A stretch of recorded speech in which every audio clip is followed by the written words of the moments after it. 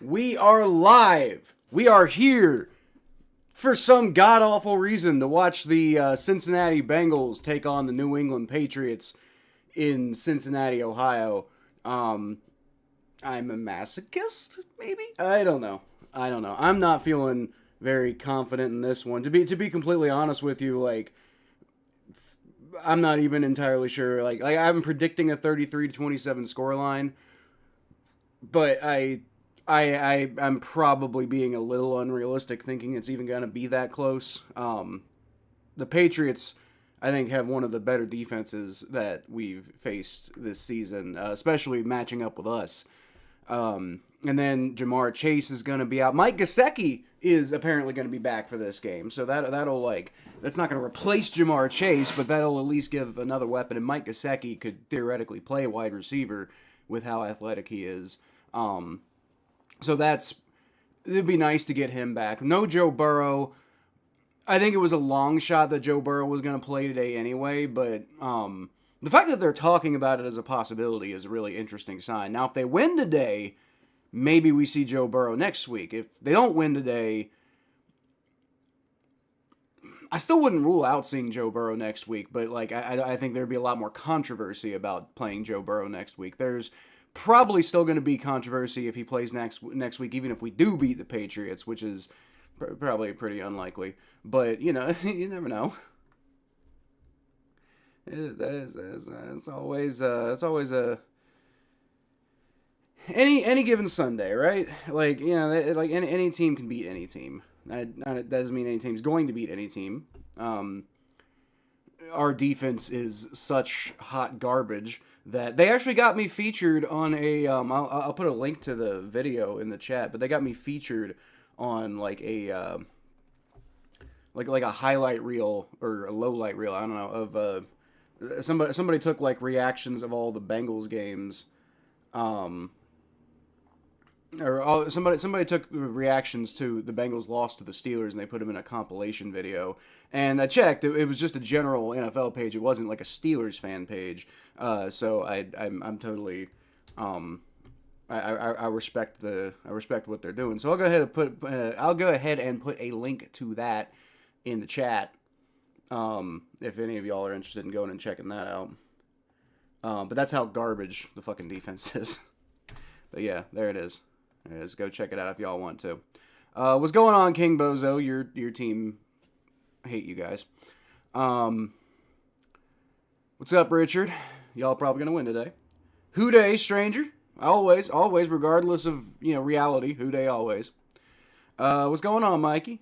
What's going on, Connor? Interesting fact: when the Patriots win today, it's the second year in a row.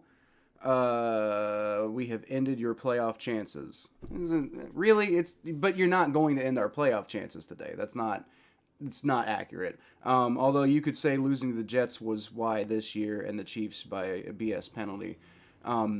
So losing today does not end our playoff chances. And the reason why is because the AFC North is garbage. Now, if you want to talk about who's any good, any solid realistic chance of making the playoffs, that was over a long time ago. You're right. After we lost to the Jets, maybe not after we lost to the Jets, but after we lost to the Bears, we were probably cooked after that, right? And then any vague semblance of hope was dead after last week when we lost to the Steelers. Because after the Bears, it was oh god, we're kind of fucking cooked, aren't we? After the Jets, it was well, that was one stupid game, but maybe they'll maybe that'll motivate them and they'll figure it out. Nope, that's not what happened. They just fucking suck. But yeah. Yeah, but the losing to the Patriots doesn't do anything that hasn't already been done. And the AFC North is garbage. The AFC North is garbage. So the playoffs are probably still a possibility, going through the AFC North. But I put all this out there. I think on my last stream, the Bengals could feasibly. It would be absolutely insane if this happened. But it'd be really funny if it happened. I almost kind of want it to happen just to kind of drive the point home. But the Bengals could feasibly make the playoffs at 8-9 by winning the AFC North. That is like a realistic, like, well, it's about as realistic of a scenario as any scenario of the Bengals making the playoffs, right? Like, the Ravens are still struggling. You know, they're doing a little bit better than they were doing lately, but they're still kind of struggling. The Steelers, Aaron Rodgers is out, and we don't know when he's coming back, and the Steelers aren't very good with him. They beat us, but that's not saying much. They also lost to us too, so that's saying something. But this division is very bad. Like honestly, it wouldn't be a complete it wouldn't be the craziest thing of all time. It'd be pretty wacky, but it wouldn't be the craziest thing of all time if the Browns suddenly got their shit together and they won the AFC North. Like, that's still a possibility. So no, you're not going to end our playoff chances any more than they were already ended by beating us today. Like, that's just not going to happen. They're probably already over, but if there's a chance, you're not taking that away from us today. You know, you're making it harder, but you're not taking it away from us today. Saints winning today, guaranteed. Well, you did say that. I don't know if I believe you, but it is the Falcons, and the Falcons are bad. So, yeah, I'm not saying it would be like the Saints are guaranteed to lose. I picked the Falcons to win, but also according to my prediction sheet, you picked the Falcons to win. So, technically, if you lose, you still have a 0.2% chance, same as the Dolphins. No, more like a 0.4% chance, Richard, because the AFC North is so bad. The Dolphins don't have the same chance that the Bengals have, because the Dolphins are in the AFC East, where there's I don't even know if they mathematically can get past the Patriots at this point. And even if the Patriots fall off, like, they're not getting past the Bills. You know, the Dolphins in a vague world could make the playoffs as a wild card team if the entire rest of the AFC collapses around them. But the reason that could also happen with the Bengals, and on top of that, the Bengals can still win their division because their division is trash. I'm going to be honest, I never thought the Steelers versus Bengals game was interesting until Ramsey and Chase started fighting. Well, I mean, if you think that, you know, and you're allowed to have whatever opinion you have, but if you're the type of person who only thinks that high-scoring games are good in the NFL, then yes, that was quite a boring game throughout most of the game. I thought it was an interesting game, because, like, the Bengals defense was actually halfway decent for most of that game, which by itself is interesting. You know, there was a pick six. I mean, bad things happening to the Bengals, but, you know, still, there was a pick six, there was a fumble recovery for a touchdown. Like, the game went from, like, you know, like, really close and competitive to a complete fucking blowout out of nowhere. From a neutral perspective, you know, even without Chase and Ramsey fighting, that's a pretty decent football game, I would think. You know, yeah, it's slow, but, you know, I mean, I've always been of the opinion that I think defensive football games are fun to watch. Maybe I'm in the minority on that one, but I've always kind of been there. 0.02% is more than us. That's true. We do have a better chance than the Saints. Like, we're not that cooked. We're pretty cooked. You could almost argue the amount of, like, cooked between us is like a negligible difference. But you're right. Technically, we've got a better chance than the Saints do. So it's a gauntlet. If you lose today, even if you win, you still have to win every game and get 10 or 9 wins at most. I mean, we pretty much already have to win every game, Richard. Like, you know, to make the wild card, we pretty much have to win. Like I mean, we're already at 7 losses. Realistically, you have to be 10-7 to have a real shot at making the playoffs. You can make it at 9-8, but, you know, you can't really count on that happening. Yeah. But whether it's gonna happen or not, I don't really know what you could say. But to be fair to your score, is closer than mine. I say 34-23. Yeah, and I even, you know, was thinking about it a few minutes ago. Like, you know, maybe I'm being too generous to the Bengals here. Like, you know, and it's like, we do have a really good offense, but the Patriots have a really good defense. And our offense has been kind of up and down with Flacco. You know, it hasn't been, It's been high scoring, but that's mostly because they're on the field so much because the defense just can't stop anybody worth a fucking half a damn. So like the offense has so many opportunities to score because they're just on the field so fucking much.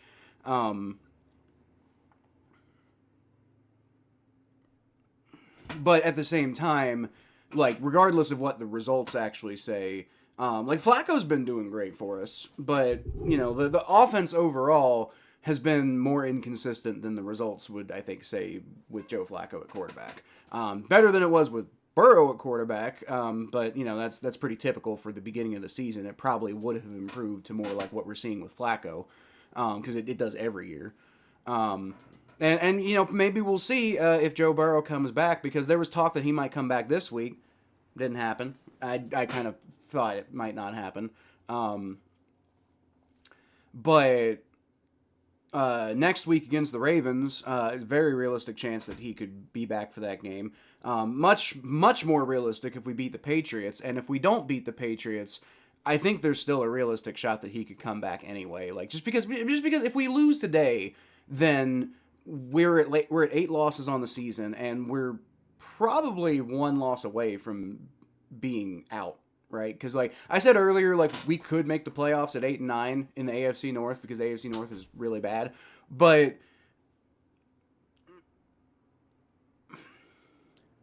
I think everybody on the planet would be shocked if we made it at 8 and 9. Like that even as bad as the AFC North is, I don't think anybody quite believes it's that bad, right? So like I think everybody thinks that somebody's at least going to get to, most I think probably think that somebody's going to get to 10 and 7, but most everybody, including I think myself, think that if not, then you'll probably have a 9 and 8 division winner at the very least. So at least you don't have Josh Allen. What a trash quarterback. I think we have a quarterback who is equally talented and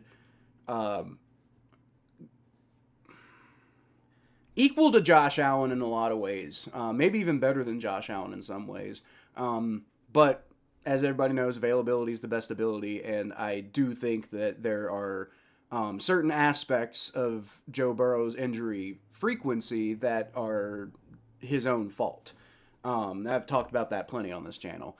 So you have to give the edge to Josh Allen because Josh Allen's available. He doesn't put himself in as many situations where he gets injured.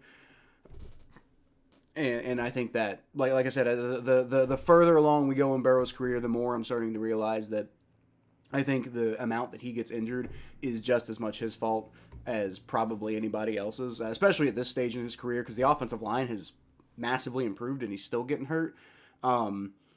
It's not a scheme thing because other Bengals quarterbacks don't get hurt with that kind of frequency.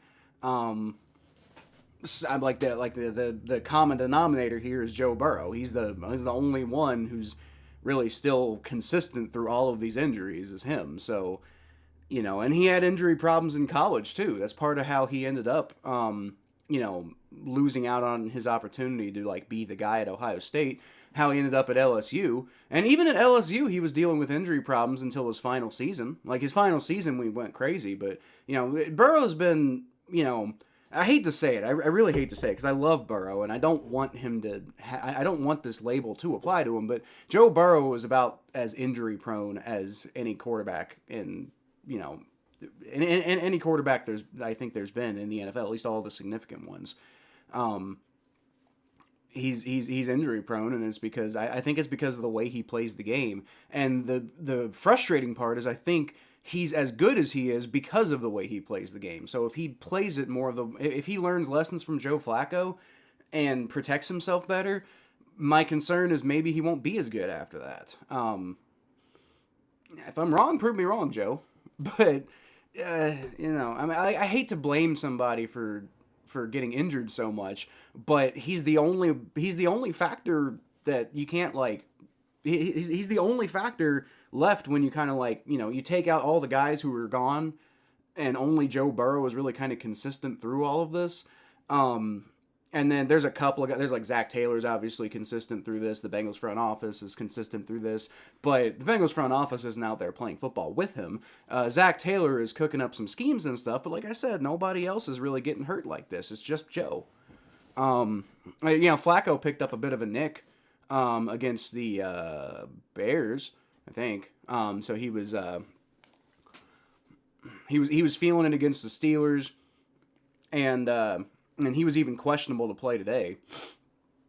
He is going to play today, but so it's I mean, like injuries happen, but like the number of injuries that Joe Burrow gets, especially like the catastrophic level ones, have like I really think are as much his fault as anything else. So looks like the Patriots, I think, are going to get the ball first if I'm looking at the lineup correctly there. Losing to the Texans, getting us the division.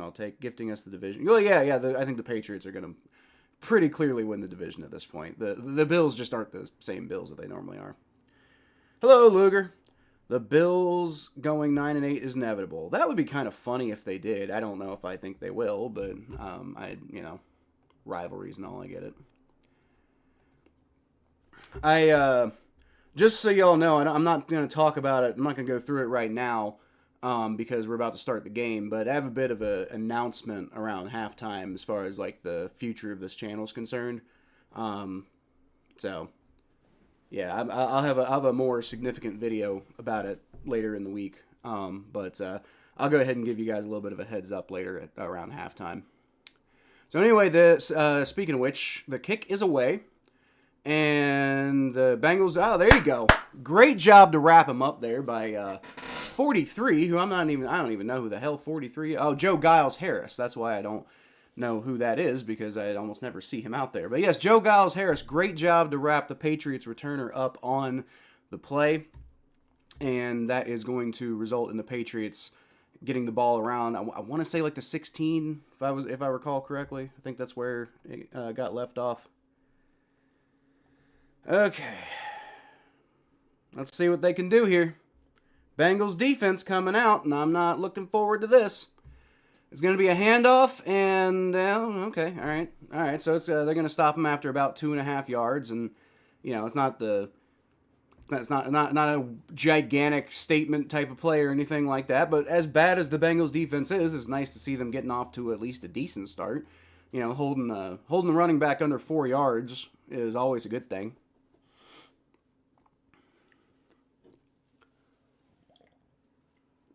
All right, officially it's 2nd and 7. Drake Maye is going to be in the shotgun formation here. Let's see what he can do. Looking around, and he's a little bit of pressure, but the coverage blown.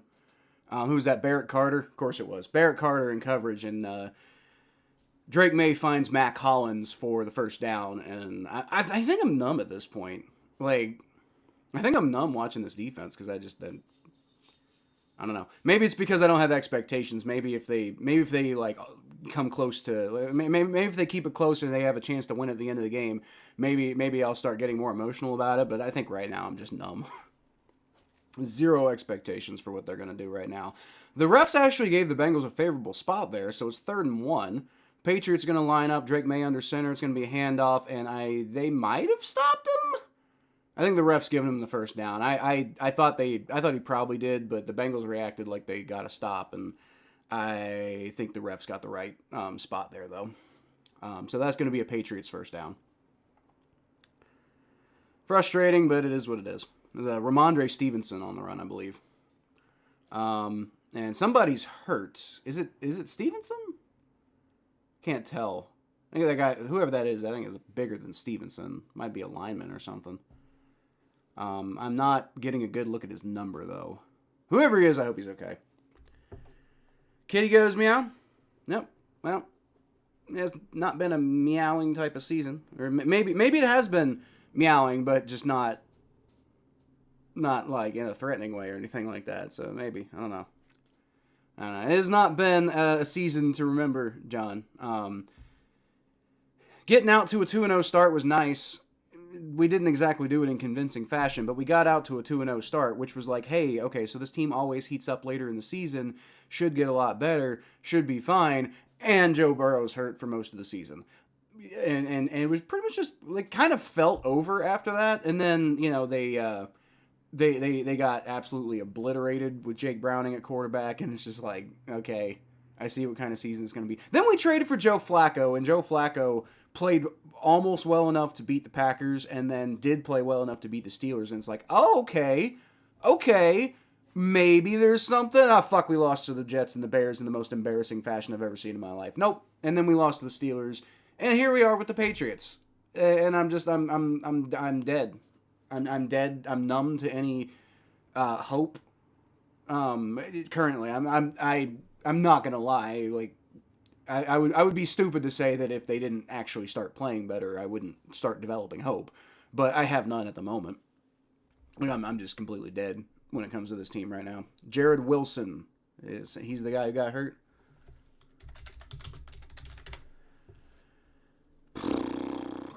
He is a guard for the Patriots. Okay, well, hopefully he's okay, man. I don't want anybody to get hurt. Not like injured or anything like that. Obviously, football's a violent game. People are going to get hurt. But there's a difference between hurt and injured, and I just don't want to see people get injured. Okay. Well, what are y'all's predictions for this game? Obviously, Richard already gave me his, but I want to hear everybody else's predictions.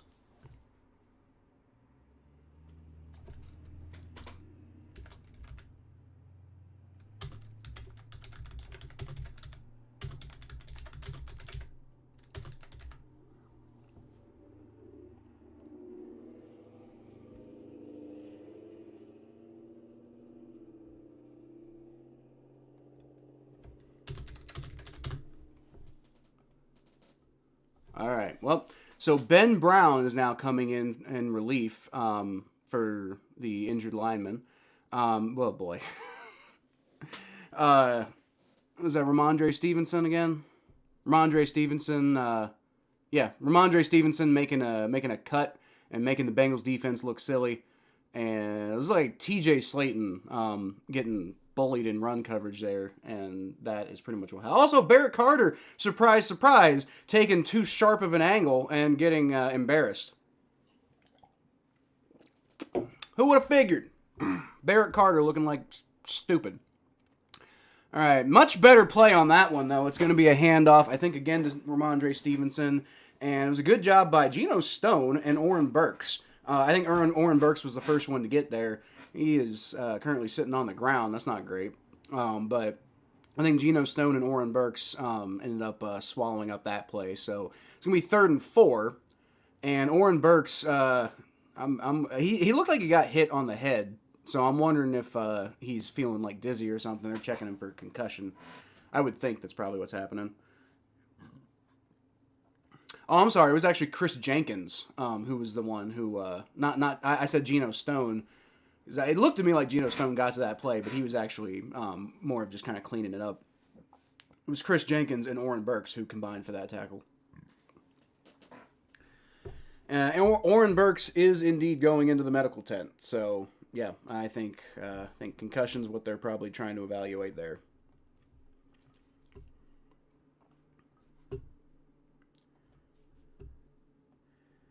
All right.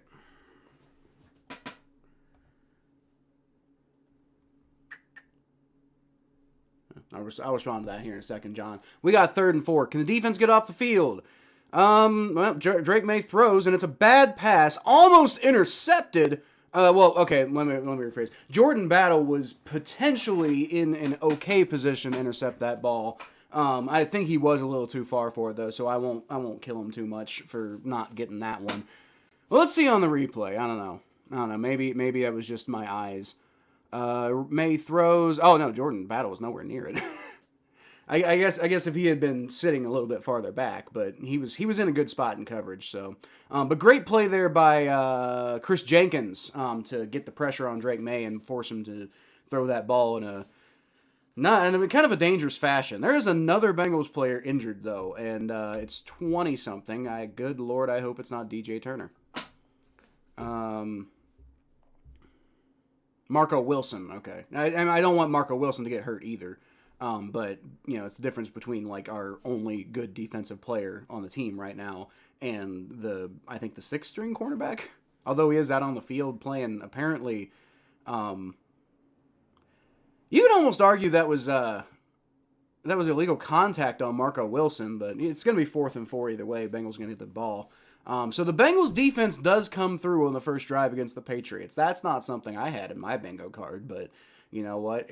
I'll take it if that's the way it's going to work.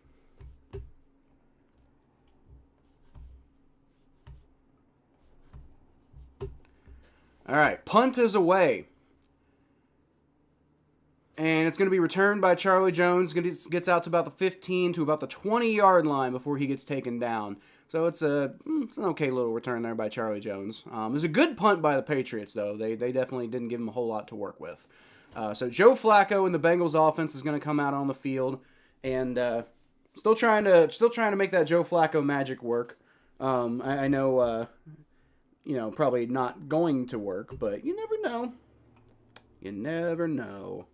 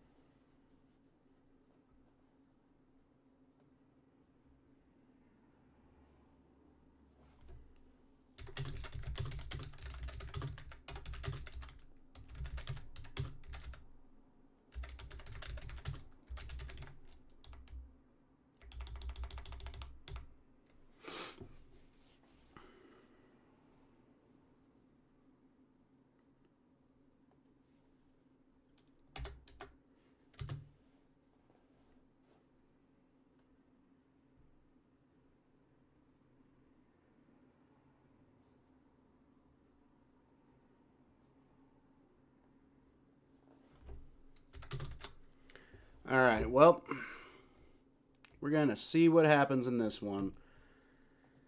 Bengals defense. If the Bengals defense can be halfway decent, there's a chance that they could shock the world on this one, right? I don't. The Bengals defense. The key is how they perform in the second half, because the first half they've been not the worst defense in NFL history. They've been up and down in the first half. It's been the second half that the Bengals defense has just been utter garbage, basically all year, including earlier in the season when it was like the offense was the problem and the defense was kind of keeping us in some games. But what you would notice is because the offense basically, like with Jake Browning, was like the game was basically over by the second half a lot of the time. People didn't notice that the defense was playing pretty badly in the second half. Maybe it's like, you could have chalked that up at the time, like, well, the game's over anyway. But it's been consistent through this defense all year. It's like the first half they've been okay, and the second half they've been garbage.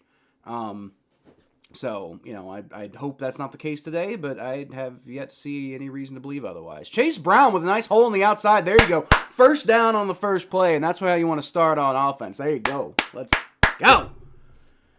A friend texted me saying that I was mean to their friend. They don't want to see me again. I'm very confused. Met them a couple months ago. Haven't met their friends. Well, it just sounds like you're friends with an erratic person, John. I wouldn't. I know that sucks, but if you only met them a couple of months ago, I wouldn't give it too much thought.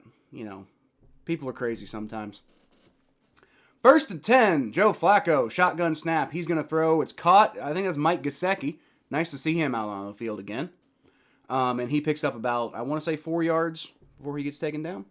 What was the thing I said I was going to respond to this earlier? November's been a roller coaster month in terms of feeling bad, good. Yesterday morning, I got a text. I was very confused. Oh, okay, so you were just leading up to the next thing. Did find out unknowingly. We know a lot of the same people. Just don't.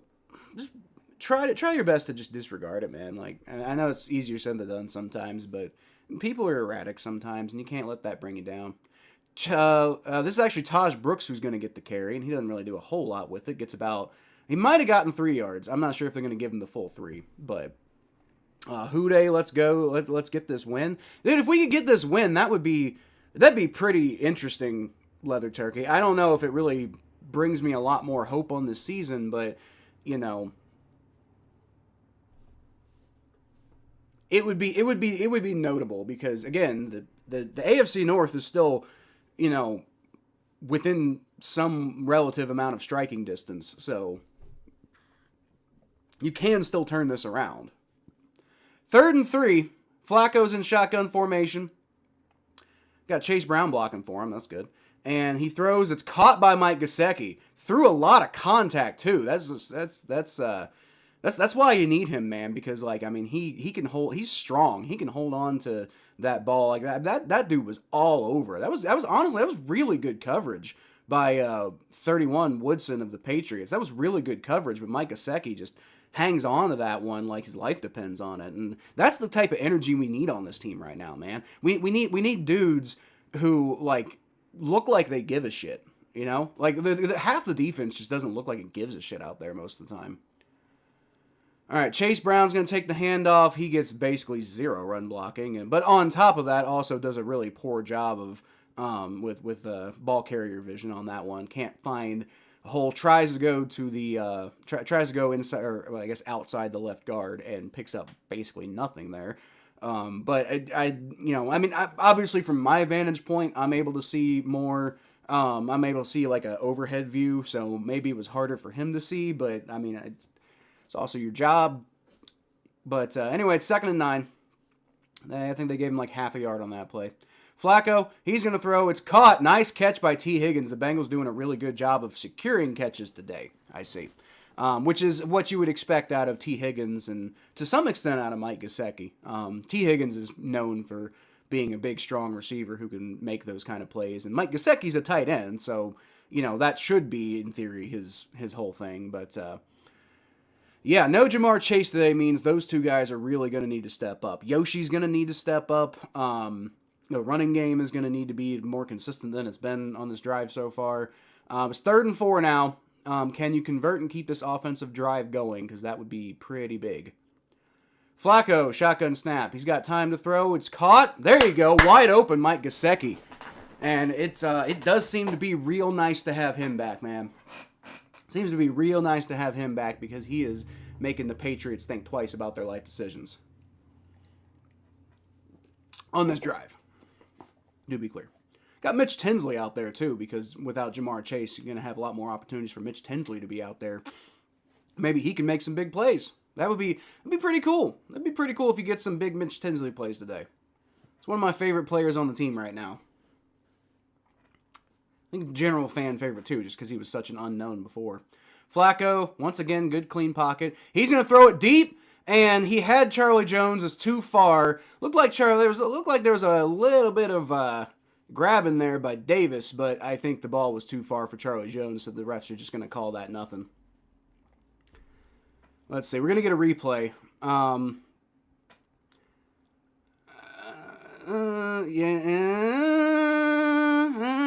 That's close. That's close, because you could maybe argue that Davis knocked him off his route, but, you know. I always default to not making calls more than making calls. Chase Brown with a nice run there. He breaks out of one tackle and is able to shift directions into a different direction. Picks up about 7 yards on that play, so it's going to be 3rd and 3. There you go. That's what we need. That's what we need. We need the running game. We need, because we don't have any superstars right now. We got Joe Flacco, and we got T. Higgins as our number 1 receiver. Which, I mean, T. Higgins is a solid number 1 receiver, right? Like, you know, we're lucky to have Jamar Chase and T. Higgins, but you know, I think a lot of teams would be happy to have T as their number 1. And there you go. There's another play by T. Higgins. He makes a big. Oh no, he dropped it. Damn. All right. Well, it's 4th and 3 now. That sucks.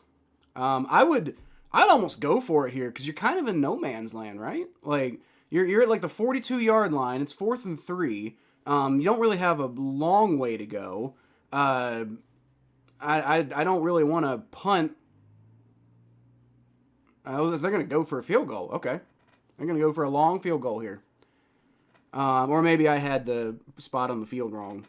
They're saying it's a 54-yard attempt, so I guess I was slightly wrong.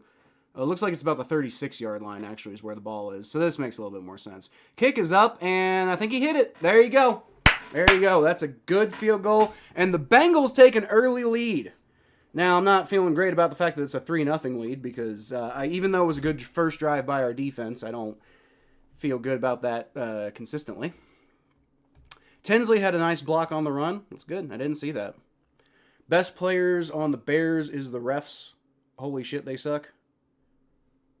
If they're doing a bad job for the Steelers, that's just karma, Richard. Honestly. Like, you want to talk about a team that has benefited so heavily from bad ref plays over the years, or bad ref calls over the years.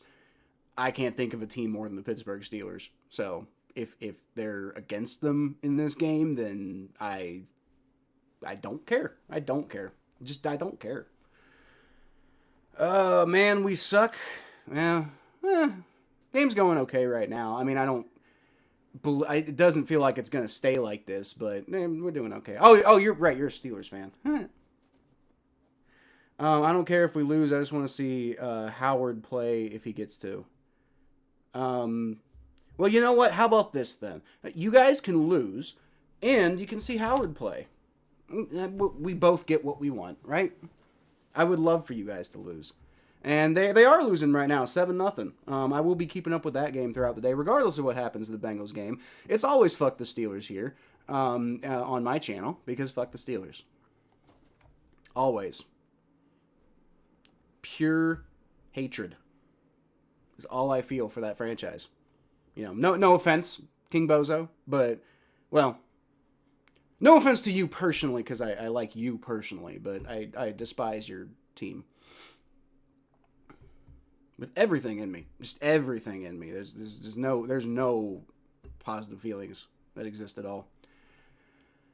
Surprised they didn't call that? Yeah, you're talking about the pass interference. I thought like I on the initial play, I didn't think that it would be much, but on the replay is like, oh, it looks a little bit closer on the replay. Zach Taylor scheming guys open? No, I think the Bengals have more weapons than people give them credit for, even without Jamar Chase.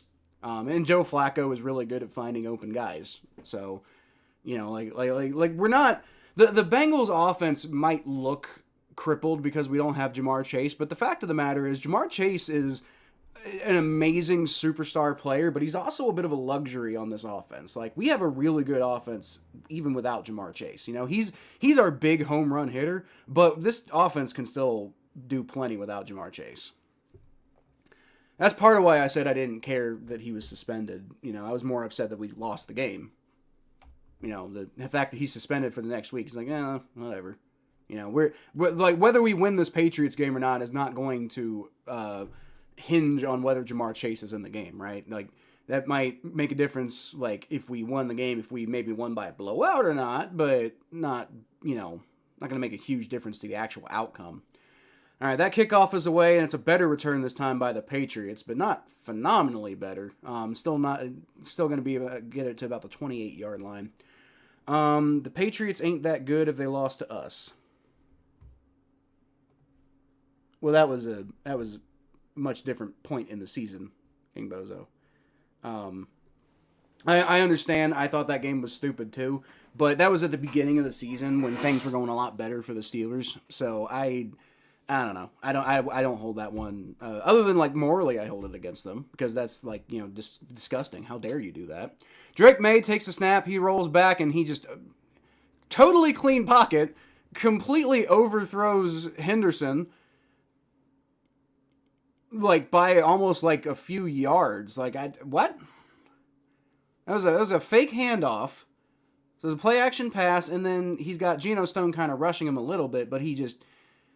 He panics, and he tries to throw it to Henderson, Travion Henderson, and just totally, completely misses him, and has really no excuse for that miss. That was a terrible miss. MVP my ass. Drake Maye is going to be another play action pass. He's going to throw it. This time is actually caught, connected with and caught by Travion Henderson.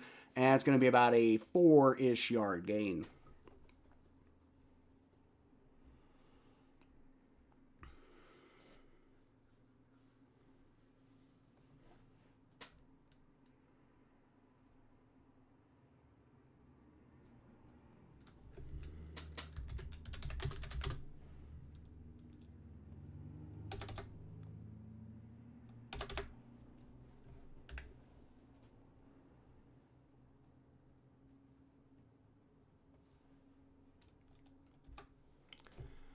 Drake Maye takes a snap, rolls back, and once again overthrows Hunter Henry, who that was probably going to be a tough throw to make anyway, but like Drake Maye's not looking too good today, y'all. It's going to be 4th and 6 for the Patriots, and don't look now, but it's also the first quarter. I'm not getting too excited yet, but like don't look now, but the Bengals are kind of clearly the better team so far in this game. Now, part of it is just because Drake Maye looks like he regressed all the way back to his, like first game rookie form so far.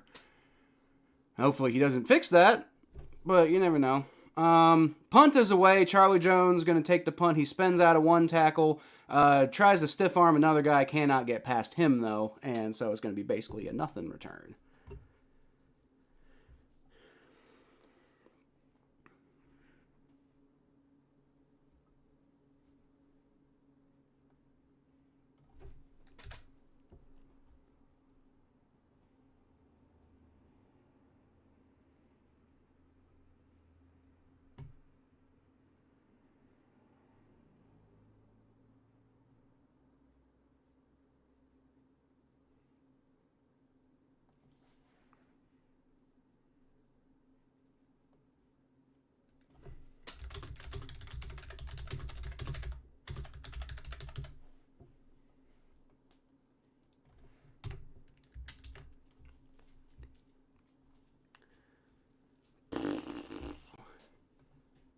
Wide right. Yeah, I did see that you said that, and I didn't respond to it in the moment, but yeah.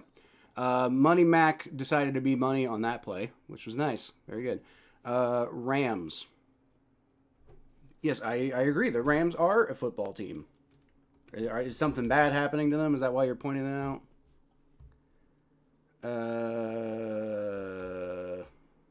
Maybe responding to something that I said that I've since forgotten. Yeah, they play tonight against the Buccaneers. Other games going on right now, you got the Giants who are leading the Lions 7-0 and have the ball, that's a turn of events. The Steelers are in the red zone right now against the Bears. So they're currently down 7-0, but they're probably about to be at least down 7-3 here in a sec, barring a big catastrophic thing that would be funny. Packers leading the Vikings 7-3 is pretty much everybody expected. And the Packers also have the ball, so they're kind of in control of that game. I did predict the Vikings to win, but mostly just like as a shot in the dark. I've got this weird gut feeling, but I don't know if I believe it or not type of thing. Why the fuck not make the podcast interesting type of, energy. Seahawks and Titans are tied 3-3. Titans are a weirdly competitive team week to week, honestly, despite being 1-9, which is crazy. Colts are up 7-0 on the Chiefs, although the Chiefs do have the ball at the Colts 4-yard line right now. And then the Jets and the Ravens are tied 0-0. So I mean, like, the Ravens have done jack on offense throughout pretty much all of the first quarter. And the Jets currently have the ball, although look like, they're probably going to stall out on this drive too. So just interesting to see the Ravens still performing poorly. Tyrod Taylor, quarterback for the Jets, and maybe there's a bit of a revenge factor there. Okay, so it's Taj Brooks, I think, takes the handoff on this play, and he does a good job keeping his feet moving, and picks up, I thought he got 4, but the refs are giving him 3. But, it's better than the 1 that it was looking like he was going to get. I'm fine with Cincy taking the points versus an efficient, high-caliber team like the Patriots. Feel good with getting the lead and having the D try to maintain said lead. I don't feel good about that at all, Jay. I understand why you say that, but I don't feel good about that. J.J. McCarthy just fumbled the snap. Yikes. Flacco's going to pitch it out to Chase Brown, who turns on the Jets and picks up the first down. He's fast. He's fast. You don't always see it a whole lot because that's not really like the main part of his game, but he turned on the Jets and outran everybody to get to the outside there. Good job by Chase Brown, keeping that head of steam going. Your defense is the best. Well, if you take only the last 2 drives into account and forget the entire rest of the season, yeah, they're pretty good, aren't they, Mikey?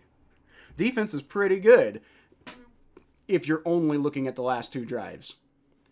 Flacco's going to play action pass. He's got Noah Fant, who manages to get through a tackle and doesn't get tackled, but he does get pushed out of bounds. But not after. I thought he picked up the first down. I don't agree with that. They're saying it's 2nd and 1, but I disagree. I disagree with that personally.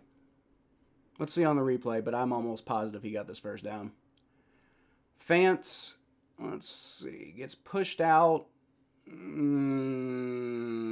That's hard to tell on the replay. If you slowed it down, you'd probably be able to see exactly, but I thought he got it. Whatever.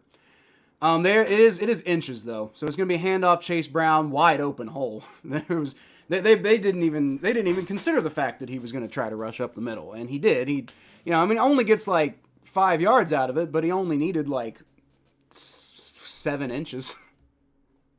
So it works out for us and not for the Patriots, which is, today very good. I'm definitely happy when things work out poorly for the New England Patriots today.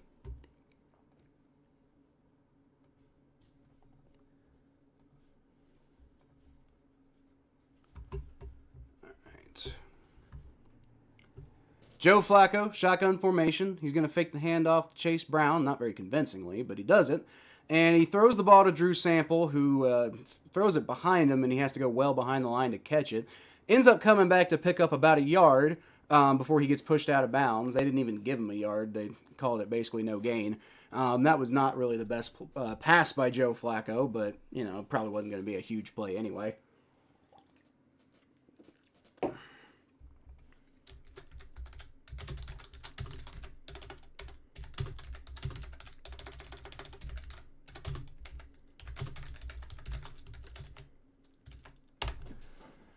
All right, Chase Brown takes the handoff and once again gets through on a up the middle. I don't know why I couldn't think of that phrase. Once again gets through up the middle and manages to punch through a normally very stout Patriots front line. Picks up about 5 yards on the play, so it's going to be 3rd and 5 now.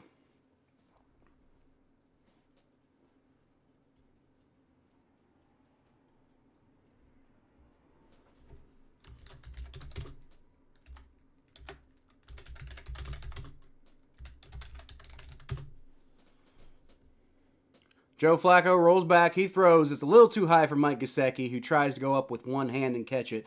Cannot, and so it's going to be 4th and 5. That's frustrating.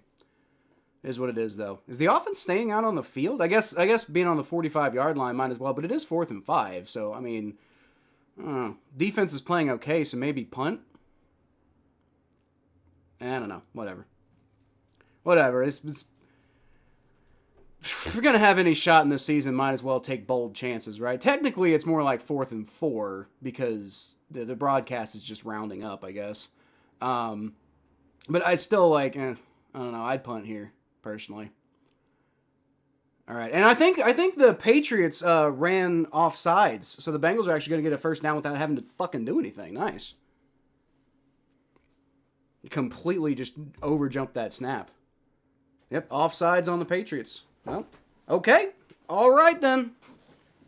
All right. Kaylavon Chason, who I only just discovered last week was even on the Patriots. Actually, no, it was probably whenever the Patriots last played on Thursday Night Football and we did the podcast. That was, I think, when I discovered that the Patriots had Kaylavon Chason. I don't remember what week that was. This whole season's been a blur to me at this point. Joe Flacco threw a pick 6. Fuck off, Richard. Manifesting. Playing the Patriots better than we are defensive-wise. Well. Drake Maye is looking quite bad, I will say that. Yoshi takes the jet sweep, and he picks up about 5 yards. Like, our offense is just kind of cooking them overall. The fact that we only have 3 points is honestly kind of remarkable. Let's go 7-7. Boo. Mason Rudolph, DK Metcalf for a 6-yard touchdown. Steelers, Bears 7-7. Go Bears! To be fair, we have no run defense and apparently no blockers either. We got Christian Barmore. Isn't Christian Barmore a pretty good defensive tackle? I would think. Last week was the week. Oh, that game was last week? Oh, well, okay. Then last week I did find out that Kayvon Chason was indeed on the Patriots. That felt like it was relatively recent. All right, Flacco throws and is batted up in the air. Chase Brown tries to catch it, but it's just a little bit too erratic. Can't do it. It's going to be 3rd and 5. It's going to be 3rd and 5. Rough. Younghoe Koo, 21-yard field goal. Giants up on the Lions, 10-0. There you go.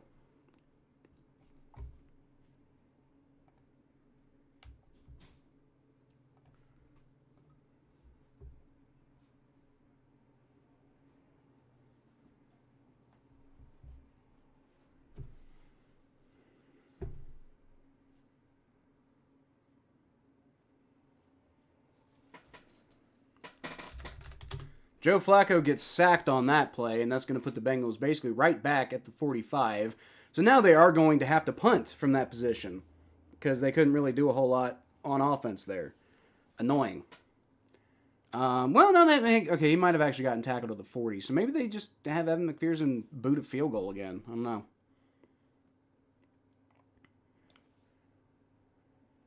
That was a lot of extracurricular activity there against T. Higgins on coverage, but whatever. It was back to the 45. So the Bengals are going to punt, and that sucks that we got the first down and we still ended up punting from the exact same position. But it is what it is. Kick is away, and it's going to be fair caught about the 10-yard line. Well, come on, defense. Down he goes. I will say, everything everybody's been saying about Joe Flacco running the offense well, hasn't been running it super well the last couple of weeks. So, maybe he did get injured, like on his shoulder. So maybe that is kind of causing problems. But interestingly enough, the defense has overall been playing better since Joe Flacco has been playing worse. So maybe that's if we do win today, maybe that's a reason to bring Joe Burrow back, because you never know, especially if like the Steelers lose to the Bears, which is definitely a possibility. And if the Ravens lose to the Jets, like maybe we're not. We suck for losing to the Jets. Like we just suck for losing to the Jets. But maybe the Ravens suck too. Maybe the Ravens suck too. You never know. Never know. And maybe the Steelers suck too. Without Aaron Rodgers, and Aaron Rodgers has had an up and down season with the Steelers.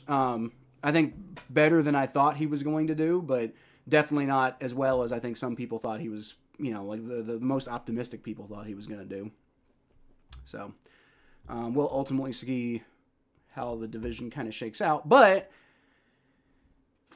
if the Steelers and the Ravens lose today and the Bengals win, then what would so the standings would be: the Bengals would be at 4-7, the Steelers would be at 6-5, so the Bengals would still be 2 games behind the Steelers. But the Steelers have a tough schedule left, right? And the Ravens would be 5-6, the Bengals would be 4-7, so the Bengals will only be 1 game behind the Ravens with 2 games left to play against them. And the Ravens still, I think, might have 2 games left against the Steelers. So, AFC North still very wide open for a team as garbage as the Bengals to win the division. And then, I will say, if the Bengals manage to win the division, they're pretty much going to have to do so by winning almost all the rest of their games, if not all of the rest of their games. And then with, kind of not super great that the AFC in general has been this year, and the Bengals kind of looking like they're getting kind of hot at the right time and, getting a little bit of momentum, like, against all odds. You never know. Like, once again, I'm still not, even with the lead right now, I'm not predicting the Bengals are going to do any of that. I don't even think they're going to win today. But it is the second quarter, so I should probably go ahead and change that, right? Look, I didn't need anybody to tell me. Look, I'm doing good, guys. I'm professional. Drake Maye, empty formation. He's going to throw it. It's a little too low, but I think it is caught by number 8 there. So Drake Maye continuing to throw poorly, but his receiver manages to make up for it there. Harrison Butker, 28-yard field goal. Colts up 7-3. Coverage sack not on the offensive line. Were you talking about Joe Flacco's sack? I didn't even see really quite how that play developed. Drake Maye is going to throw it up. That's intercepted by Geno Stone on an awful pass by Drake Maye. And he's running back for the touchdown. Let's go. Pick 6. And that's what we brought Geno Stone in to do, is intercept passes, and he barely has done that at all. But lo and behold, it finally happens with the season absolutely on the line. And the Bengals are about to go up 10-0 on the Patriots. Let's go!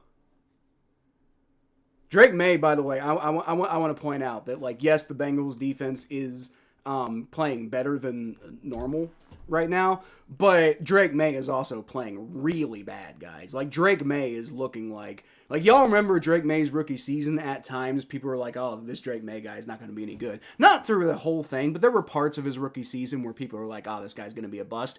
That's the Drake Maye we're getting today. We're getting the worst version of Drake Maye, which is good for us. That's phenomenal for us. Especially with the way the offense is not really able to get into a groove right now. But we are up 10-0 now, as Evan McPherson kicks the extra point. And the Bengals season, which remains on intense life support, may remain on intense life support for another week. And maybe we get to see Joe Burrow next week. Maybe. I picked the Jets to beat the Ravens. You sure did, Mikey. As I said, I hope you're right. I would take being wrong all day, every day about a result like that. Touchdown streaks. We held their offense to 9 snaps in the first quarter. The Bengals' defense in the first quarter has been not horrendous this season, right? I mean, there's obviously, like, they haven't been, there's been really bad spots and stuff like that, but, like, the biggest issue with the Bengals' defense this year has been the second half defense.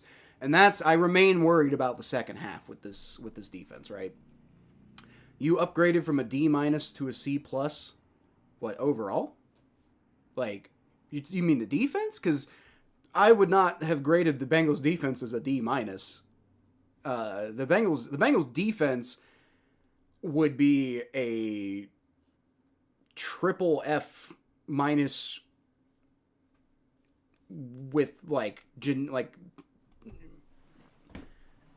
with like an indictment in the world court for violations of the Geneva Convention. That's how fucking bad the defense has been. Overall, maybe.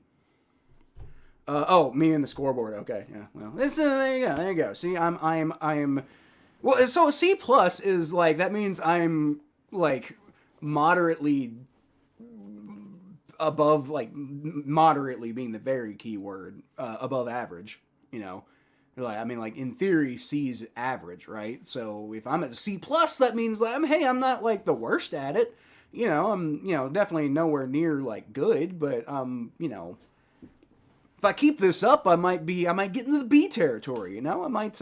That's a B's a pretty respectable grade, right? Especially if you're working your way back from an F. Williams got into the end zone and threw it to the ground, and Steelers got a red.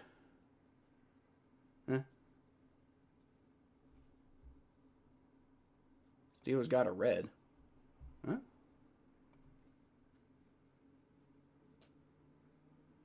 Steelers are up 14-7, so whatever happened. Steelers are up 14-7 now, and that's not good.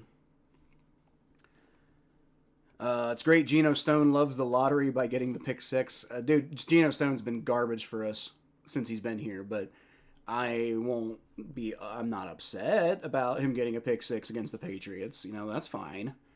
All right, so it's going to be returned to the 20, 25, about the 30-yard line is where the Bengals are going to take the returner down. And they're trying to rip that ball out, but Jennings is like, no, my ball. Bengals, I will say the Bengals look hype right now. Like, I mean, that's the thing. This defense, like, I look, okay. Earlier in the season, the Bengals defense was good at getting turnovers. They were bad at everything else, but they got turnovers, and it didn't seem to really motivate them at all. But right now, this defense, like, part of the reason I think they're so bad is because I just think they're broken. I think they're mentally broken. They have no belief in themselves. If they get some belief, they might be better than they are now. Drake Maye is going to hand the ball off, and oh boy, there's the defense. About an 8-yard gain, handoff to Travion Henderson. Right up the middle, nobody in the position at all. That's the defense I remember. Nick Herbig fumble return, touchdown, Steelers up 14-7. Great. Wonderful. Maye is repeatedly floating passes. I don't know what's up with Maye right now, dude. Maye's bad. All right, it's going to be a handoff. Henderson and the Bengals, I think, might have stopped him. I think the refs are giving him a favorable spot, and I'm not going to argue with that. But they could have gotten there a little earlier than they did. Be 1st and 10. Daniel Jones, 4-yard touchdown to Alec Ogletree. Colts up on the Chiefs, 14-3. Let's go, Colts! Or any team playing the Chiefs. You know what? If I can't have the Bengals being a good season, I can at least have the teams I don't like be sad. That would at least make me less sad. Not a lot less sad, but, somewhat less sad. It makes me feel at least a little bit less awful. Colts suck. Well, they're kicking the Chiefs' asses right now. That's worth noting, I think. Morgan Moses, I think, is hurt on the field right now, so see what happens with him. Hopefully he's okay.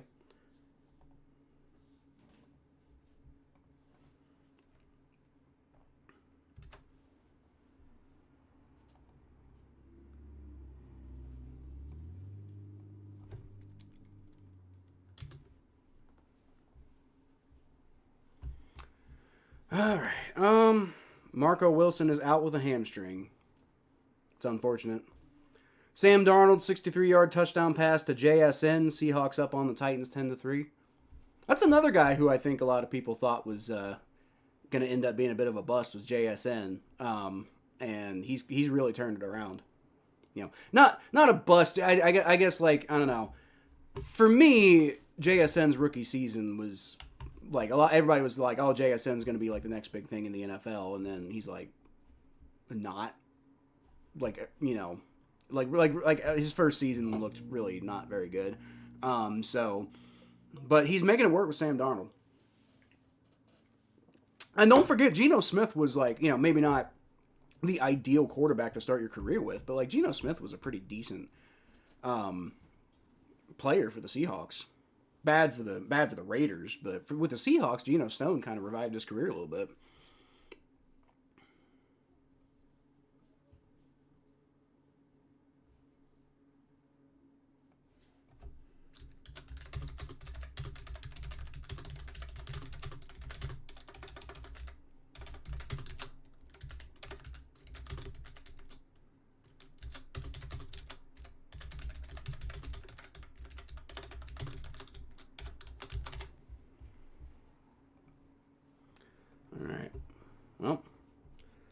The Bengals currently have a 10-0 lead.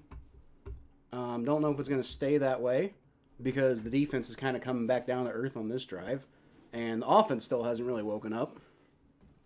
I hope so. Hope they can get it done, but not feeling great. Bengals do currently have a 66.5% chance to win. Before that last play, they had a 68.7% chance to win, which doesn't mean a damn thing. If you've seen any Bengals win probability chart on ESPN all season, you know that doesn't mean a damn thing. Jared Goff, 11-yard touchdown to Amon-Ra St. Brown. Giants up 10-7. Another fumble recovered by the Steelers. Bears still suck. Come on, Bears. Can you like not fucking suck? That would like. God damn, man. I was really thinking like the Bears would be a real good back down to earth moment for the Steelers, but that's what I get for trusting anybody to beat the Steelers when I need them to. Almost never happens.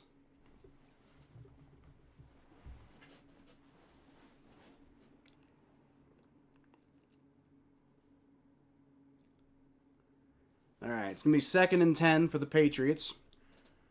Drake Maye is going to play action. He's going to throw it now to Travion Henderson, and the Bengals wrap him up. And they actually tackle him. Wow.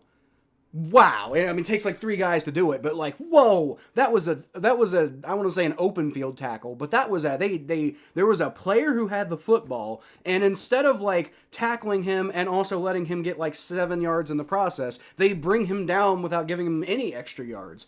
I haven't seen that. It's been 73 years. Feels like it anyway. Maybe the Bears are back down to earth.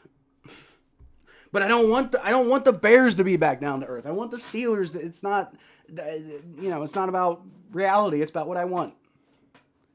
3rd and 4, Drake Maye, shotgun snap, rolling around in the pocket, and he's just going to run for it, and he picked it up. Almost fumbled the ball, but he didn't, so. 1st and 10. That's annoying. That's annoying. You know? It is what it is, but it's annoying. You thought the Bears were good. That's on you. They're a garbage team with a garbage quarterback.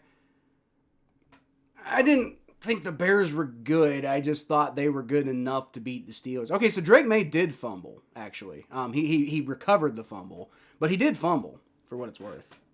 Nice play to knock that ball out by Chris Jenkins. Unfortunately, not able to do it in a way that gets the ball to the Bengals. All right, so it's going to be a dump-off pass to that Ramondre Stevenson. I think it was Ramondre Stevenson, and Bengals give him like 5 yards on the play because they're kind of not paying attention, and that's on me for having hope. I don't know how much hope I really had. Maybe like delusional hope. I think some delusional part of me thought that the defense was going to improve, but yeah, not really.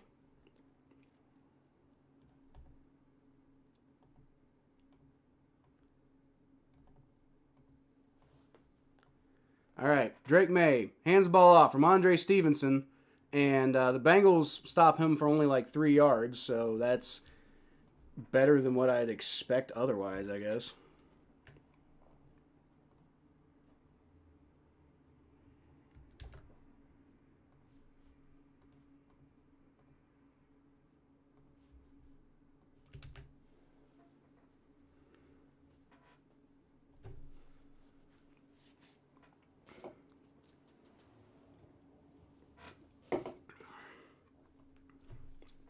All right, 3rd and 2. Let's see what they can do here. Can you get off the field? I would guess the Patriots are going to go for it from this position, but now they don't even make it hard on him. They just they let Hunter Henry get open, and he goes right up the middle to get the first down. Yep, that's our defense. That's our defense, guys. That's who our defense always is. You know, regardless of the fact that they had a good first drive and then they got that pick 6, which was awesome. But this is who our defense really is. And that sucks. That sucks, but this is what I expected. Well, can you at least hold him to a field goal? Probably not, but maybe. I don't know. From the 28-yard line, Drake Maye. He's got a lot of pressure, but he gets rid of the ball because he's got a wide open guy open for a touchdown. Are you fucking kidding me? This is our fucking defense, dude. I'm like... I don't even have the energy to really get that mad about it anymore. I'm angry, but that's who they are. They can't cover anybody to save their fucking lives. Get a little bit of pressure on Drake Maye, which they haven't really gotten a lot of pressure on Drake Maye today, and he's been bad.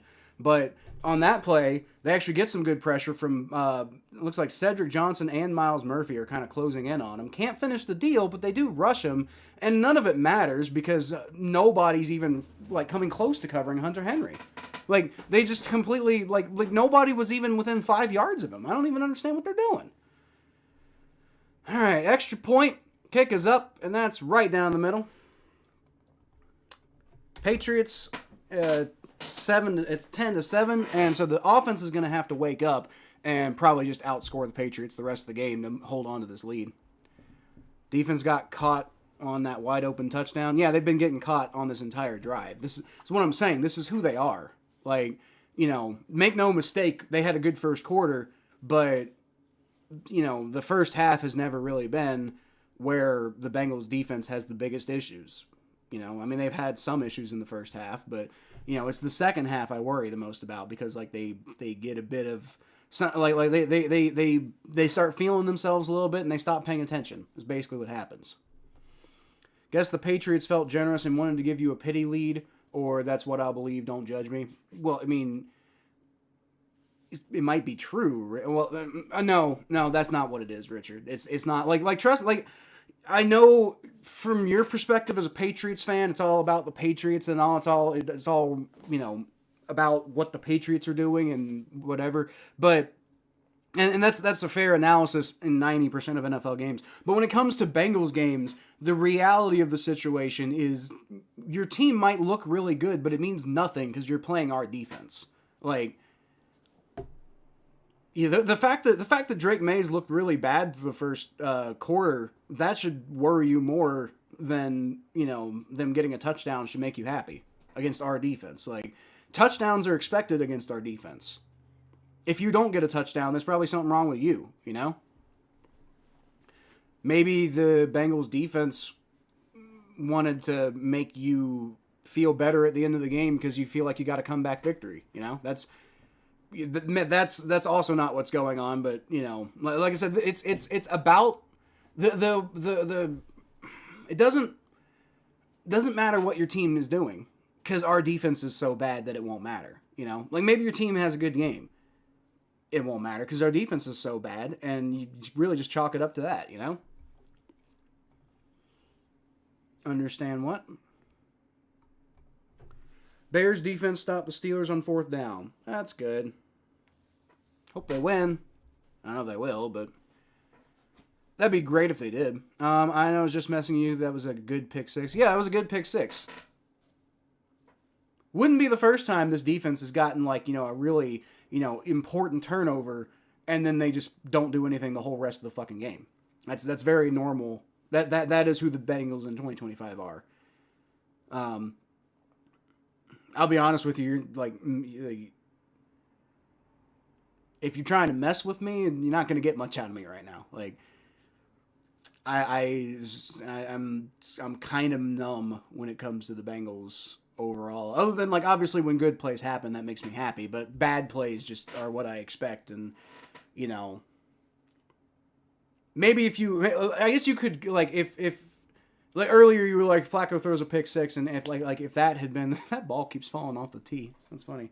Earlier, if you had fooled me into thinking that you were calling a pick six, then that might get me. You could probably mess with me that way, but as far as most other things, this is not the season to get super big reactions out of me, at least going forward. Other than good things. But bad things are probably just going to be yep, that sounds about right. That's the Bengals defense. I think I might get a little bit more upset when the Bengals offense is bad because I don't expect it as much. But that ball is going to go out of bounds. Or not out of bounds. It's going to go through the back of the end zone, so it's a touchback. And that's probably good for us. Or, did it maybe go out? I don't know. Because the ref's kind of coming out. So I'm wondering if it did go out of bounds.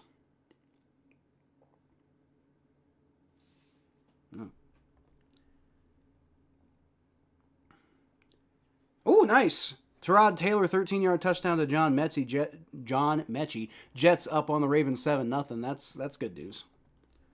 That's good news. I don't know if it really matters that much, but it does. Obviously, I want the Ravens to lose, period. But I'll be honest, if the Bengals aren't going to have any shot, I think I'd rather the Ravens win the division than the Steelers. So it'd be really cool to see the Steelers blow a division lead like that. Chase Brown takes the handoff, and terrible blocking just gets him walloped immediately. He does manage to get out of a tackle and gets back to the line of scrimmage, which is better than the loss it looked like it was going to be. But Jameis Winston, 12-yard touchdown pass to Isaiah Hodgins. Giants up on Lions 17-7. That's crazy. The Lions are a weird football team, aren't they? The Lions are a really weird football team this year. I'm not really sure how to feel about them. They're an interesting, weird team. All right, 2nd and 10. Joe Flacco takes a shotgun snap, rolls back. He gets hit as he throws, but he does get Yoshi, who I think toe tapped it and got it in bounds. It's good to see, and he gets a first down. I'm sorry, that was Yoshi. Okay, hell yeah, Yoshi, get some shit.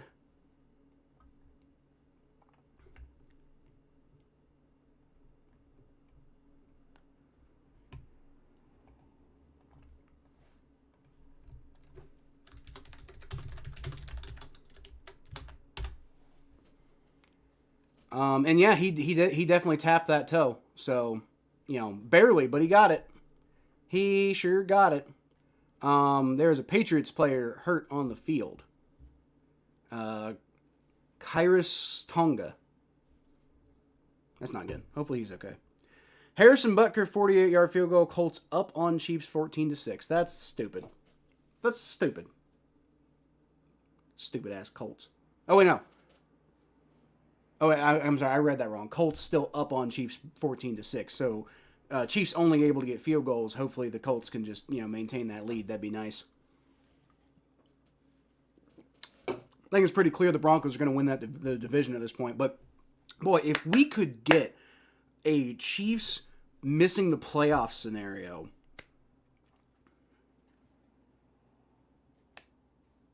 I think I'd still take the Bengals having a good season over that. But if the Bengals are going to have a bad season, I think the downfall of the Chiefs is something I can get behind, right? Downfall of the Chiefs, the Steelers blowing a huge division lead, even if the Ravens end up being the one who take the division over, I'd rather the Ravens than the Steelers. Be great if it was us, but if it's not going to be us, pain for the Steelers and Chiefs, I'll take that secondarily. That's my second favorite thing that could happen. Jason Myers, 30-yard field goal. Seahawks up on Titans 13-3. I do see that. Other than that, you've got the Packers still only up 7-3 on the Vikings, although they do have the ball in field goal range. It's 4th and 5. I imagine they're about to get a field goal here. And other than that, y'all have already told me about all the scores. So, Texans did beat the Bills 23-19, which was very funny, especially since Davis Mills is their fucking quarterback. Just goes to show you, man, any given Sunday. And I know Richard's going to be in here talking trash about the Bills, which, fair play. But I think we can all agree that it's probably kind of weird that the Texans beat the Bills. Everybody other than Richard, everybody who's, not biased.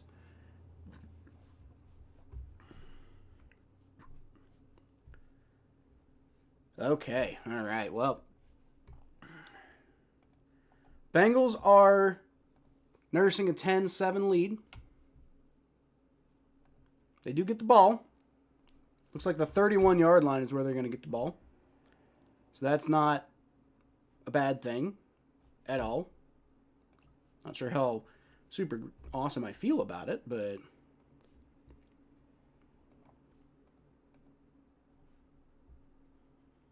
all right, Chase Brown's going to take the handoff, and he, once again, does a pretty good job there. Gets about 6 yards. And I will say the running game has been pretty okay today. The passing game has been a little, suspect up and down. But the running game being good is a good thing. Obviously not every single play. There's been some bad plays. But the offense not playing up to their high caliber level that they're capable of playing at. But you can see enough going good, especially not having Jamar Chase or Joe Burrow, that, it's good to see them doing what they're doing at the very least. Flacco's going to throw it. Oh, my fucking God, Flacco. Flacco threw a pick six. That right there might have been the single worst pick six pass I've ever seen in my life. And that one from Drake Maye earlier was pretty bad. But Flacco threw it right to the he was trying to dump it off to Taj Brooks. Should have thrown the ball away. And he threw a pick six. He pump faked and tried to fake out Jones from the Patriots. Clearly he didn't take the bait at all. And then and the dude was in perfect position to intercept that ball. What are you doing, Flacco? Like that right there. That right there is the worst. That's one of the worst pick sixes I've ever seen anybody throw in my entire life. Good Lord. That was the derpiest shit I've ever seen. And like as good as Joe Flacco has played for the Bengals since he's been here, that was not an example of it. So the Patriots take a 14-10 lead, and that's starting to feel kind of weird now. Brandon McManus 32-yard field goal. Packers up on Vikings 10-3. Okay. Damn late call on that pick six from earlier. What? What do you mean late call? Bengals have lost the lead now, and I don't feel as good. I never felt good, Jay. Never felt that good. It's either that or the chili, perhaps both. I had some smoked salmon this morning that didn't taste super fresh. I thought it was mostly fine, but I don't know. Maybe it wasn't the best decision to eat. But yeah, I don't know. I feel okay now, but I definitely earlier didn't feel super great, like before the stream. But I'm feeling better now, so I don't know. Maybe it was okay. Joe Flacco is celebrating the season of giving. They received a pick six, so he gives a pick six. God, so happy for him, Mikey. Yay. That's good. Fuck. Not good? No, it's not. Wish we could put Burrow in on the next drive. Yeah, that would be great, stranger, but he's not active. Charlie Jones is going to kneel that ball for a touchback. Remember, I predicted Flacco throwing a pick six, then Drake Maye threw one and thought that was my call, but I manifested it. No, that doesn't count. That was like 3 drives ago. That doesn't count. I will say, though, if we do somehow manage to win this game, I think it's proof that Flacco's starting to deteriorate and we need Joe Burrow to come back. Will Joe Burrow be able to save the season? I don't know. If we beat the Patriots, there is something to save, but it's still a massive long shot. Flacco is under center again. He's going to hand the ball off Chase Brown. Chase Brown having a good game today. Kind of a shame Joe Flacco's been performing poorly. Going to be about 6 yards there for Chase Brown on the run. Caleb Williams, 12-yard touchdown pass to Colston Loveland, 14-14. Come on, Bears. Come on. Come on. Like that's it. Even if the Bengals season is doomed to failure, I just want the Steelers to suffer too. Like that would be a good... That would be a... Not that would be a better outcome than the worst possible outcome, right? Like that would make it at least a little bit less shitty. Not much, but a little bit. 2nd and 4. Flacco's under center. He's going to hand the ball off this time to Chase Brown on a jet sweep, I think, or was that might have been a fullback handoff, and Chase Brown was just in the fullback position. Either way, it's first down. That running game is working.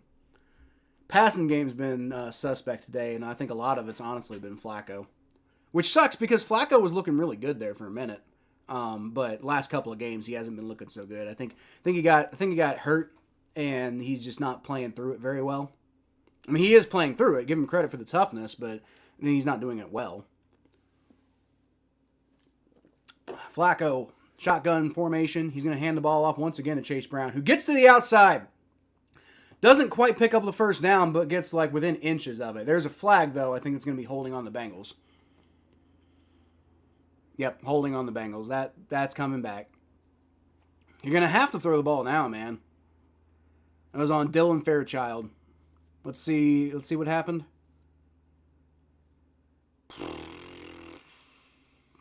Holding is one of the most annoying fucking penalties, dude. Like I mean, it needs to be called. Like, you know, it should be a penalty, but it's annoying when your offense is moving and then, you know, like your offense isn't having the best game, but you get some momentum and then it just gets like murdered by holding. Well, 1st and 20, like I said, they're going to have to throw the ball now. But they're going to hand the ball off to Chase Brown anyway, and that one doesn't work. He only gets about 2 yards. 2nd and 18. So you're giving Flacco flack. Well, he deserves it the way he's been playing lately. Tyler Loop, 31-yard field goal. Jets up on Ravens 7-3. Man. So things are kind of going a little bit our way right now. Because, the Bears obviously coming back. And at least it's a tie ball game there. Jets are beating the Ravens. Obviously the field goal is in favor of the Ravens. But point being, those games are kind of going somewhat in our favor, and now Joe Flacco throws that ball into the dirt, which that's a situation where, like, on 2nd and 18, I get it, you do have one more down to play with here, but I think Joe Burrow would have tried to keep that play alive, and that's a situation where I think, especially with a clean pocket like that, I think maybe just try to get out of the pocket and, try to create some separation for your receivers, but obviously, Joe Flacco's maybe not capable of doing that as well. He's like, we saw he had that one run earlier in the season, and that was really cool, but it also wasn't a very good run when you really get right down to it.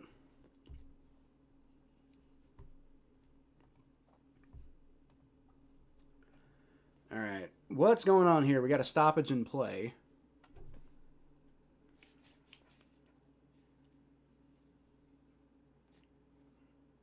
I don't have my sound on, so I didn't hear what was happening, but Mike Ravel's confused. I don't know.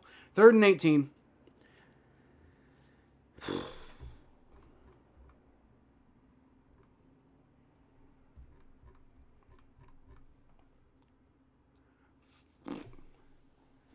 Yeah, Flacco was trying to scramble, but he does not have that ability. It's going to be a false start on T. Higgins. You fucking kidding me? I assume it's on T. Higgins. Maybe somebody else jumped first. But it is going to be a false start on the Bengals, so that's going to knock them back 5 more yards.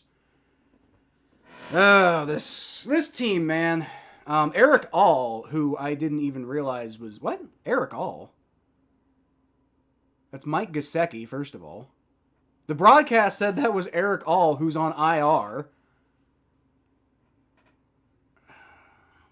What the hell? Okay, whatever.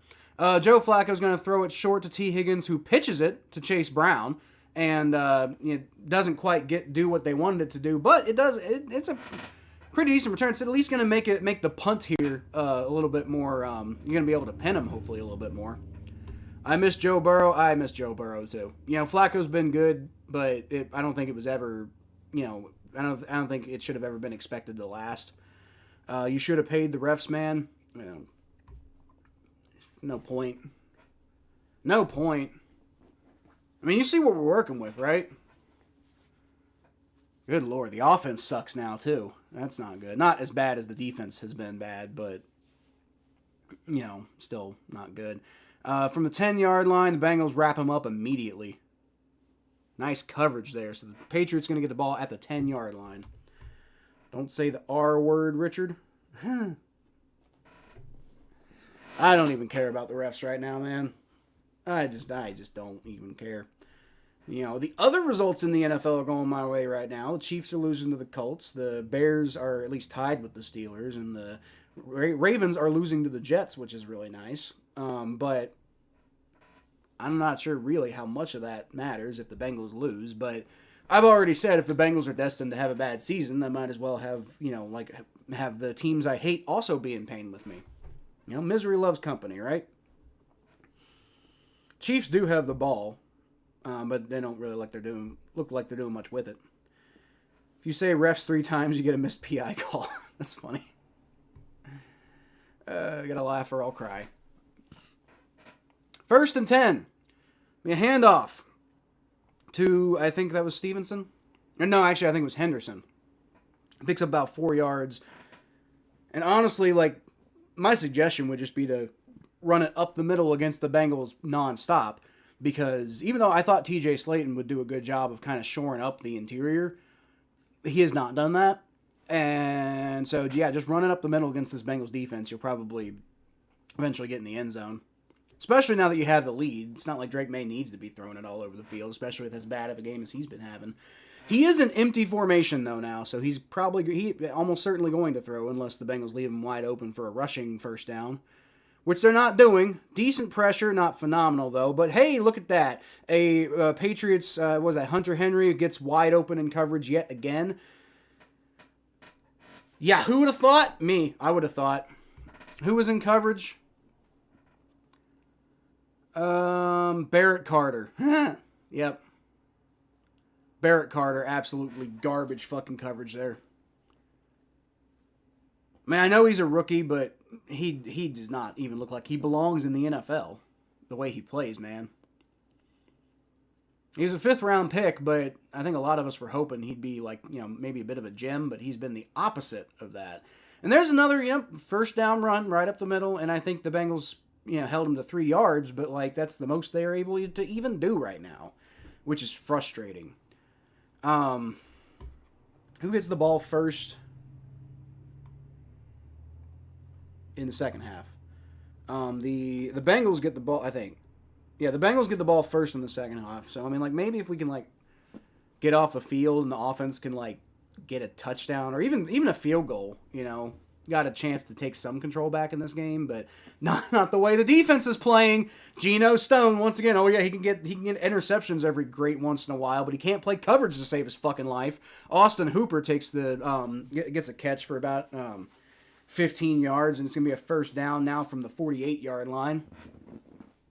Garbage-ass fucking defense, and that's going to take us to the 2-minute warning. Garbage-ass fucking defense, dude. Playing okay in the first quarter just to fool us into thinking that they might be any halfway decent at football. But the answer is no, they're not. They're absolutely horrendous.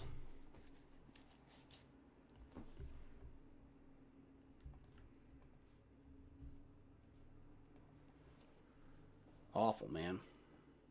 I don't even know what to tell you about that.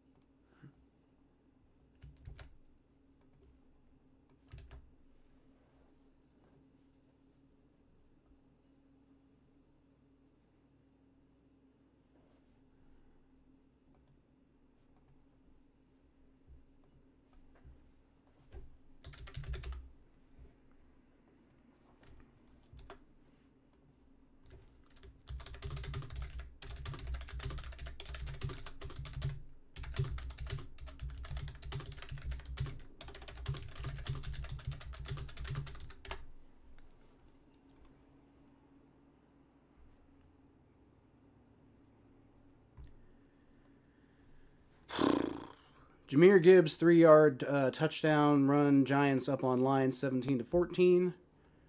We got it first, so you'll get it back. Yep. So we'll get the ball first.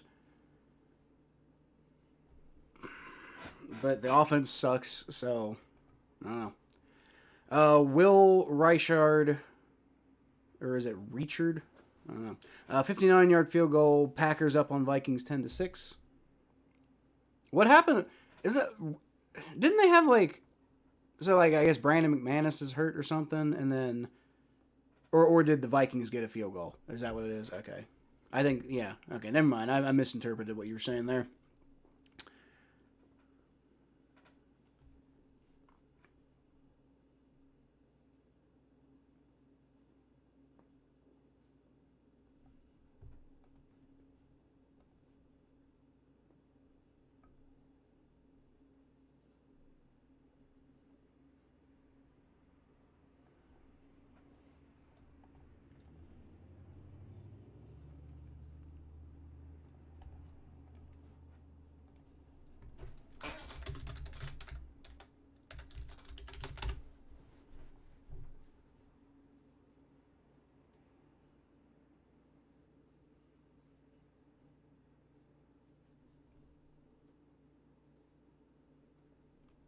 All right, 1st and 10 from the 48-yard line. Drake Maye, shotgun formation, empty backfield. Let's see if they can get any pressure. Not really. It's thrown, and he threads the needle to Austin Hooper, but doesn't really have to thread it that much. But it's a really good pass by Drake Maye, which that'll make Patriots fans feel better because he was not looking good earlier. I was a little behind Austin Hooper, but it was also where it needed to be. So a good pass. Fuck, dude. Vikings benefited from a running into the kicker penalty that should have netted the Packers 7 instead of 3. All right, well.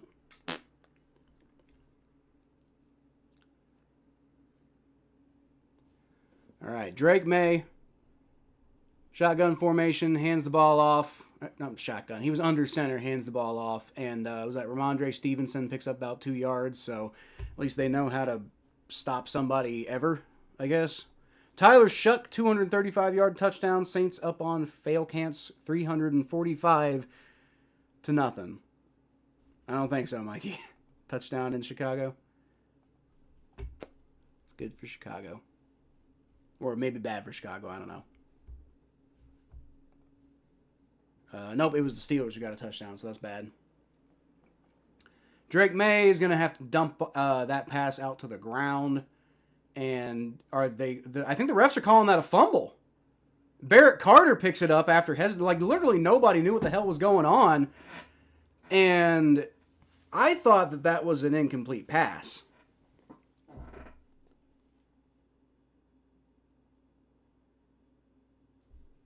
I thought he threw that. Did that ball pop out?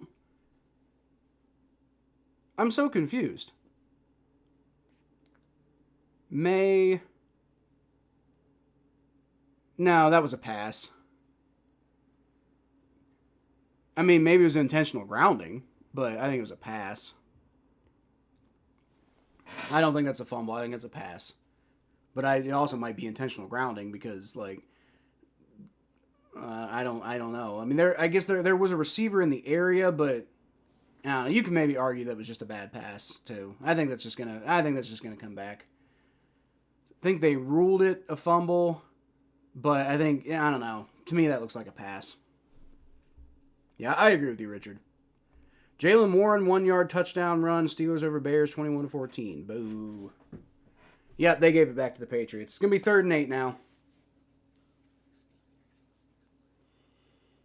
That sucks. But, I don't know, this defense doesn't deserve turnovers. Because, like, you know, this is the only thing that they exist only on turnovers. They need to be able to stop teams without having to rely on turnovers. They don't deserve turnovers. I don't want them to get turnovers because it just fools us into believing that they're any good. Drake Maye, shotgun snap. He's rolling out to his right, and Demetrius Knight manages to tackle him and not give him the first down, which is nice, but he also gave him like 6 yards. So with 32 seconds left, I think the Patriots are just going to, or maybe the Bengals take a timeout. I don't know. Clock stopped. 30 seconds left. Maybe the Patriots are staying out on the field. I don't know. Might as well go for it, honestly. They have 3 timeouts. I mean, you can pretty much do anything you want here.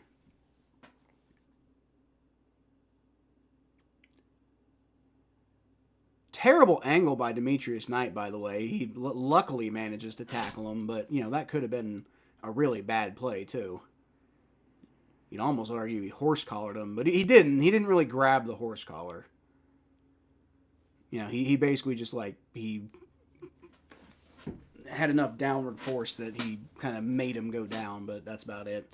4th and 2. What are the Patriots going to do? Are they going to go for it? I mean, again, might as well. Like, you honestly might as well, because you're probably going to get, and even if you don't, I don't know if the offense is going to do anything with the turnover. So, yeah, this is probably the right call by the Patriots. Going for it. Especially with only 33 seconds left in the half. The Bengals did take a timeout with 33 seconds left, so they're banking on getting this turnover. I think the Patriots might just let this. I think they're just trying to draw them off sides, though. So they're going to take the field goal, and then the Bengals are going to have about probably 30 seconds left to see if they can do anything on defense. Now, I will say if they go get a touchdown, then the game's at least tied. 17-17 at the half, and then you get the ball back first. And so, I mean, there's something to it, I guess. Defense manages to stop the Patriots and hold them to a field goal, but, you know, it's certain circumstances, I think, made that a little easier than otherwise. Harrison Butker, 22-yard field goal, Colts up on Chiefs 14-9. Boy, that would suck if the Chiefs just keep getting field goal after field goal after field goal and the Colts end up blowing the game because they just let the Chiefs have a million field goals. That would suck. 41-yard field goal attempt for Borregales. Kick is up. And that's good. The Patriots take a 17-10 lead. And after the 10-0 lead the Bengals had at the beginning of the game, they have completely blown it at this point. You know, they're playing completely from behind at this point. 28 seconds left. Maybe they can go do something on offense. You know what I'm going to do? I'm going to go for the O because I have to pee. And that's really just, it's really just an excuse to pee, guys. Never know, but...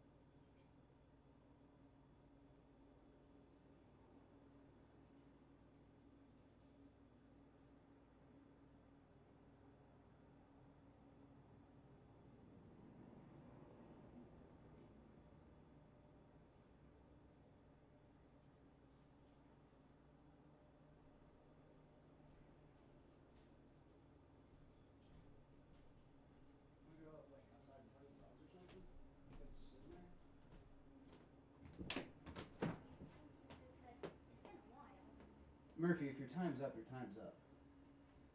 I mean, I'll text Mommy and see, but if your time's up, your time's up. Apparently I missed a play. Somebody was holding, and I'm guessing that's on the Bengals because the Bengals have the ball, so the go for the O didn't work. It was on the kickoff return. Did we have a good kickoff return? Obviously not because of the holding penalty, but Joe Giles Harris... that's not holding. That's not holding. That's just a good play. What? That's a good block. That's BS. I didn't even see what happened on the return, but that's not holding. Garbage. Zach Taylor's furious, and he should be. That was a terrible... That's not holding. Holding my ass.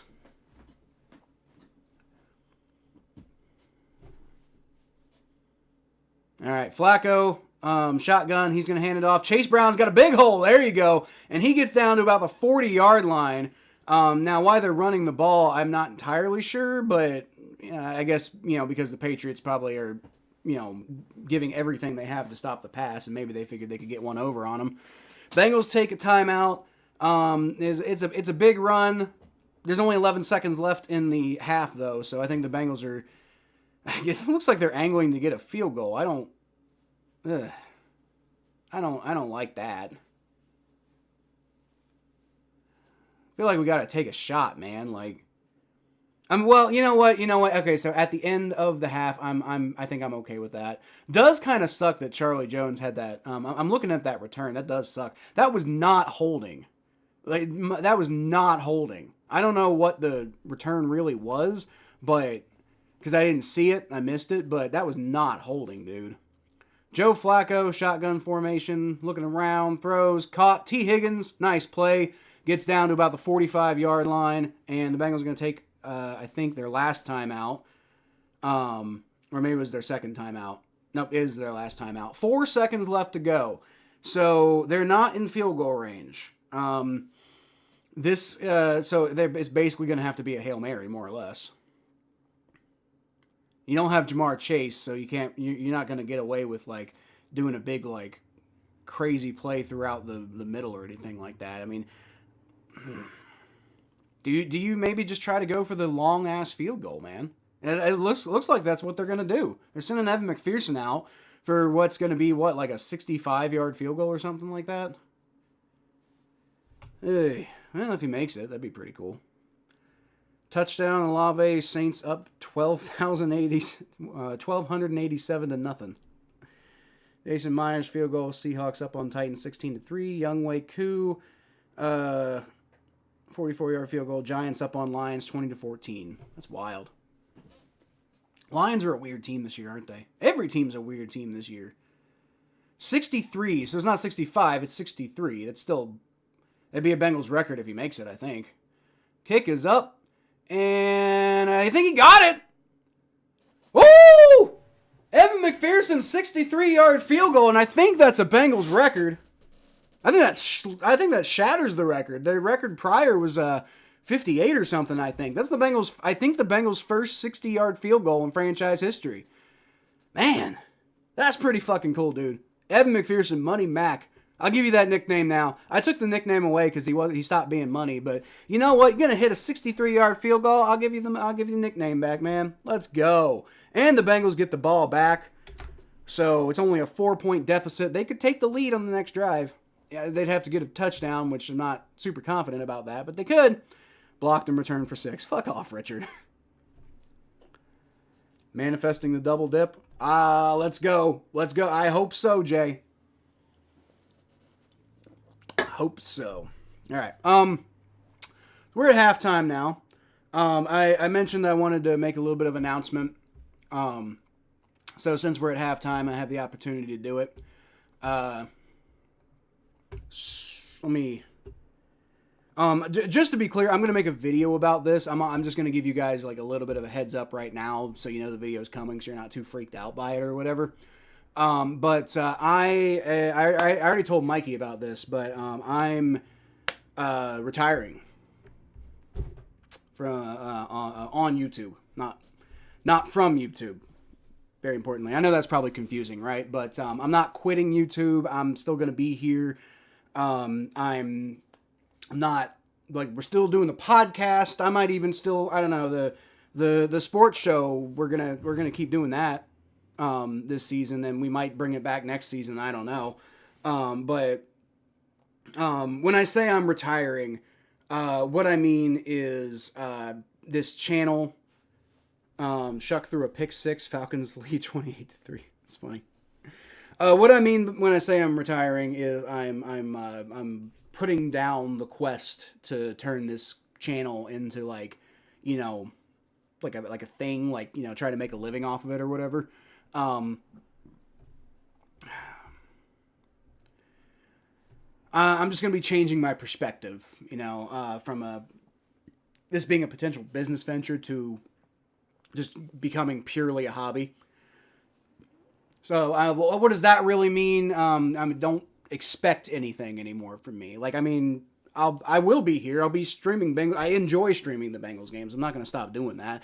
And so I enjoy putting content out when I feel like it, but I'm not really going to really have much of a schedule here anymore other than the streaming the Bengals games, and I might stream other games, but it's just really going to depend on how I feel. This hasn't turned into, and it's fine. I love the channel. I'm not super complaining or whatever, right? But I had a thought early with this channel that I was getting enough momentum that maybe I could turn it into something, and I think school kind of got in the way more than I thought it would, and I just really haven't been able to recapture that momentum since. It's kind of burning me out a little bit, and I don't want this to be. This is fun. This channel's fun for me, and I don't want to feel burned out by it. I told Mikey before the sports show yesterday. I just hadn't really had all my thoughts together, so I didn't want to make a major announcement yet. But this is the initial announcement. Like I said, I'll have a video about it. I'm going to explain kind of all of my thoughts and everything like that. But I'm not really going to be chasing subscribers anymore. I like the community that we have. If it doesn't grow, that's fine. I'm cool with where it's at. I've gotten like 5 or 6 Grossi raids at this point, and I only really capitalized on the first one. Just because like I said, going back to school got in the way of my momentum, and trying to capture that back just led to a lot of burnout. And it's like the channel hasn't been as fun as I want it to be in a while, and I want the channel to be fun for me and for you guys, but it's got to be fun for me or I'm not going to want to do it, right? So I'm putting that down. Things have worked out, in a certain way. I'm not going to get too deep into it, but things have worked out for me career-wise lately. I don't really, I can afford at this point to have a hobby, so I'm just going to let it be a hobby, man. I'm going to stream games, and I'll put content out if I feel like it. but I'm not gonna promise you guys like a schedule. I'm not gonna say like, oh, this is coming out, this is coming out. I'm just gonna, if I come up with a video I want to put out, I'll put the video out, and I'll probably do a lot of streaming just because I enjoy the streaming. And I'm not saying that if the opportunity ever comes up, I wouldn't monetize the channel and, you know, have it be like a little side project or whatever. But I'm not focusing on that anymore. I'm just gonna be here and we're gonna do fun stuff. And but it's all gonna be stuff that like I feel like doing, you know. It's like, and if people like it, then great. If people don't like it as much, then you know, it's just I'm just gonna put out the content I want to put out, and I'm not gonna be chasing the views anymore. I'm not gonna be trying to worry about monetization. I'm not gonna, you know, I just don't want to do that anymore. You know, I've got enough other things going on. Like when I started this channel, I was working at FedEx, you know, and didn't really have anything going on that really, you know, made me feel accomplished. And yeah, I'll go through that whole spiel in the video I make, but you know, this channel served its purpose. It taught me a lot of skills, and you know, I would say my life is better for doing this channel. And I don't want to stop doing the fun parts. I just want to stop doing the parts that are, you know, stressful. I don't want this channel to be stressful at all. So I appreciate you guys showing up for the streams, and I'll still be here and we can still have fun and stuff, but I'm just not gonna, I'm not trying to turn it into a big thing anymore. You know, I just don't want to do that. So, also your scoreboard grade is back to a D. Oh, this is because we're at halftime. Yeah, hold on. Yeah, so, but like I said, you know, thanks for being here so far, and I'm not going anywhere exactly. And honestly, with how consistent I've been lately, it probably won't feel that much different to you guys. Just be aware that my perspective on the channel, I'm just changing it because I'm not. It's too much. It's too much effort with like really no payoff at all. Like all the payoff I've had on this channel, like developing this small community and getting some views and getting like the Grossi raids and stuff, and you know, meeting cool people and stuff like that. That's all been fun, but like, you know, the amount of work I've been putting on the channel has largely been to try to hopefully make a living off of it. And the reason I wanted to make a living off of it wasn't because like, oh, I need money to do something like this. Is mainly because like the amount of attention I wanted to give to the channel required me setting time aside, more time aside than I had, because I had to have a job. My thought process was like, well, if I can have my job be the channel, then I can dedicate more time to it, you know? And that hasn't really worked out, and I don't really need it to work out anymore. You know, like I said, if people just like really start taking to the streaming and stuff, and there's an opportunity to monetize the channel, then I mean, I'm not saying I'm putting up the quest for all time ever. I'm just, I don't really feel like making it the singular focus, or at least the primary focus of what I'm trying to do. I don't know if it was ever the singular focus, but it was definitely a major focus that I was trying to accomplish, and it's been too much, especially, you know, like I was trying to do it on top of school and that didn't work out. Now that school's done, it's like in theory I could, you know, do more, but I've just been so burnt out that it's just trying to force myself to do it isn't really working, and I worry that it's coming off as disingenuous, but even if you guys don't think it is, you know, still to me, it doesn't feel like I'm putting out the product I want to put out. So that's, yeah, like I said, I'm still going to be doing these Bengals streams. Might still stream other games just for fun, but, you know, might even put out more content that, you know, I have to edit and put out, you know, after the fact and stuff like that. Probably not that often. But like in the off season, well, I don't know. I'd probably mostly be doing streaming, honestly. Like, I don't think I'll be doing a whole lot of offline content, because, like, honestly, I just have more fun with the streaming. The post production editing process is not like, I mean, it's not the worst job in the world or whatever, but it's not the part I have fun with, and that part tends to lead to me burning out the hardest. So I'll probably mostly be doing streaming. Maybe I'll make a video here and there, but I think I'm going to be shifting to streaming and also shifting to just doing it for the sake of doing it, not for trying to make it a business venture or whatever, right? So yeah, that's not a world shattering stream or anything. Like I said, like from y'all's perspective, I don't think a whole lot is really going to feel like it's changing because my consistency really hasn't been what it probably needs to be for this channel to thrive. But you know, I mean, you might notice it with it. You know, I'll probably be less stressed out. Things might be a little bit, you know, kind of ebb and flow here. Like, you know, not gonna worry so much if I have to miss a stream because I have an opportunity to go to a Bengals game, or I have something I need to do or something. You know, I'll probably, you know, I'll try to let you guys know, but you know, I'm not gonna commit to a schedule anymore. It's just hasn't been working. I don't really feel like doing it anymore. You know. And it kind of sucks, but it's also fine because I've just moved on in my life. So, but like I said, I really appreciate you guys being here and being part of this whole journey. And the journey is going to continue just in a different perspective.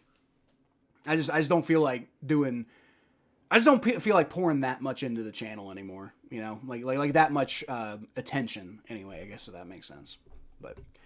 Like I said, I'll have a video explaining more of my thoughts and kind of a whole rundown and everything. But like, I just wanted to give you guys a little bit of a heads up about that while we have an opportunity here at halftime.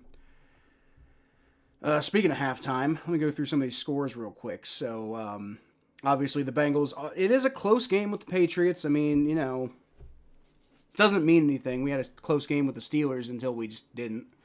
You could argue we're overall playing better than the Patriots. If it wasn't for that Flacco pick six, we'd be winning right now. But obviously the Flacco pick six is pretty crippling, especially when our defense is not something you can rely on. Steelers up on the Bears 21-17, so that's still a close game. Giants up on the Lions 20-17, also a close game. Packers are less close because they're beating the Giants 17-6. And they're in scoring range. So that game's probably pretty, you know, barring a big comeback, the Packers are probably going to walk away with that one. 16-3 is the lead of the Seahawks over the Titans. That was a close game earlier, but it is now less close. Colts up 14-9 on the Chiefs. And Chiefs have only gotten field goals so far, but the Colts need to at least get some more going on offense because they had it and then they just stopped. I don't know what's up with that. But Ravens up 10-7 on the Jets, and they also have the ball in scoring range too. So don't have a lot of faith that the Jets are going to win that game. Obviously, I predicted the Ravens to win, but you know, it would be cool if they did, you know? It'd be pretty sweet.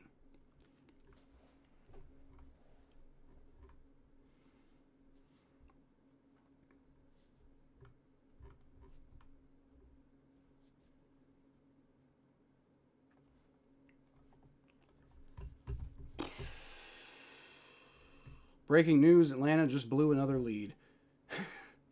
It's not even playing right now. I'll come say hi to you during your stream later, Mikey. But you had me earlier because I wasn't really paying that much attention to the schedule outside of outside of what the Bengals are doing, and then I guess the rest of the AFC North. You had me thinking the Falcons and Saints are actually already playing. Chase Brown, I think, on the return there, and he gets a pretty decent return to about the 31-yard line. It is not Chase Brown. I'm sorry, it's Taj Brooks. I swear I thought I saw a 3, but you know, it's fine. It's fine. It's fine. All right. Well, the Patriots have been doing everything they can to give us the opportunity to stay in this game. But the Bengals, however, have been like, you know, nah, I don't want it. I don't want this game. Joe Flacco's in shotgun formation on 1st and 10. He's going to throw. He's got T. Higgins, and that is only going to be about a 4-yard gain. Looked like he maybe could have gotten more, but was not able to get past the very solid tackling by the Patriots corners there. Now, I will say the Bengals are, it feels like a very close game because Drake Maye also turned the ball over. However, that turnover was not a pick six, crucially. Oh, wait, no, it was. All right, so the Bengals, yeah, it was because Geno Stone, yeah. So the Bengals and Patriots have traded pick sixes. So the really annoying part is the Bengals have lost their advantage. Chase Brown going to take the handoff, and that's only about 3 yards. So I guess the first play was a 3-yard game. They only call them that 2 yards. So I guess now it's 3rd and 5, apparently. The refs are doing that thing again where I think the Bengals get like a little more than the refs actually give them. So, I mean, at that point, who knows who's really right? Because, you could argue I'm biased, but you could also argue the refs are dumb sometimes. Chase Brown is averaging 6 yards per carry right now, so that's notable. It's probably actually, I don't think that's updated for right this second, so that might be coming slightly down. Joe Flacco gets out of a tackle, and he dumps that ball off, probably correctly so to not take a sack. It's going to be 4th and 5 now. So they're going to have the opportunity to get at least a couple extra yards on the punt. Did ESPN just go down? I think ESPN just went down. This is just updated to no box score, period.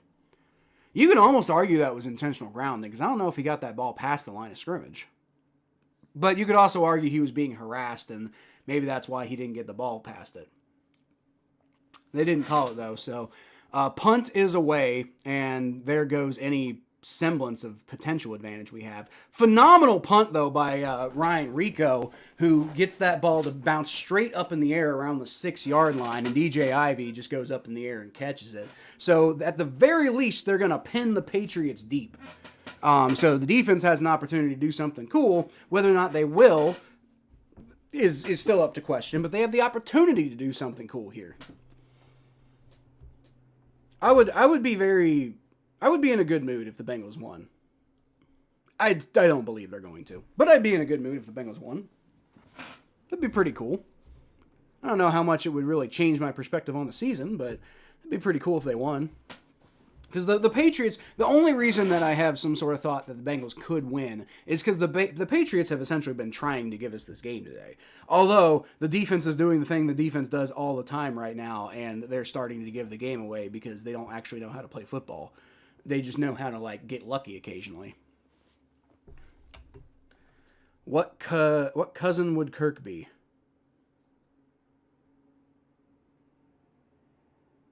What are the options? Fix the scoreboard. It was a pick six. Sure was a pick six. My brain skipped on that one. Scoreboard. We are in quarter 3. We are indeed. Okay.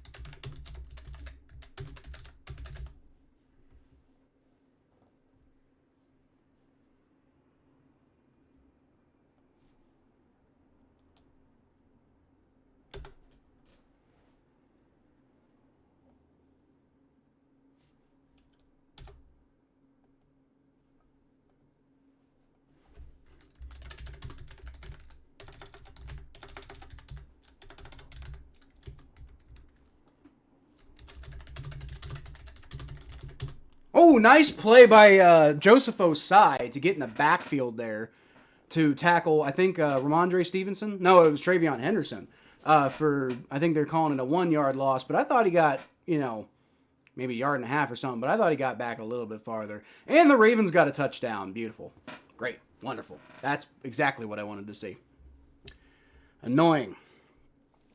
But hey, the Bengals defense had a good play. I don't know if I have a whole lot more to say beyond that, but they had a good play. Drake Maye is in the shotgun formation now, empty in the backfield. Or I'm sorry, no, there was a running back there. He's going to throw it over the middle, and that is knocked away. Great play by Dax Hill in coverage. You don't see that a whole lot from this Bengals defense, other than DJ Turner does a good job of it. But you don't see that a whole lot from Dax Hill, just knocking the ball away like that. And it's a little unfortunate because that was a very interceptable ball if anybody had been in the area. But no. It's okay, though. It's 3rd and 11, and the Patriots are backed pretty far up. So if the defense can come through on this play, which is a big if, knock on wood, because I'm still not feeling them, but it is 3rd and 11, and they are at home, and that crowd's going. So Drake Maye is going to take the shotgun snap. He's going to look around. He throws. He feels like he's got a man, and he does! What the fuck, dude? Man. Barrett Carter just completely forgets how to, what he's doing in coverage. Why was Barrett Carter in coverage? That deep down the fucking field, dude. I didn't think this defense could piss me off. I thought they found all the ways to piss me off. There's another one. Number 3 there. Yeah, Barrett Carter maybe wasn't supposed to be the guy in coverage there. I think Jordan Battle was just completely lost as to what he was supposed to do. So Barrett Carter had to try to make up for it and did an absolute garbage job of doing it. God damn it. And same guy gets a jet sweep handoff. And of course, it just cuts right through the Bengals defense like fucking butter. Douglas, by the way, is the guy. I keep saying the guy. I should have the roster up.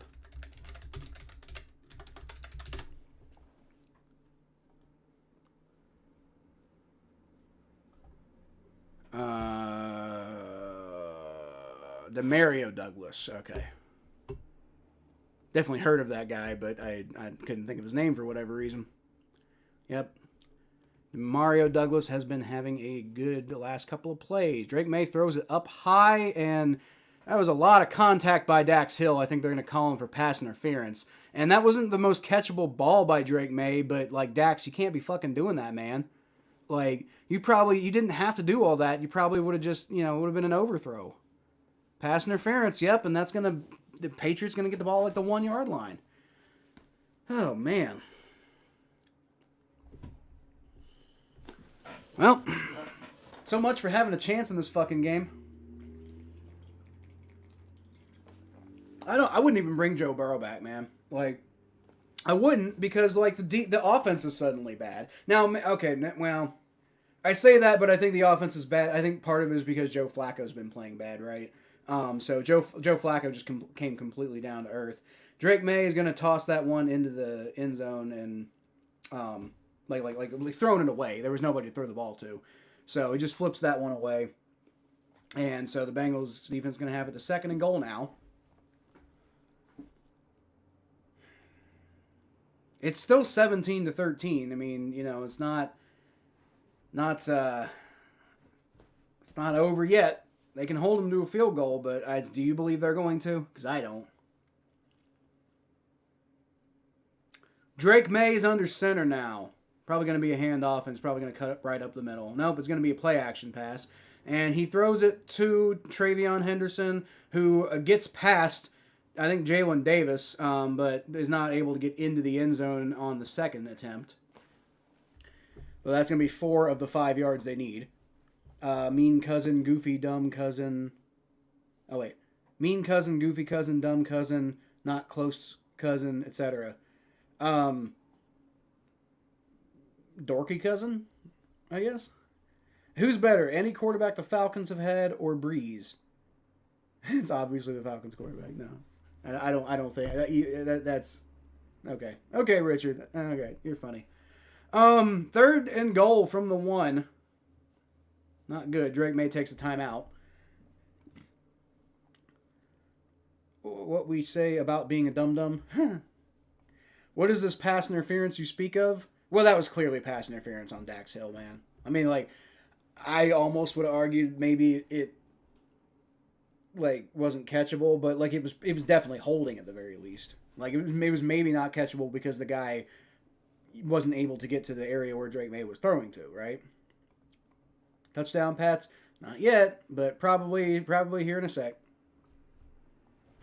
Probably on this next play, I would imagine, because they got the ball at the 1.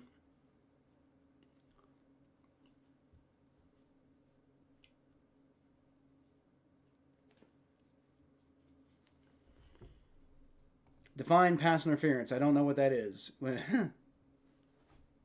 Yeah, I think of if anybody knows what pass interference is, it's you, Mikey. I think you've spent a lot of your life analyzing exactly what pass interference is.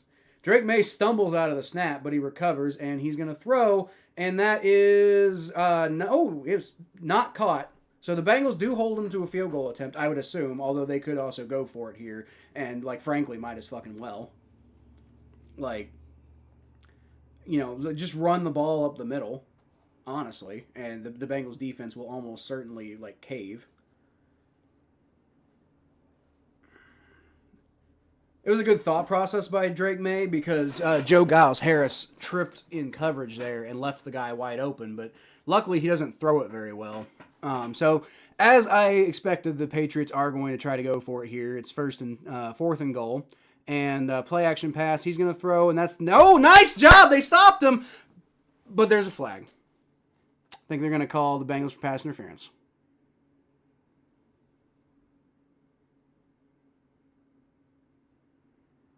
Looked like they had him, but I don't think it's going to stand.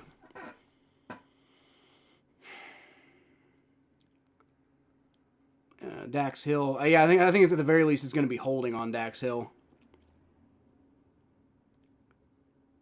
Nope, they're just calling straight up pass interference, which once again I think that's holding, not pass interference. But you know what? Whatever. Well, Patriots are going to get 4 more downs to do it. God damn it!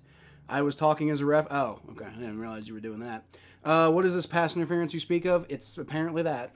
I don't know if I agree with that being pass interference, but I do think it was holding. So it would have been, I think, first and goal anyway. But I do think that was holding on Dax Hill. But whatever. The end result's basically the same. Bengals stuff the rushing attempt. So they do know, well, good lord, they can't even bring him down. Now, they don't let him get any extra yards, but they take forever to bring him down. And it was Jennings on the rush. Terrell Jennings, second year running back out of Florida A&M, apparently on that.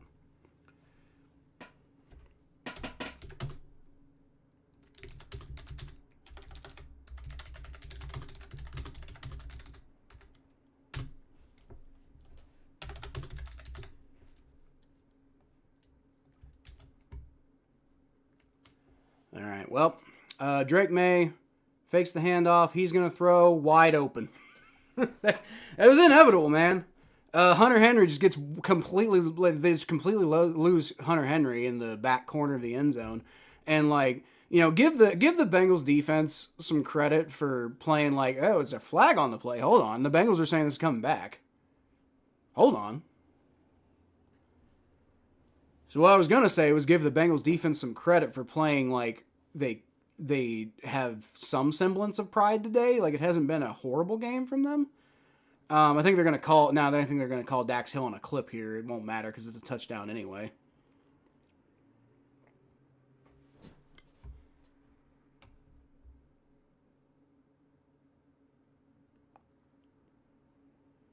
Pass interference on the offense. Okay.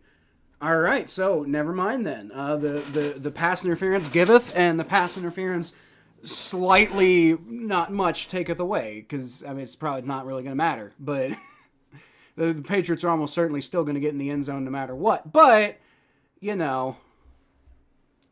there's in a different world, one could have hope.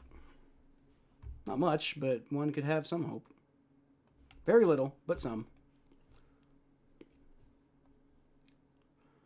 All right, Drake Maye is going to dump it off short to Hunter Henry, and he does not get in the end zone, but he gets like almost all of the yards he needs to, and that's our defense. What did you expect? What did you expect? I don't know. What did I expect? Not much. God. Still very annoyed. I'm not going to lie. I'm still very annoyed. I want the Bengals to win, but I don't believe they will.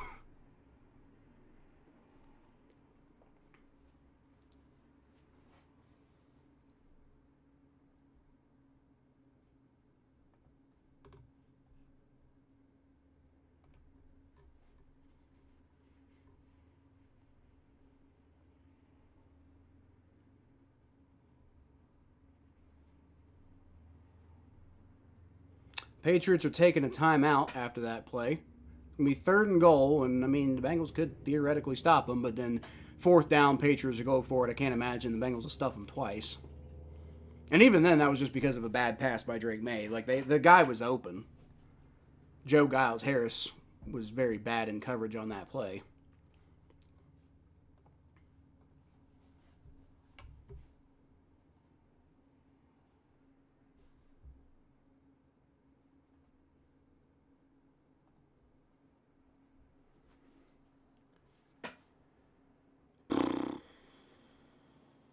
There's a lot of confusion going on the field right now. I don't even know what's happening. Patriots are pointing around, getting upset about something. I don't know. Not at the Bengals. It looks like they're getting mad at the refs about something. I don't know.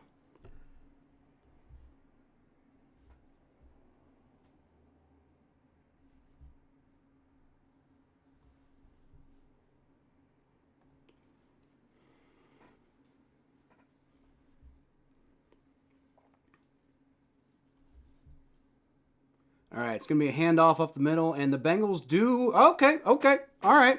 They're holding the 4th down, and, okay. All right, now do the Patriots take the field goal here? Is the question. I wouldn't think so, because the Bengals did just stuff a run, which, you know, like, what are you going to do at this point? Like, you know, you tried to run it, you tried to pass it. Bengals feel like they got some momentum. I mean, like, the Patriots keeping their offense out there, but... The question is, are they even going to snap it, though?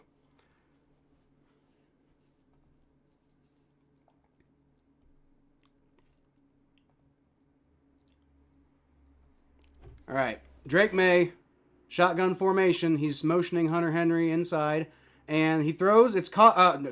He pitches it inside to Stevenson, and the Bengals do stuff it. So after all that, penalties aside...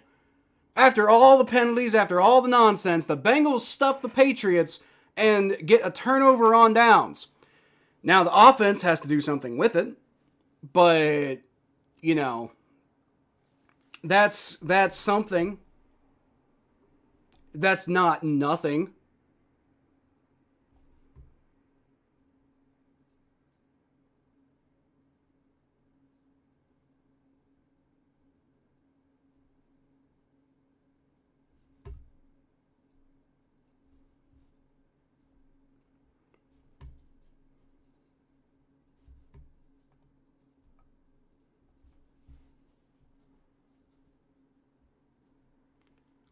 I don't know what's going to happen with this game, but I'll tell you one thing. It is an interesting game. We didn't think this game would be interesting. I think a lot of people thought this was going to be a blowout. I thought it was going to be closer than a blowout, but it also not necessarily because it's super close, just because like I think the Bengals are going to at least make it look like a slightly respectable score, but only just like in garbage time or something like that. But no, it's turned into a pretty interesting game so far. Maybe not the most high-flying, high-caliber game of all time. You know, this isn't like phenomenal defense by... I mean, the Bengals defense looks good, but I think the Patriots offense has been bad. The Patriots defense has been pretty okay, has looked pretty okay, but it's like, I mean, Flacco throws a pick six. One of the stupidest pick sixes I've ever thrown in my life. I've ever seen in my life. And then, you know, a lot of Joe Flacco just not looking like a very good quarterback today. And the Patriots taking advantage of that, you know, the Bengals defense would probably let this Bengals offense go right through them. But yeah, at least an interesting game. Maybe not like, the most impressive game of all time from either team, but an interesting game nonetheless.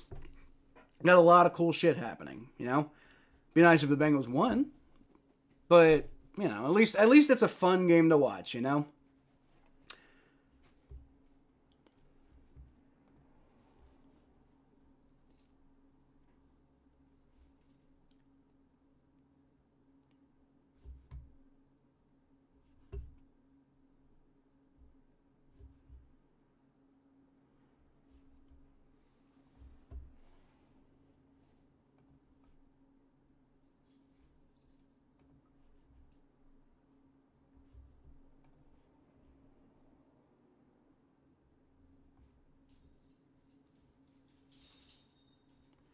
All right, Chase Brown's going to get the handoff, and he gets loose up the middle and picks up the first down, so the Bengals are no longer going to be backed up, too.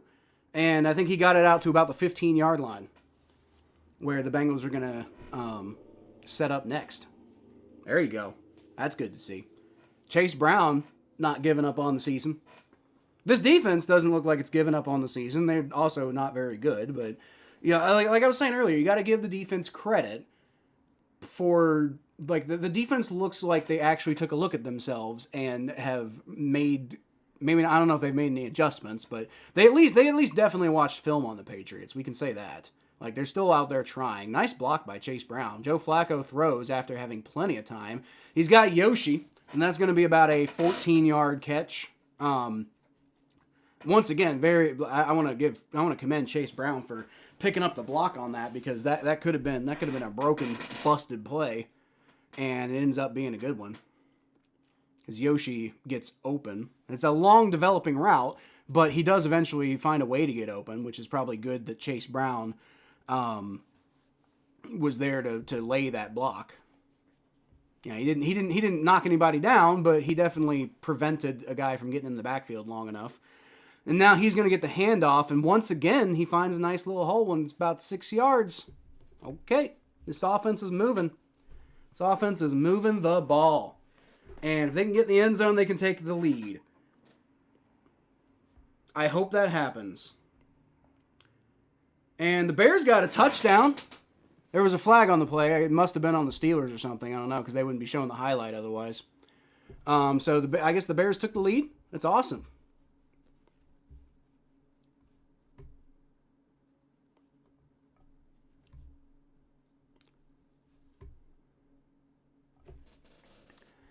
All right, Flacco's going to pitch it inside to Chase Brown, and he does basically nothing with it. He does get back basically to the line of scrimmage, but I don't even know if he quite did. He might be like an inch or two short of the line of scrimmage. 3rd and 4 after the play. Come on, offense.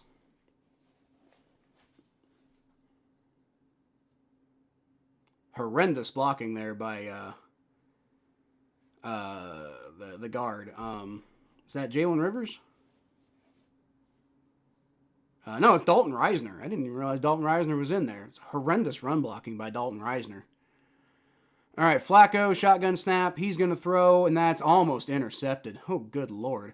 Looking for Mitchell Tinsley, but he massively, massively misfired on that. The Bengals going to have to punt. Oh, God. This has got to be the least complimentary football team I've ever seen in my life. Like, so it actually was intercepted, but luckily that ball got knocked out by the other Patriots player who looked like he was trying to like basically aim to lay a big hit on Mitch Tinsley. Ended up laying a big hit on his own teammate, knocking that ball out. So that worked out, I guess. But the Bengals still have to punt and give the ball away. And speaking of which, that punt is, wow, that's not a very good punt. Goes down to about the 28-yard line before it goes out of bounds. Damn, Rico. He had a really good one earlier, too. I want to talk about inconsistency, man. He's lousy with inconsistency. He's really good when he wants to be, but Dax got busted, and now he and his teammates can't get off the field to rest. Yep. Micah Parsons is eating right now. Playing the Vikings. I made a whole movie script last week. There you go, Mikey. I made a movie one time. It was a short film, but the movie. Your game sounds like the Oregon game. I don't know what happened in the Oregon game. Patriots red zone offense is non-existent. That does appear to be the case, Richard. That does indeed appear to be the case. I'm sending everyone here an invitation to the Chiefs' downfall. I hope so. Yep, Colts are up 20-9 and have the ball. Let's go. Fuck the Chiefs, dude. Chiefs about to be 5-6 as long as this lead holds. Seahawks up 30-10 on the Titans. Jets up, losing. Ravens are up 17-7 over the Jets. Packers up 20-6 over the Vikings. Giants up 20-17 still over the Lions, although the Lions are in field goal range for what it's worth. Bears are now up 24-21 over the Steelers, as I think I mentioned earlier. And they have the ball. So, the Steelers, I want the Ravens to lose to the Jets, but out of the two teams, I think I'd rather the Steelers lose to the Bears. Obviously, if the Bengals lose to the Patriots, I'm not sure how much any of it really matters, but I guess it matters a little bit, because the Bengals, like I said, the AFC North is so bad, and the Ravens are, what are the Ravens at? The Ravens are they're at 5-5. I thought they were worse off than that. Oof. Well, like I said, if the Bengals season really truly is cooked, then I would rather the Ravens win the division than the Steelers. The Ravens going to do shit in the playoffs anyway. I'll give the Bengals some credit for the stop. Josh McDaniels' play calling was uninspired. No more tush pushes. Josh McDaniels is still with the Patriots? I would have thought he would have left after Bill Belichick. Yeah, I guess he is. Okay. Well, yeah, it hasn't been a great game from the Patriots offense. But also, don't forget, Drake Maye throughout most of the game has been bad too. JSN broke the Seahawks receiving record in just 11 games. Evan McPherson broke the Bengals field goal record today. Yay. Chiefs might not win 8 games. They might not. I think they probably will, but oh boy, Joseph Osai with a horrendous tackle. Could have had him for maybe a yard loss or something, but Henderson spins out of the tackle and only picks up about 2 yards, but it's the story of the Bengals defense all season. They sometimes get in really good position to make a tackle and rarely do. Apparently they were able to do that on the goal line stand. That's nice to see. But then the offense played like garbage. Partially because I think Flacco is officially no longer any good anymore. I think Flacco has Patriots player down. Who is that? It's not good. Is that 86 maybe?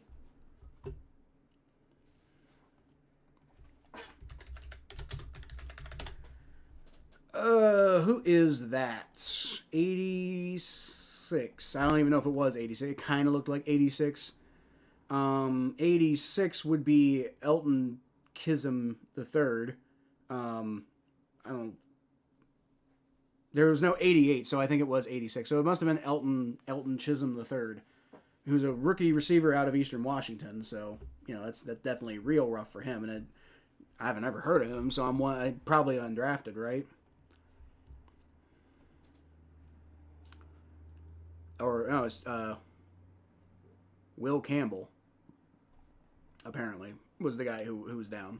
Okay. What number is Will Campbell?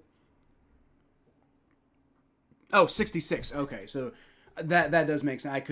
I thought I saw the first number was an 8. Maybe it was a 6. So 66, Will Campbell. Been pretty good for the Patriots this year. Obviously, Mikey has his opinions about Will Campbell, but yep, that would not be good. Ravens are on a 4-game win streak. Boo. Colts are so fraudulent. They're basically the Dolphins in 2023, only beating under 500 teams. Well, they're beating the Chiefs right now. And I guess technically the Chiefs would be under 500 if they lose to the Colts, but they're not currently under 500. So I don't know if that counts. He left and came back. He ruined the Raiders before coming back. Yeah, I know. I remember Josh McDaniels was going to the Raiders and stuff. I remember he came back. I just thought he left with Belichick. Like when Belichick left the Patriots. I know he came back after getting fired by the Raiders. I know that. I just didn't realize he was still with the Patriots even post-Belichick. Not my boy Will. Mikey, you're not very nice to Will. Like, if that's your boy, you need to be nicer to your boy. I mean, not like you're like super mean to him or anything like that, but you're definitely not like the most complimentary that, LSU fan and all. He went back after Bill got fired. Oh, that one happened.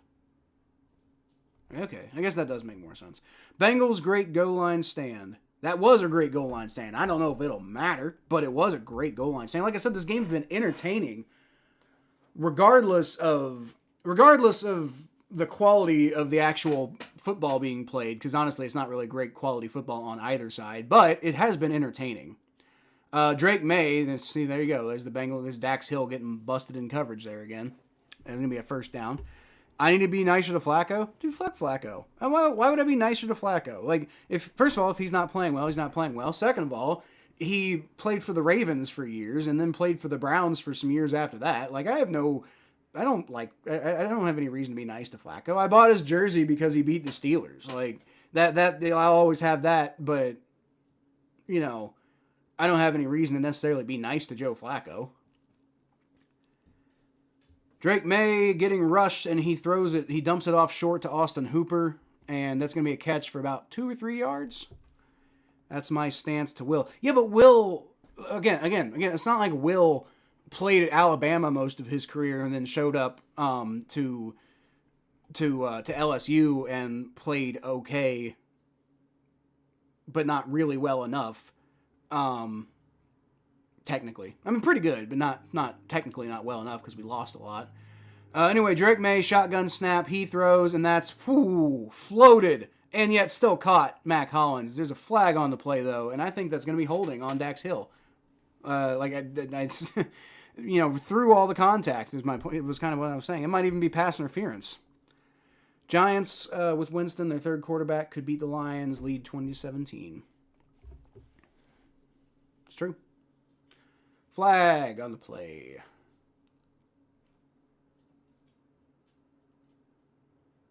What's the flag? I'm guessing it's on Dax Hill. Pass interference. Thought so. Yep. And penalties declined because he caught the ball. Dax Hill's has improved this year, but he's obviously still not like. This guy's not a superstar. He's just a piece you can build with, right? But like Dax Hill's definitely not like, definitely still hasn't quite lived up to his first round designation. He's just, now he's at least worth keeping around, but not worth paying a shit ton either. And Henderson's going to pick up 5 on the run, and defense.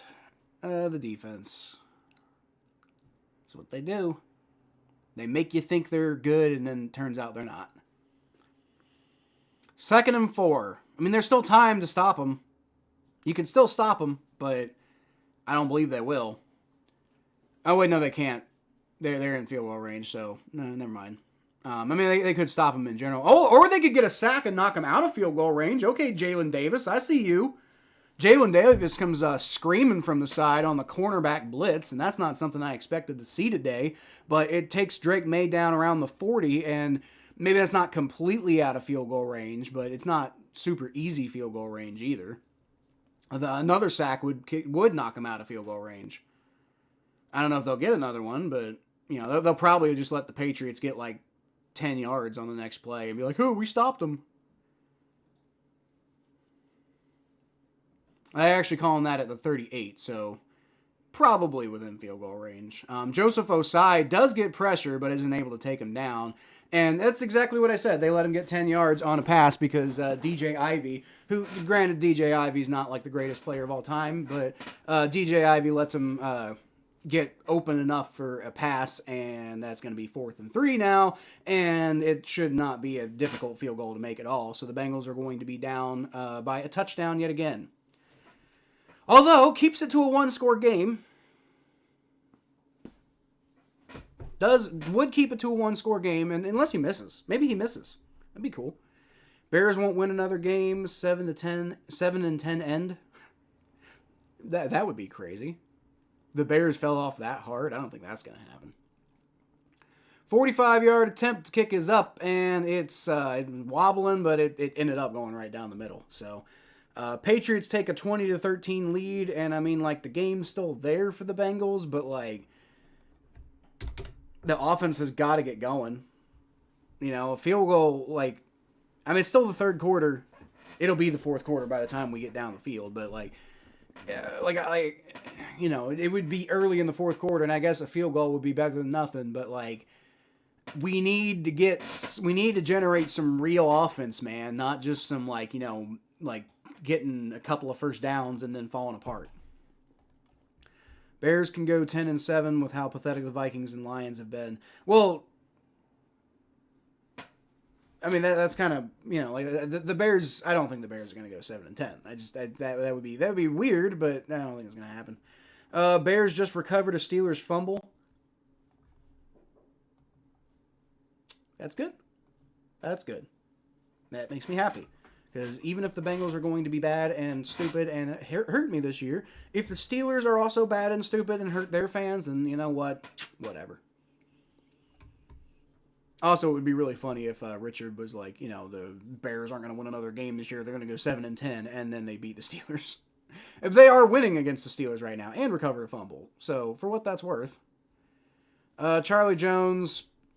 Nothing there really on the kick return. Gets it out to, I want to say, the 25. Beat the garbage Vikings team. No one is impressed. I mean, it's more than just beating the Vikings. I mean, they barely beat them 19-17, to be fair. Like, that was not an impressive win by them at all. But, you know, they did drop 52 on the Lions. I mean, that's a real thing that happened. I know the Lions aren't exactly, like, you know, as good as everybody thought they were going to be this year, but still scoring 52 on them, man.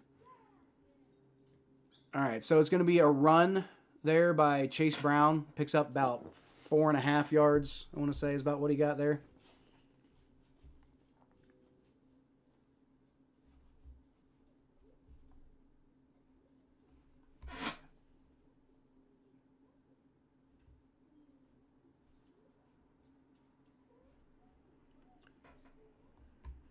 The Lions dropped 50 on them. I know they did, but they still won.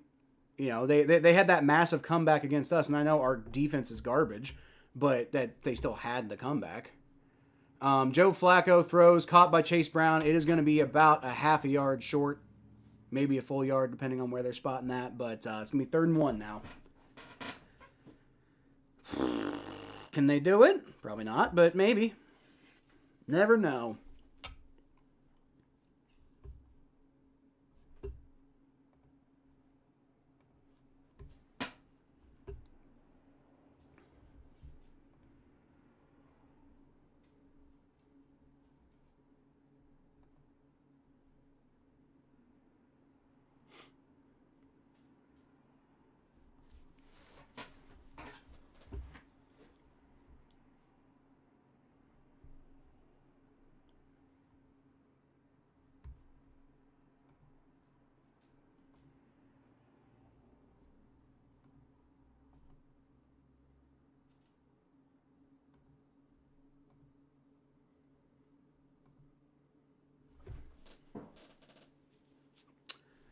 Well, see, this is the thing that sucks, man. Like, the Bengals team I thought we were going to see this year absolutely would have worked the Patriots today, right?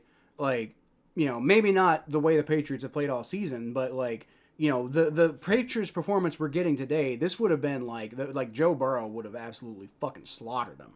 The Bengals team I thought we were getting this year, right? Not the Bengals team we got this year, which was... you know, part of it was Joe Burrow getting hurt and then, you know, going through, you know, getting a losing streak started because Jake Browning was hot doo-doo garbage. And then Joe Flacco comes in, makes things a little better, but we're still losing mostly. And then the kicker really being how absolutely horrendous the defense has been throughout the whole, really arguably most of the entire season, but really notably through the last like 4 or 5 weeks.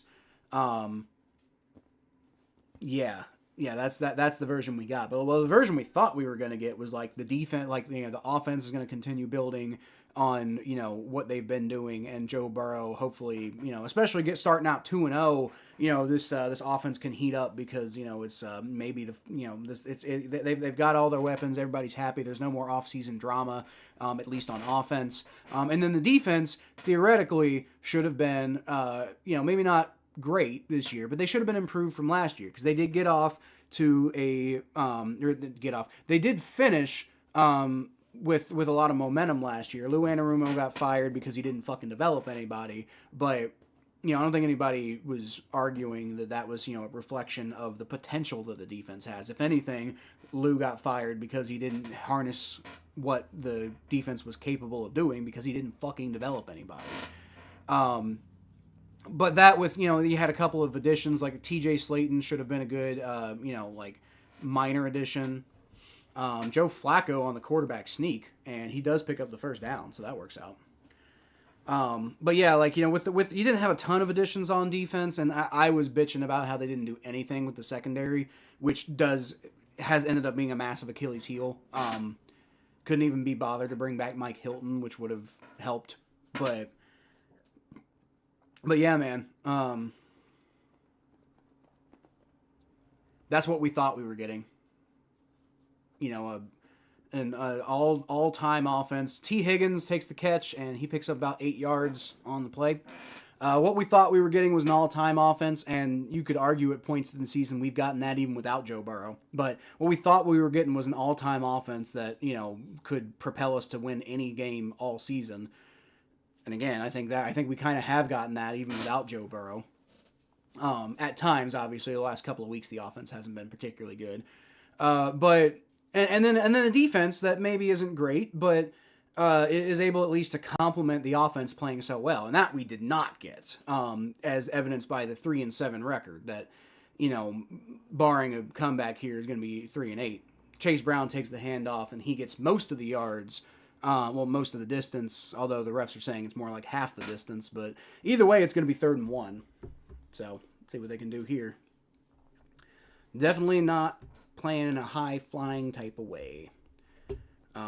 Touchdown on this drive would really, really, really, really, really help.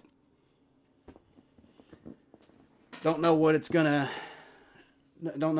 go from there, but it would really help. Oh God, the Ravens are up 20-10 now. So much for that. Flacco bounces off of Chase Brown's hands and falls incomplete. 4th and 1. I think the Bengals are gonna have to punt again. I'll be honest, I'd go for it. I don't even. I think we're on our own 42-yard. We're backed up a little bit, but I'd go for it. And this isn't anti, because the defense has played somewhat respectably today, so this isn't even really an anti-defense thing. It's just we're running out of time, man. It's the 4th quarter, and if the Patriots, we're already down 7. If we give the Patriots, the more room we give the Patriots to work with. I mean, I know if we don't get it here, that's bad, but from the 45-yard line, okay, the Bengals just going to take the delay of game and they're going to punt it. Okay. All right, that's the conservative call, and yeah, I can see the argument. I was just arguing for going for it, but that's also fine. You are only down by a touchdown, so don't want to over commit yourself, I guess. Don't want to overstrain yourself because I don't know.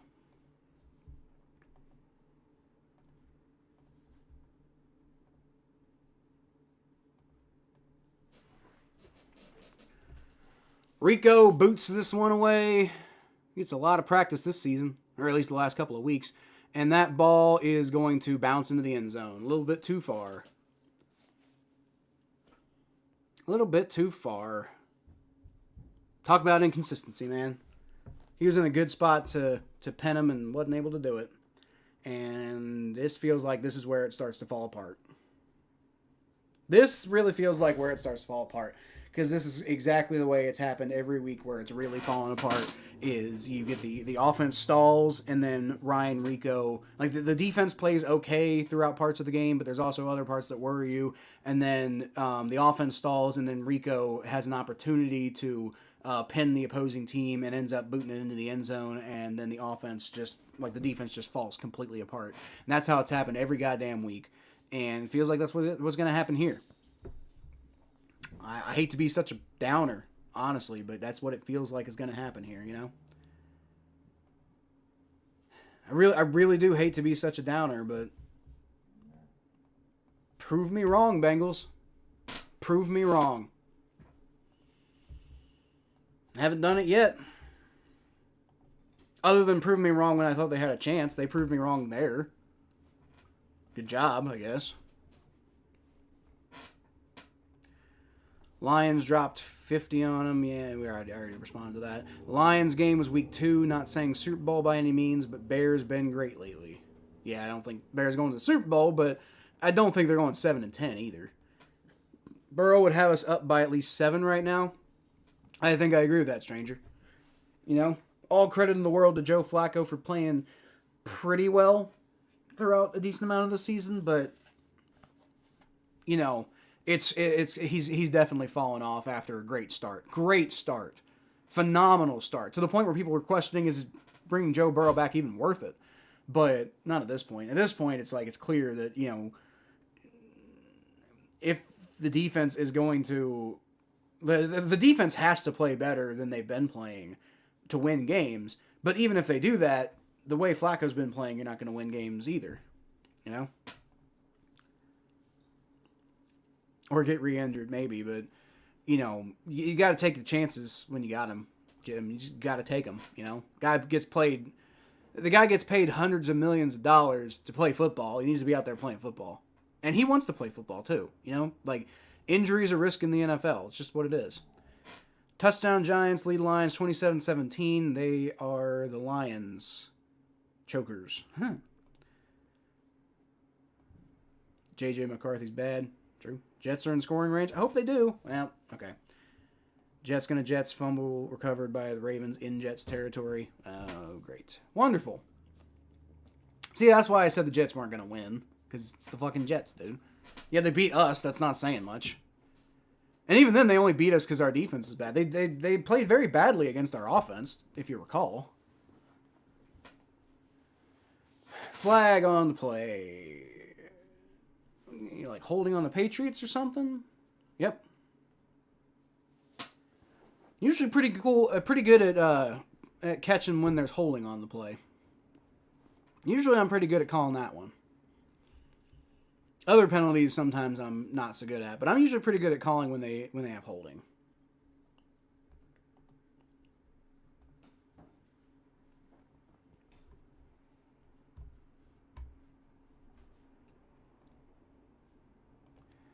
All right, May rolls back. He's going to throw. He's got a man, and boy, good Lord, they just let him get all of those yards all the way. They let him get like 25. It was 1st and 20, and they let him get 25 because they can't cover anybody.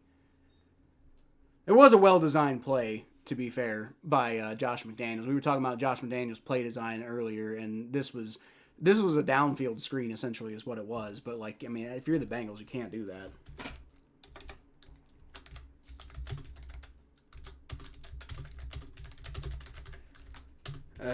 Second down, but he got like 8 yards because... I only got 6 yards because of garbage coverage.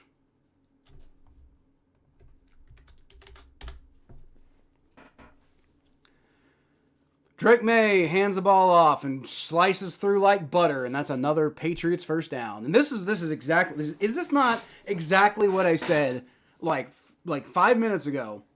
Is, you know, offense... has an opportunity, stalls, Ryan Rico, fails. Like they managed to, put Ryan Rico in at least decent punting position, but he fails to take advantage of it, and then the defense falls apart. Isn't that what I just said a few minutes ago?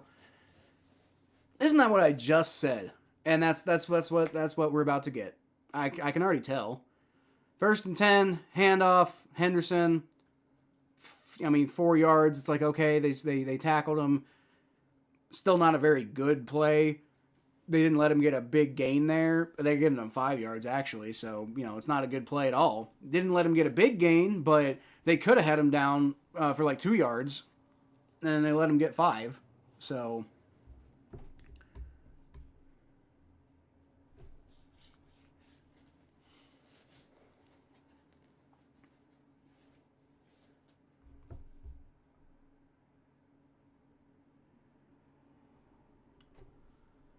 Second and 5, Drake Maye, shotgun formation. Play action pass, he's going to throw. He's got a wide open 18 there. Barrett Carter barely is able to get him down.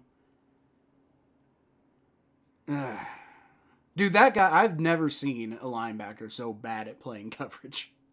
He is so bad at playing coverage, man. Like, he like, honestly, he should switch to, like, defensive line or something. Like, that's how bad he is at playing coverage. And it's not that the Bengals don't ever send defensive linemen into coverage, but they don't do it as often as they do linebackers, and he's that bad at playing coverage. Like, he is awful in coverage. Like, every time he's in coverage, throw the ball near that guy, and it'll go well for you.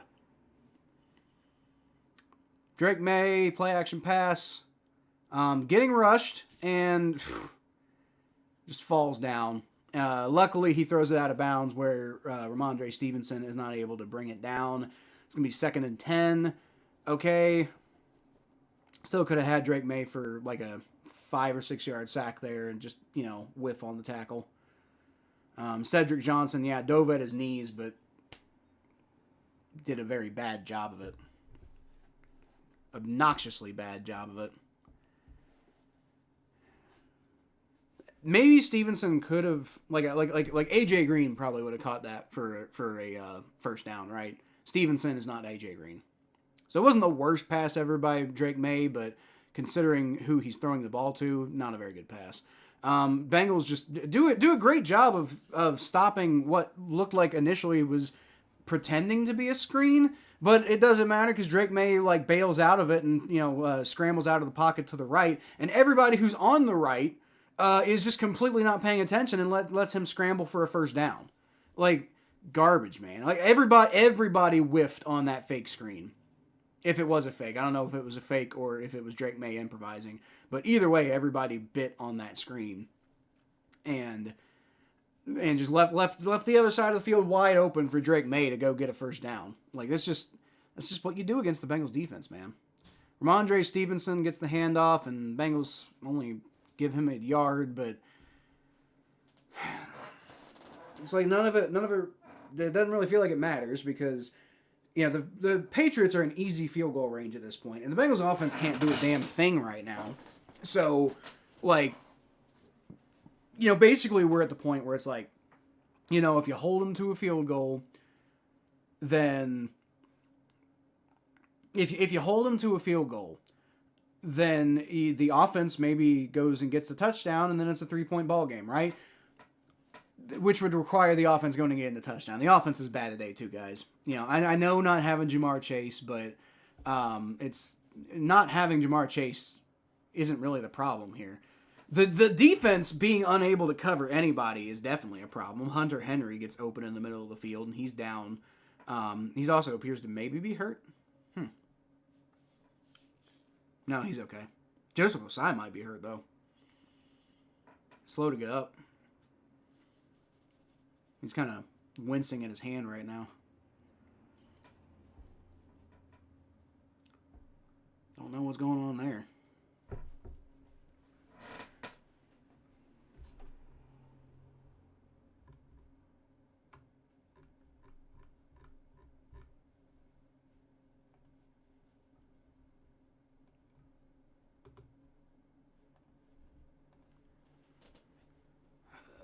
Yep, they are looking at him a lot right now. Did something to his hand that is not agreeing with him. Not good, Bob. Not good at all.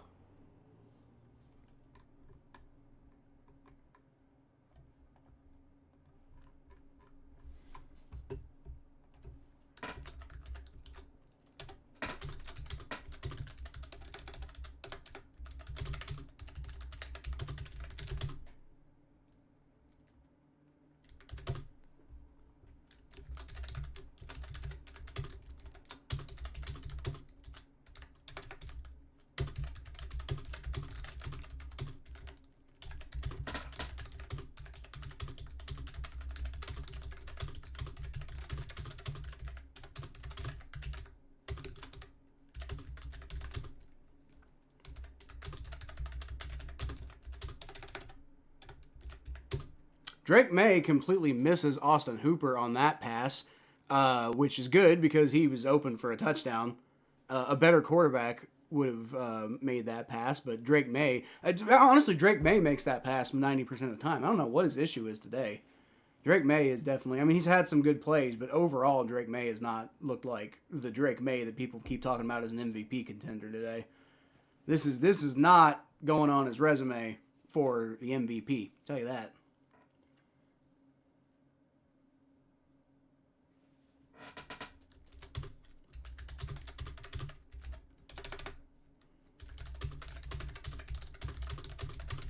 All right, Stevenson gets the handoff. Or I'm sorry, Henderson gets the handoff. I think he got in the end zone. They're saying he's like an inch short. Funnily enough, he kind of fumbled the ball, but he fell right back on top of it. I don't even know if he was down or not. Yeah, the Bengals did. Yeah, just barely. Boy, by like a hair, they kept him out, but by barely anything, man.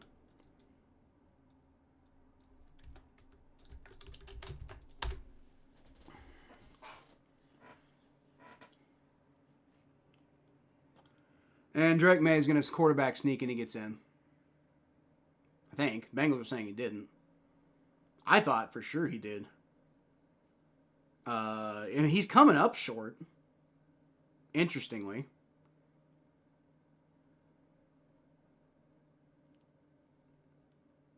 Huh. So the Bengals defense can stop can do goal line stands apparently, but they can't really do anything else. Okay, I guess they did stop him. It looked to me like the pile moved a little bit more, but I guess it didn't. Anyway, Patriots are correctly, I think, going to take a field goal here because the way the Bengals offense is playing, it seems very difficult to imagine that the Bengals offense is going to get a touchdown and make this much of a game at this point. We got 5:55 left to go in this game. So basically, it's touchdown or bust for the Bengals offense on this next drive, which is not a good thing for us at all.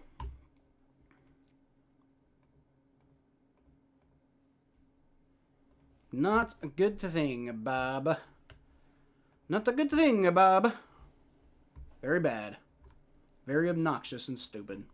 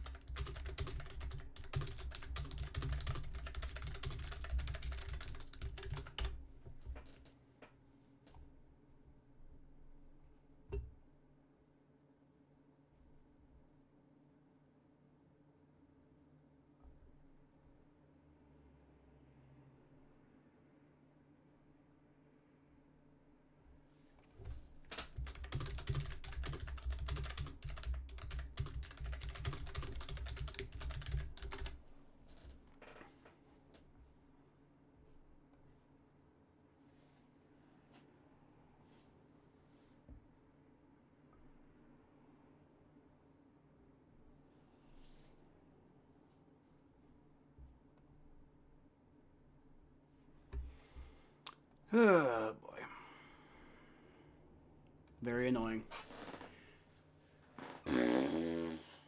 Alright, so that one's going to be returned from like the 2-yard line. I don't know how wise that is. It gets out to about the 28 where he is taken down, and there's not really much to be had there. Patriots think they got the ball, but I think the refs called the play dead. Jameis Winston caught a tutty. It's kind of funny. Packers are mocking the skull chant. Whew. That's rough, man. Why would there be any skull chant in Wisconsin? Because it's a rivalry game, Jim. I know you don't understand human behavior because you might be a robot, but that's how humans behave. They cheer for their team. Joe Flacco, fake handoff, Chase Brown, and throws an absolutely horrendous ball that should have been intercepted, but luckily it is not. I'm in my 40s. Dude, you act like you're 7, Jim. You act like you're fucking 7. Don't try pulling rank on anybody. It's the fourth quarter, Kyle. Oh, boy. All right.